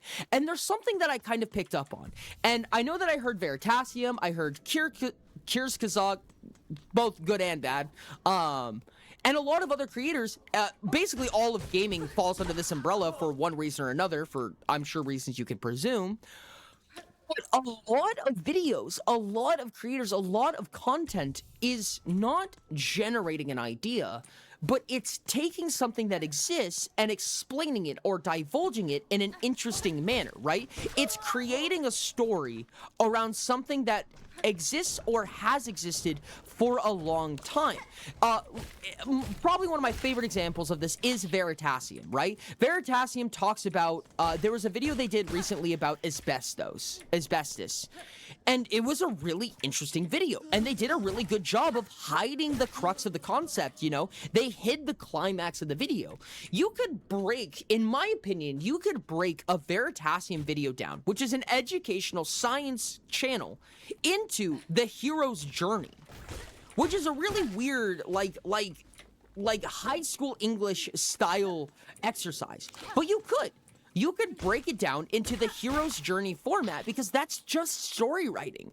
That's when it comes to making a video essay, when it comes to talking about something that exists in the world that's interesting, that people want to talk about and watch, you need to break it down into a consumable format, and the hero's journey is probably the most basic example of that. Yes, the Omni formula, exactly. But that's just to say that asbestos and the story of asbestos and the history of it exists. It has existed. That's kind of what a documentary is, right? Gaming does this very innately, right? You're talking about something that obviously exists. We're playing Skong right now. Skong has its own story. Skong has its own piece of content. Skong has its own lifeline that a gaming channel can rely on. Reaction content is obviously very, very popular for what it does. Not necessarily because of, but you're taking a lot of existing stuff that people have created, rinse and repeat. There's no such thing as originality, whatever, yada yada. But that was something that was so interesting to me, is that it's so commonly taking something that exists and conveying it in some interesting manner. And that was weird to me. I'm like, it doesn't seem like super often. It makes it feel weird when we make something like a Compass video. I guess this is, having this contrast is probably a better way to explain this. But like, having Compass videos on the channel kind of feels awkward a little bit, right? Because there's no existing medium that it's going off of, right? It's a generated idea. So it's like, is that a bad thing? Is that a unique thing? Like, is that unsustainable? I don't know. It confuses me. It confuses me a lot because it's not something I see a lot of. But at the same time, there's a lot less ethos to making something that to talking about something that you came up with. You know what I mean? Saying, hey, I made this idea. Game development, devlogs and stuff like that are an example of something that kind of break this mold, I would say. There are also channels in the world of like Low and Legends of Adventurous that I enjoy. Yeah, that's an example of something that I feel like is a lot of personally generated content, right? Like they're putting most of the content is their own ideas. Like, yeah, they're using another medium. They're playing D&D, but they could be playing anything, and the content is still around Legends of Adventurous. You know what I mean? Everyone has expertise. Everyone has explored a rabbit hole. Some don't have the endurance to dive on their own that quickly, and being able to map one that you've explored is a skill those people feel drawn out. A skill those people feel drawn to. No, and I completely agree. I have no qualms with it. I love the content that they make. I support the hard work that they put into making these really cool videos and writing these cool, you know, pseudo-documentaries and video essays and all of this really cool stuff that they do. But it's just interesting to me. It feels like there's not a lot of times that people are creating something from scratch. You know what I mean? And not in a bad way. And like I said, there are definitely examples of people who do this. And I'm not even saying that it's harder or easier. But it's just weird. You know what I mean? Because okay. When it comes to marketing, when it comes to selling, when it comes to presumably content creation, you know, everything on the internet is selling one way or the other. You know, content creation at the end of the day is a business model. And in that way, you need to adhere to marketing standards, to structure that comes from selling something. Everything at the end of the day is selling a product of some variety. Even if that product is simply entertainment, you need to sell the product. And even if you're not physically requesting money, selling can mean requesting somebody's attention. And when it comes to that, one of the things that I was talking about was ethos, right? And what I mean by that is the experience and credibility behind the topic that you're talking about. When you say, I have an idea, I made this thing for something other than entertainment, or not expressly entertainment purposes, using something that already exists, using a study, using a historical instance, is... That produces its own ethos, right? The credibility is in the hundreds upon hundreds of pages of documentation that exists on it from patented researchers. The Compass video doesn't have that, you know what I mean? Like, that was a purely generated concept. Utopia doesn't have that, you know what I mean? I don't have some kind of philosophy paperwork. I don't have some kind of academic research I can fall back on when it comes to this. There's kind of a natural ethos that comes with it, because it's like, well, I know virtually everything about Utopia because I was there for every single word in that book. You know what I mean? I know I make jokes all the time about how, oh yeah, everybody, you know, people play Utopia, know more about Utopia better than I do. But at the end of the day, no one's going to know the philosophical purposes of Utopia better than I am. Because I was just there for it since the beginning. You know what I mean? I know the design features, I know the patents, I know what Utopia is trying to accomplish on a very intuitive level. And that by itself is an ethos. But I don't have any form of academic credibility. I don't have any form of anything else to back myself up when it comes to this. But it's interesting because Utopia was by far the most successful piece of content I've ever made. Nile Red. I love Nile Red. Nile Red is so good, dude. Making shit is executional, education is computational, and having fun is social. Interesting how most channels fall into the split-ish. I think that's actually a really interesting way. That's something I've actually considered a lot of the times is, does the Compass have any capability to be used in marketing? In marketing, there's this thing called personas. And personas are essentially... you generate a fake person, right? You generate this imaginary individual and you create a lot of stuff when it comes to building a persona. Like in this fictional person that you are designing for your marketing, you come up with what job they work, how much income they make, what their political standings are, what their family looks like, and all that stuff. And basically the entire point behind It's a Good Vibes trifecta engine, oh, agreed, yes. When it comes to making this persona, the goal is, you're saying this persona is an example of my exact demographic that I'm trying to sell to. Right? Like when I make a product, this is the person I'm making this product for. This is a fictitious character that represents the body that I'm trying to create for. And it's really interesting because the Compass, I feel like, kind of lends itself to that very well. And I was like, I wonder if persona building, or if the Compass is good for persona building on a technical level. I don't know. I don't know if it is. I don't have any reliable research that leads itself one way or the other. So I truthfully couldn't tell you. But I'm really interested in what that could potentially yield, I guess. That was something that I considered and thought about a long time ago. But it's really hard. Because one of the things that I say is I feel like we consume with our sub-archetype, which makes everything like so much harder. You know what I mean? But it's like, I wonder if you can make like a full archetypal spread and say, this is my target demographic, right? To be that precise with it on at least a Compass scale, right? Like a full archetypal spread is very, very specific. You know, it's a 1 in 216 roughly. And it gets even more granular than that, obviously. But just being like, this is my target demographic. That's also one of the reasons that I've been so interested in, like, the Compass is not a personality test, and I'm gonna say that it's not a good idea to archetype people.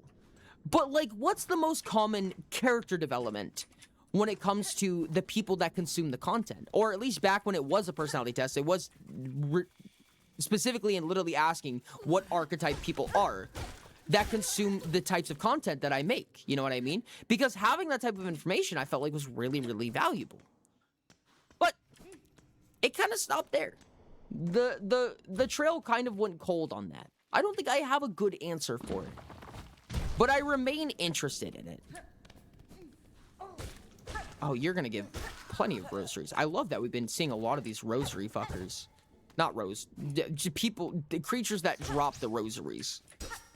I still have no idea where we're going. I'm just like staying close to Bone Bottom right now because it's just somewhere that I know where everything is. However, I may take a swift break to go grab a slice of pizza because I'm relatively exceptionally hungry. And I'm a little bit, lost. Not lost. Not sure what to do right now. But I do know that I really want a slice of pizza right now. Oh, that's a creature. I don't think I've ever seen that thing before. That's interesting. I also don't know how to kill it because it looks like it seems completely armored. Okay, now I might be lost. That's not where I need to go. I really thought I was going this way, but this doesn't seem it. Go get pizza, Oreo? I will in just a second. Hold on, now I'm determined. No? Is it this way? Oh, it was this way. It was. Okay. I have discovered my way. I want to go back to my bench. I want my bench back. I really need to dive into philosophies of roots. It's my weak point. I can taste flavors, but building a meal to someone's craving is a skill I want to develop. Yeah. I'm actually really excited to write the next script. I'm really, really excited for the next script. I'll be right back. I'm gonna go grab some pizza. Oh. Great, now I'm hungry.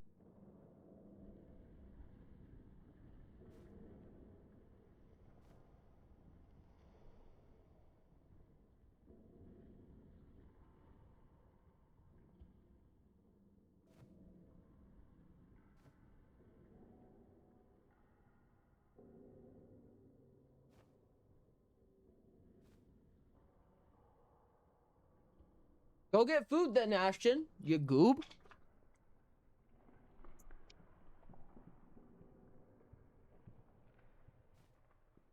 Then go eat something, you goob. Goodness me. I ask a question. What are the lore mechanics of there being clone decks and the like in MTG if there are any cause you could say that everything is canon? This goes into such a deep rabbit hole, it's insane. For all intents and purposes, I'm gonna call it just for fun. And it's still relatively accurate and everything still checks out. You're gonna have to take my word for it. But you're going into a really, really deep rabbit hole.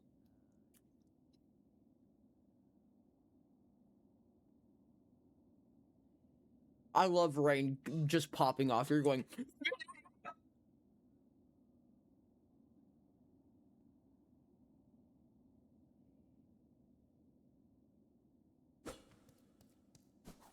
For all intents and purposes, it's just for fun.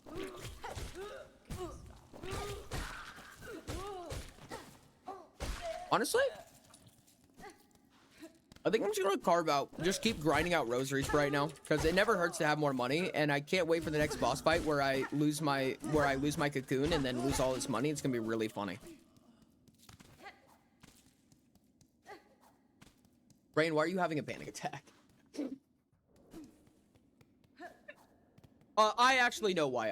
I actually agree with Rain on this. This is a very touchy subject to talk about. I'm gonna be so dead ass with you.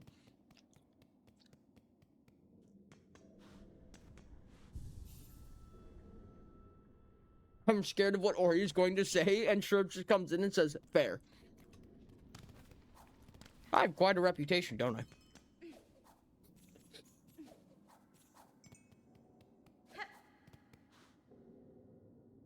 Gosh dang it.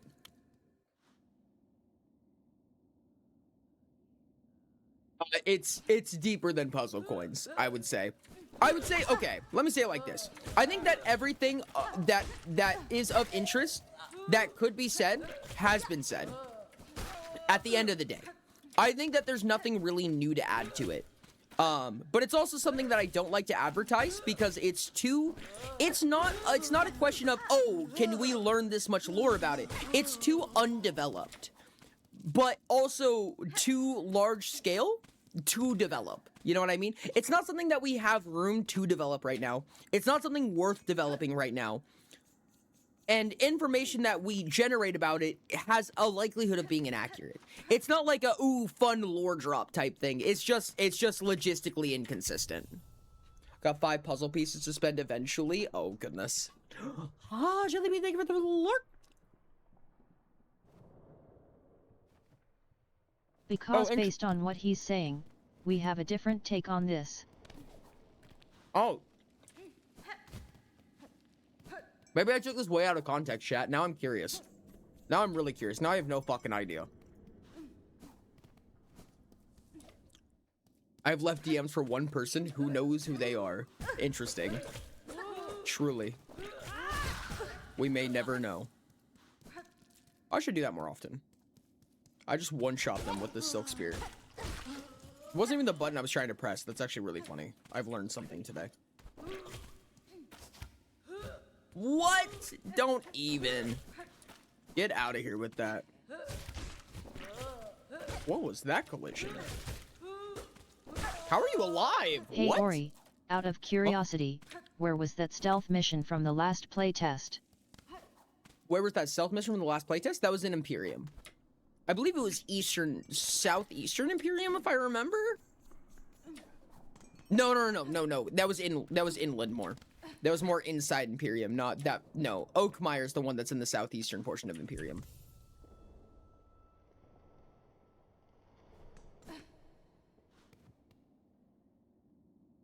Good job, Ashton.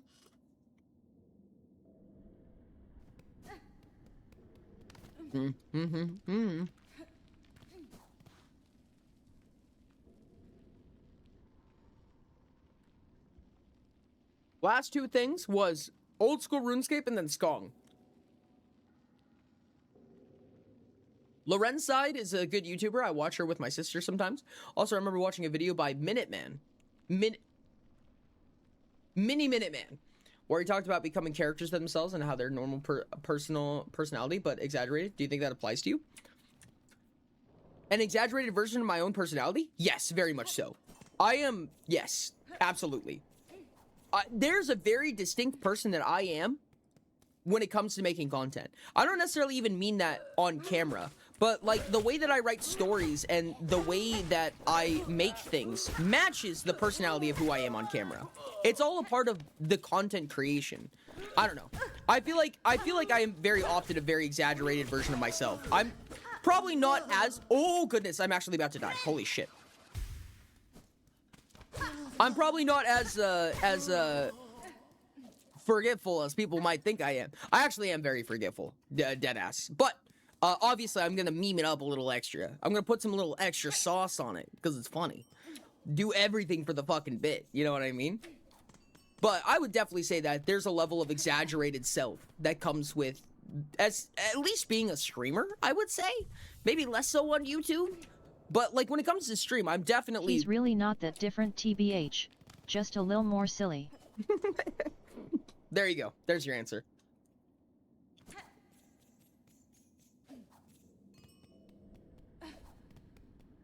Rain's like, shut up. He's wrong.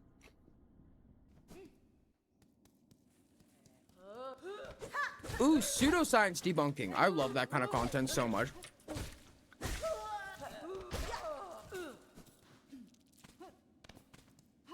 Oh yeah, you're a lot more devious than you front. I would never be. Imagine that. Not me. No. He does think more IRL. Crazy, right? I probably think a lot more than people think I do. I never thought of a single thunk in my life. I see where we spent their mental health break very wisely. MTG is a good break. Huh? What do you mean? What? Nom. Dude, gas station pizza fucks so hard. It really has no place being this fucking good.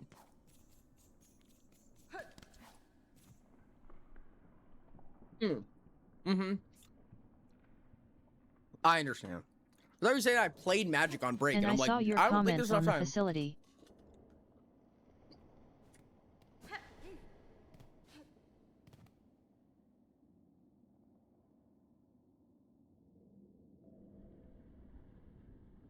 Hold on, chewing.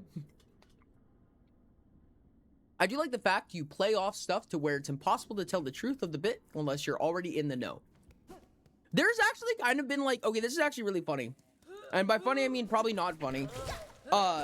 There's not a problem, but I feel like the community has gotten like slightly cliquey. Like in the fact that like that's one of the problems with GCs, dog. That's like one of the hard parts. It's become a lot of like, if you know, but like now like nobody knows. Because the information doesn't go out as well anymore. You know what I mean? Because like GCs and stuff are an example of that, where it's just like a lot of new people coming in who like want to learn stuff.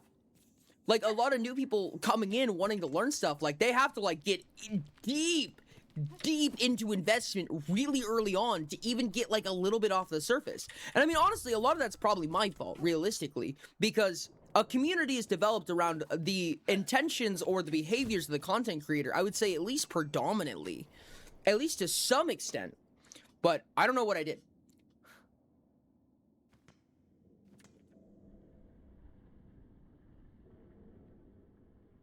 Yeah, I know we joke about gatekeeping, but gatekeeping is, I would argue, a bad thing.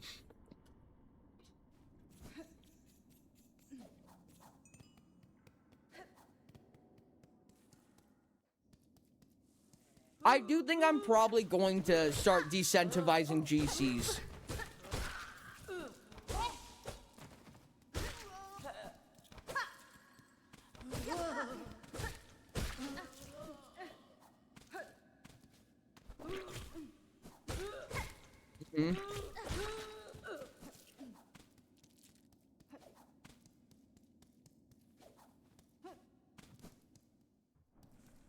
No, I honestly, the commander pod is a very like it's like the worst example of it, because the commander pod isn't about like community stuff, right? It's about Magic the Gathering. You know what I mean? It makes sense to walk outside the server for that. Oh, the Oriverse server is not about Magic the Gathering. You know what I mean? Can I share the version of the facility I've made so far? Go for it. Yeah, go for it. I don't know. I mean, not to say that there's necessarily anything wrong with it, but it does make it harder for new people to enter, if that makes sense.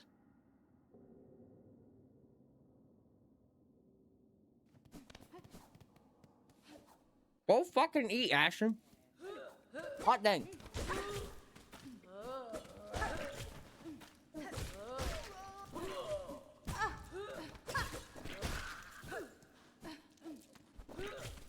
I'm in so many GCs, dog.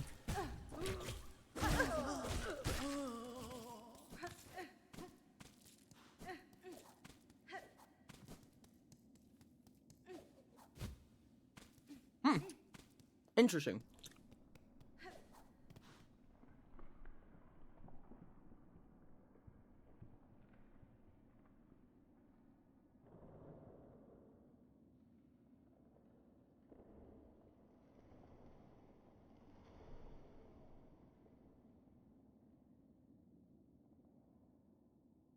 Oh, that's cool. That's really Ori cool, is Galaxy. reading. I like Whale, that. a rare sight. Hey now. Hey now. That is really neat. Star Effect does not untap during your untap phase unless Tyson died since your last turn. Yeah, that's Is neat. that balanced better? I feel like that. I feel like that's pretty good. I used to make a lot of custom cards for MTG. I used to do it a lot of the time. But I kind of moved into proxies because I just am really interested in the actual game, and I feel like there's like a bigger audience for playing the actual cards and stuff like that. But I've made a lot of quote-unquote Universes Beyond sets in my time, like even just not based on anything, just for the fun of making MTG sets and trying to make them balanced and interesting and matching with what MTG does. Hey now, you're an all-star, get your game on, go play. Hey now, you're a rock star, get your game on, get paid.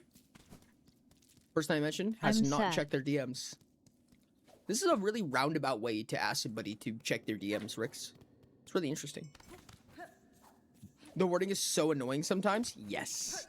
But it's specific, and they all do it for a reason, you know what I mean? Like, even the bad MTG cards that we've talked about, like, they're still written the way they are for a reason, you know what I mean? And there's a lot of consistency in how MTG does what they do.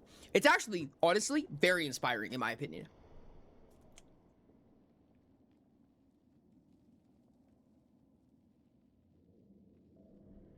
had times where we've been talking about Mirror Myth lore, and I have no clue what's going on. Now, don't get me wrong. Hold on, let me shoot.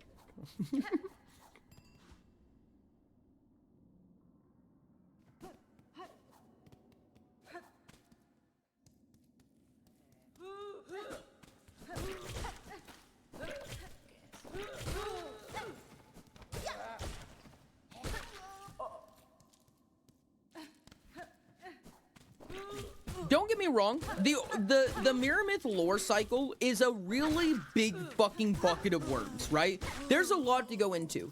And there have been many attempts to make an organized place for an introduction to everything, right? But at the end of the day, I think the solution is just going to be published content, right?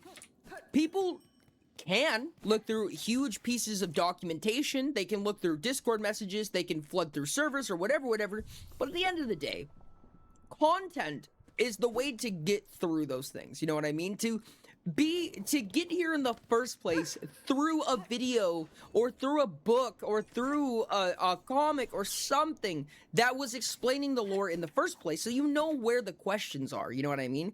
It's really impossible to answer the question, tell me everything. Tell me everything about the lore. Tell me everything about X. That's an unanswerable question in most cases.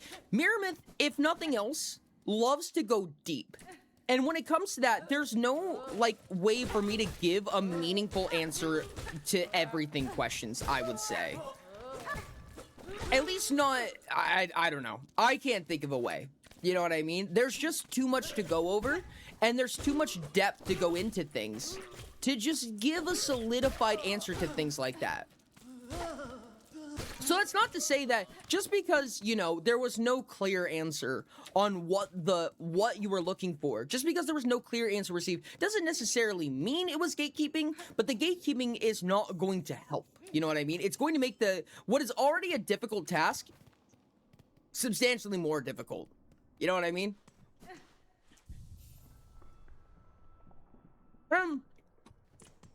Let me be clear.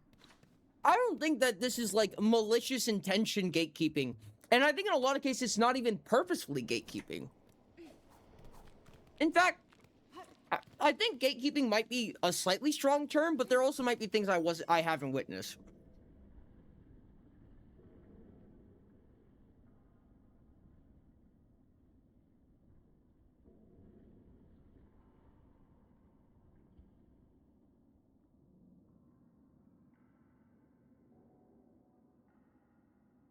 But, I don't know.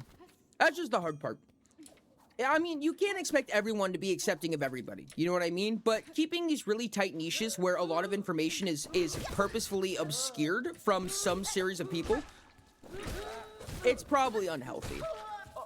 I would say. It's probably unhealthy for new people in the community and for new audiences and stuff like that and people trying to learn and so on and so on. But I don't know. Maybe there are things that I just haven't witnessed yet. What is gatekeeping? It's like purposely obscuring information from somebody or obscuring somebody's ability to do something. Jack could probably give a better example of what that means or a better definition than I can.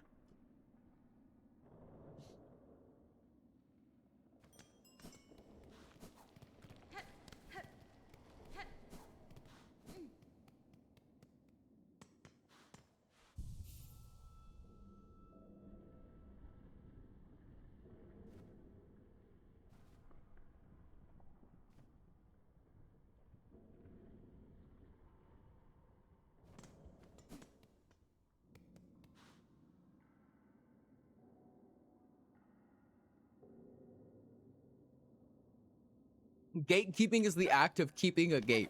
That's it. That's the one. Got him. I'm a part of 7 GCs that are attached to the Orbiverse. One was a joke that has gone unused since it was made. One is the Bird Pushers things, which was supposed to be exclusive. One is for the arena fights for Paya, which was made so stuff can be talked about without party members being made to see it. One has been turned into a server, and 2 are for campaigns. When it comes to stuff like campaigns, those make sense to me, right? Like having a campaign GC I mean, yeah, you want a private space to speak with your party members and stuff like that. That makes sense to me. Having a GC so that you can hang out with your friends, even regardless of whether or not you met them in the Oriverse server, fair enough. Like, yeah, absolutely. I think, like I said, I don't think that this is ever a malicious issue, right? Like, this isn't something like people are, like, going out of their way to gatekeep in some manipulative or malicious fashion. I think it's just something that kind of turns into it. You know what I mean? It's something that slowly alienates new people because such a dense amount of information has been closed into small spaces that we don't even realize how tightly shut those doors are. You know what I mean? That's not to say that we wouldn't even be willing to open them. We just didn't realize they were shut in the first place.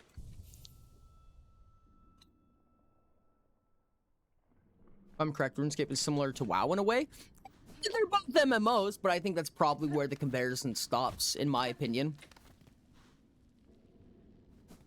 One's a point-and-click game, so the other one's not. I was just listen out the ones I'm in cause like nothing I'm a part of is Bane Gate kept so I don't got any lore advantage. Yeah, and that's kind of the hard part, right? Is that lore advantages is a weird conundrum, right? Like, when it comes to, like, taking on new lore and learning new things and yada yada, it's mostly a pleasantry. Like being able to talk about the lore is just a fun little thing that we do. We do some world building together and so on and so on. But it's purposely, like, lax and undocumented, you know what I mean? No, not to say unpurposely as in, like, I would never. It's knowably unsustainable to try to regularly document and organize everything that's said, right? So everything's just kind of suspended in the air until it's turned into something. But it needs to be turned into something. And unfortunately, as a small content creator and a very small team, it takes us a long time to make things, you know what I mean? It takes a lot of time and resource to make something like a game, a book, a comic, God forbid a fucking animation, you know what I mean? And don't get me wrong, I more often than not have more projects in the kitchen than I ever talk about. I know I leak a lot of information, but I haven't even leaked half of it, chat. But it's just that, as a small team, you know, we have to be really careful with how we spend our time, our resources, and our money, because I want to produce more stuff that opens those doors more and more. Because at the end of the day, what can you do with just a handful of stuff that happened on screen? You can't just say, hey, I need you to watch the past 14 VODs. You could go fucking watch One Piece in that time, dude. Jesus, you know what I mean? Like, there's no way to accumulate all of that knowledge and put it into some compact format. It's not documentable. It's extremely fluid in nature. So, it kind of makes sense why it happened the way that it happened. Being inviting and accepting is good, and I think a lot of people are very inviting and accepting. But then we build these places to document it, and then those documented places become the quote-unquote gatekeep. You know what I mean? It's a really fine line to walk, frankly. In fact, I don't think it is a line to walk. I think it's kind of impossible to meet on both ends for. The compromise ends up being, like I said, producing more content for stuff.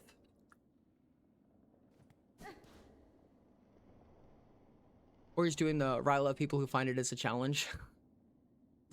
I wasn't on purpose. Don't tell what to rain? No, 28 to 42 hours is much less than the length of One Piece. I know, I was just being metaphorical. I was just being hyperbolic. Because I think it's funny. One Piece is a funny fucking meme.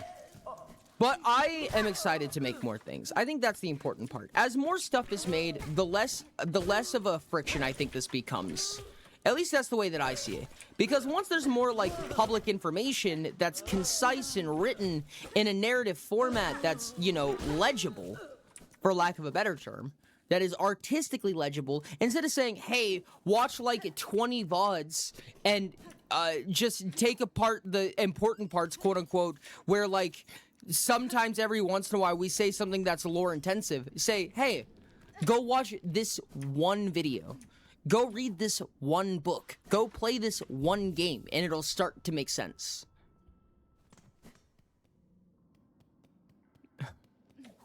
That you can't document all of the lore? Oh no, I probably can't, to be honest, says Rain. Yeah. No, it's beefy. There's always more than what has been said. I trust me when I say, chat, there's always more than what has been said. I like to keep a repository of dumb little secrets that I can hold over everybody's head because it's funny. Tee.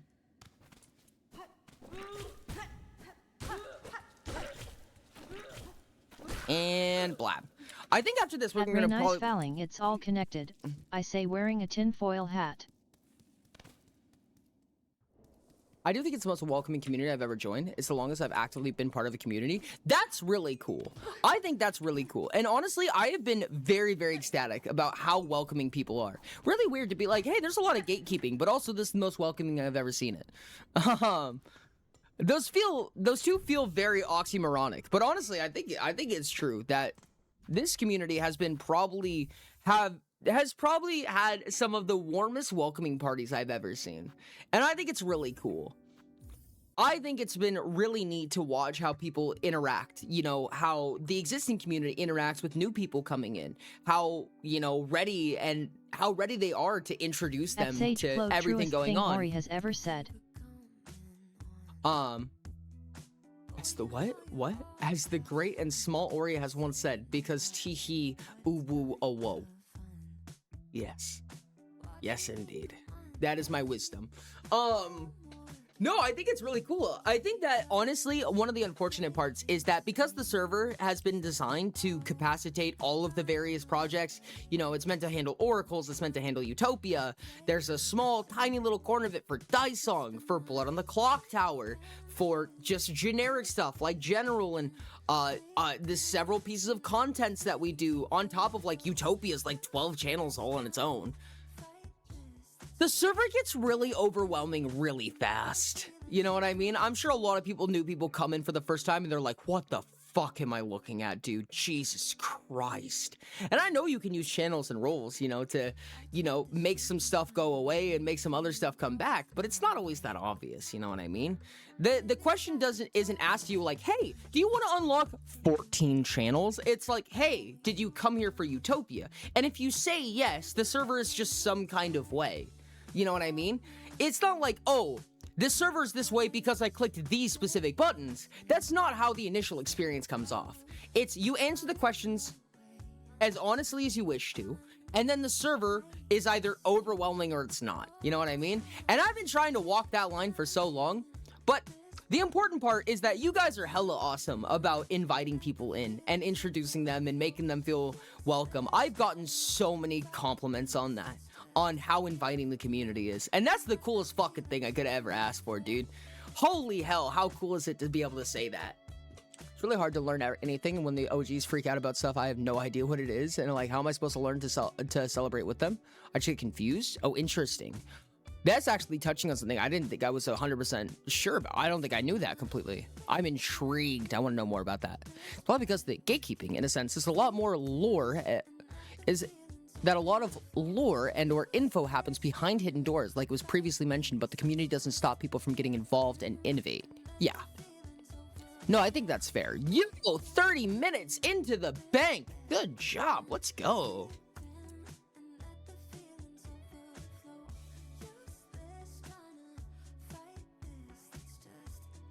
Boom. GG indeed. I don't know, chat. I don't have any specific solutions right now. I just felt like talking your ear off for a little bit. I just felt like yapping. I don't think lore happens behind hidden doors most of the time. It's just like a you had to be there type of thing, which is probably realistically not the greatest practice. I think that the you had to be there is going to incentivize it, truthfully. And like I said, when it comes to anything that's going on, when it comes to any way that the community is acting en masse, it's probably my fault at the end of the day. You know, content creators generate the communities that surround them. You know what I mean? Even if it's not active, even if it's not malicious, it's still going to be some result of something that I did generally. So Like I said, if something's going wrong, it's probably my fault at the end of the day. Like Revelations color coded, I saw none of it. No, that's fair. I agree. Are we willing yet, or are we getting to the end of stream? This is gonna be, we're gonna be wrapping up here pretty soon.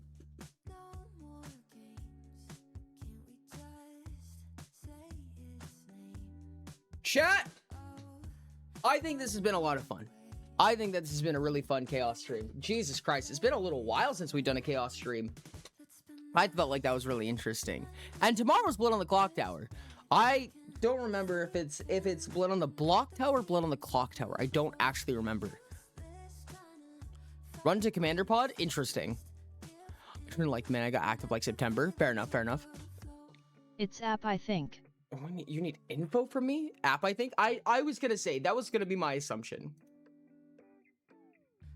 Oh, there's a lot of words here. You've sent me to a group chat with a lot of words in it.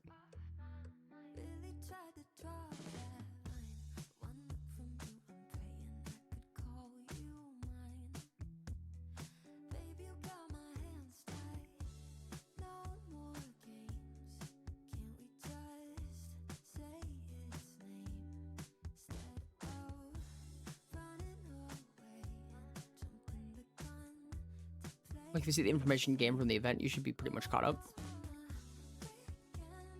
Whale. I just responded. Probably relatively non-celebratorily. Bank! 1 minute of bank for the sage.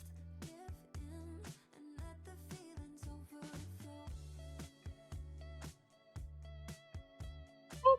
There you go.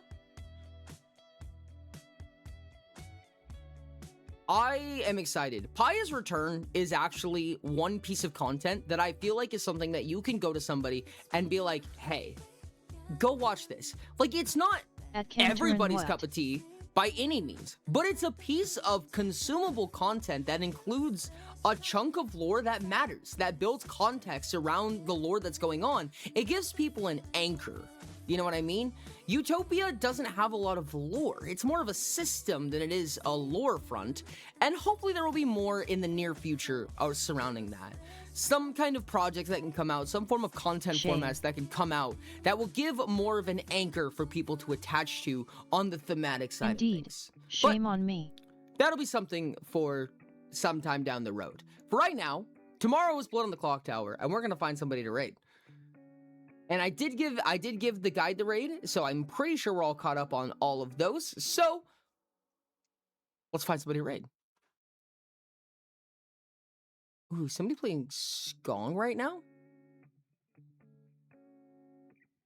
Chad, I'm gonna be so real with you. I think I'm a little bit tired. A little bit too tired for blind raiding someone new. So we're gonna raid Birdie. Birdie is fun, so we gonna raid Birdie. I do like the idea of world being anchored to the mechanics, like the core guide is some kind of Secrets of Reality tome. I kind of love that. I actually like that a lot. I appreciate you guys a ton. Thank you so much for being here. You guys have been absolutely amazing. Please copy that raid message, post it in Birdie's chat. Let them know who sent you. You guys have been absolutely amazing. This has been a very, very fun Chaos stream. I hope to see you guys tomorrow for Botsy. Normal at Botsy, so hopefully it'll be pretty easy to follow as well. And I love to get your guys' opinions on that. So thank you guys so much for being here. I love you. I will talk to you soon. See you guys in Birdie's chat. Show them some love. Say hello. Be very polite. Stay for the raid. I'll talk to you guys tomorrow. And bye.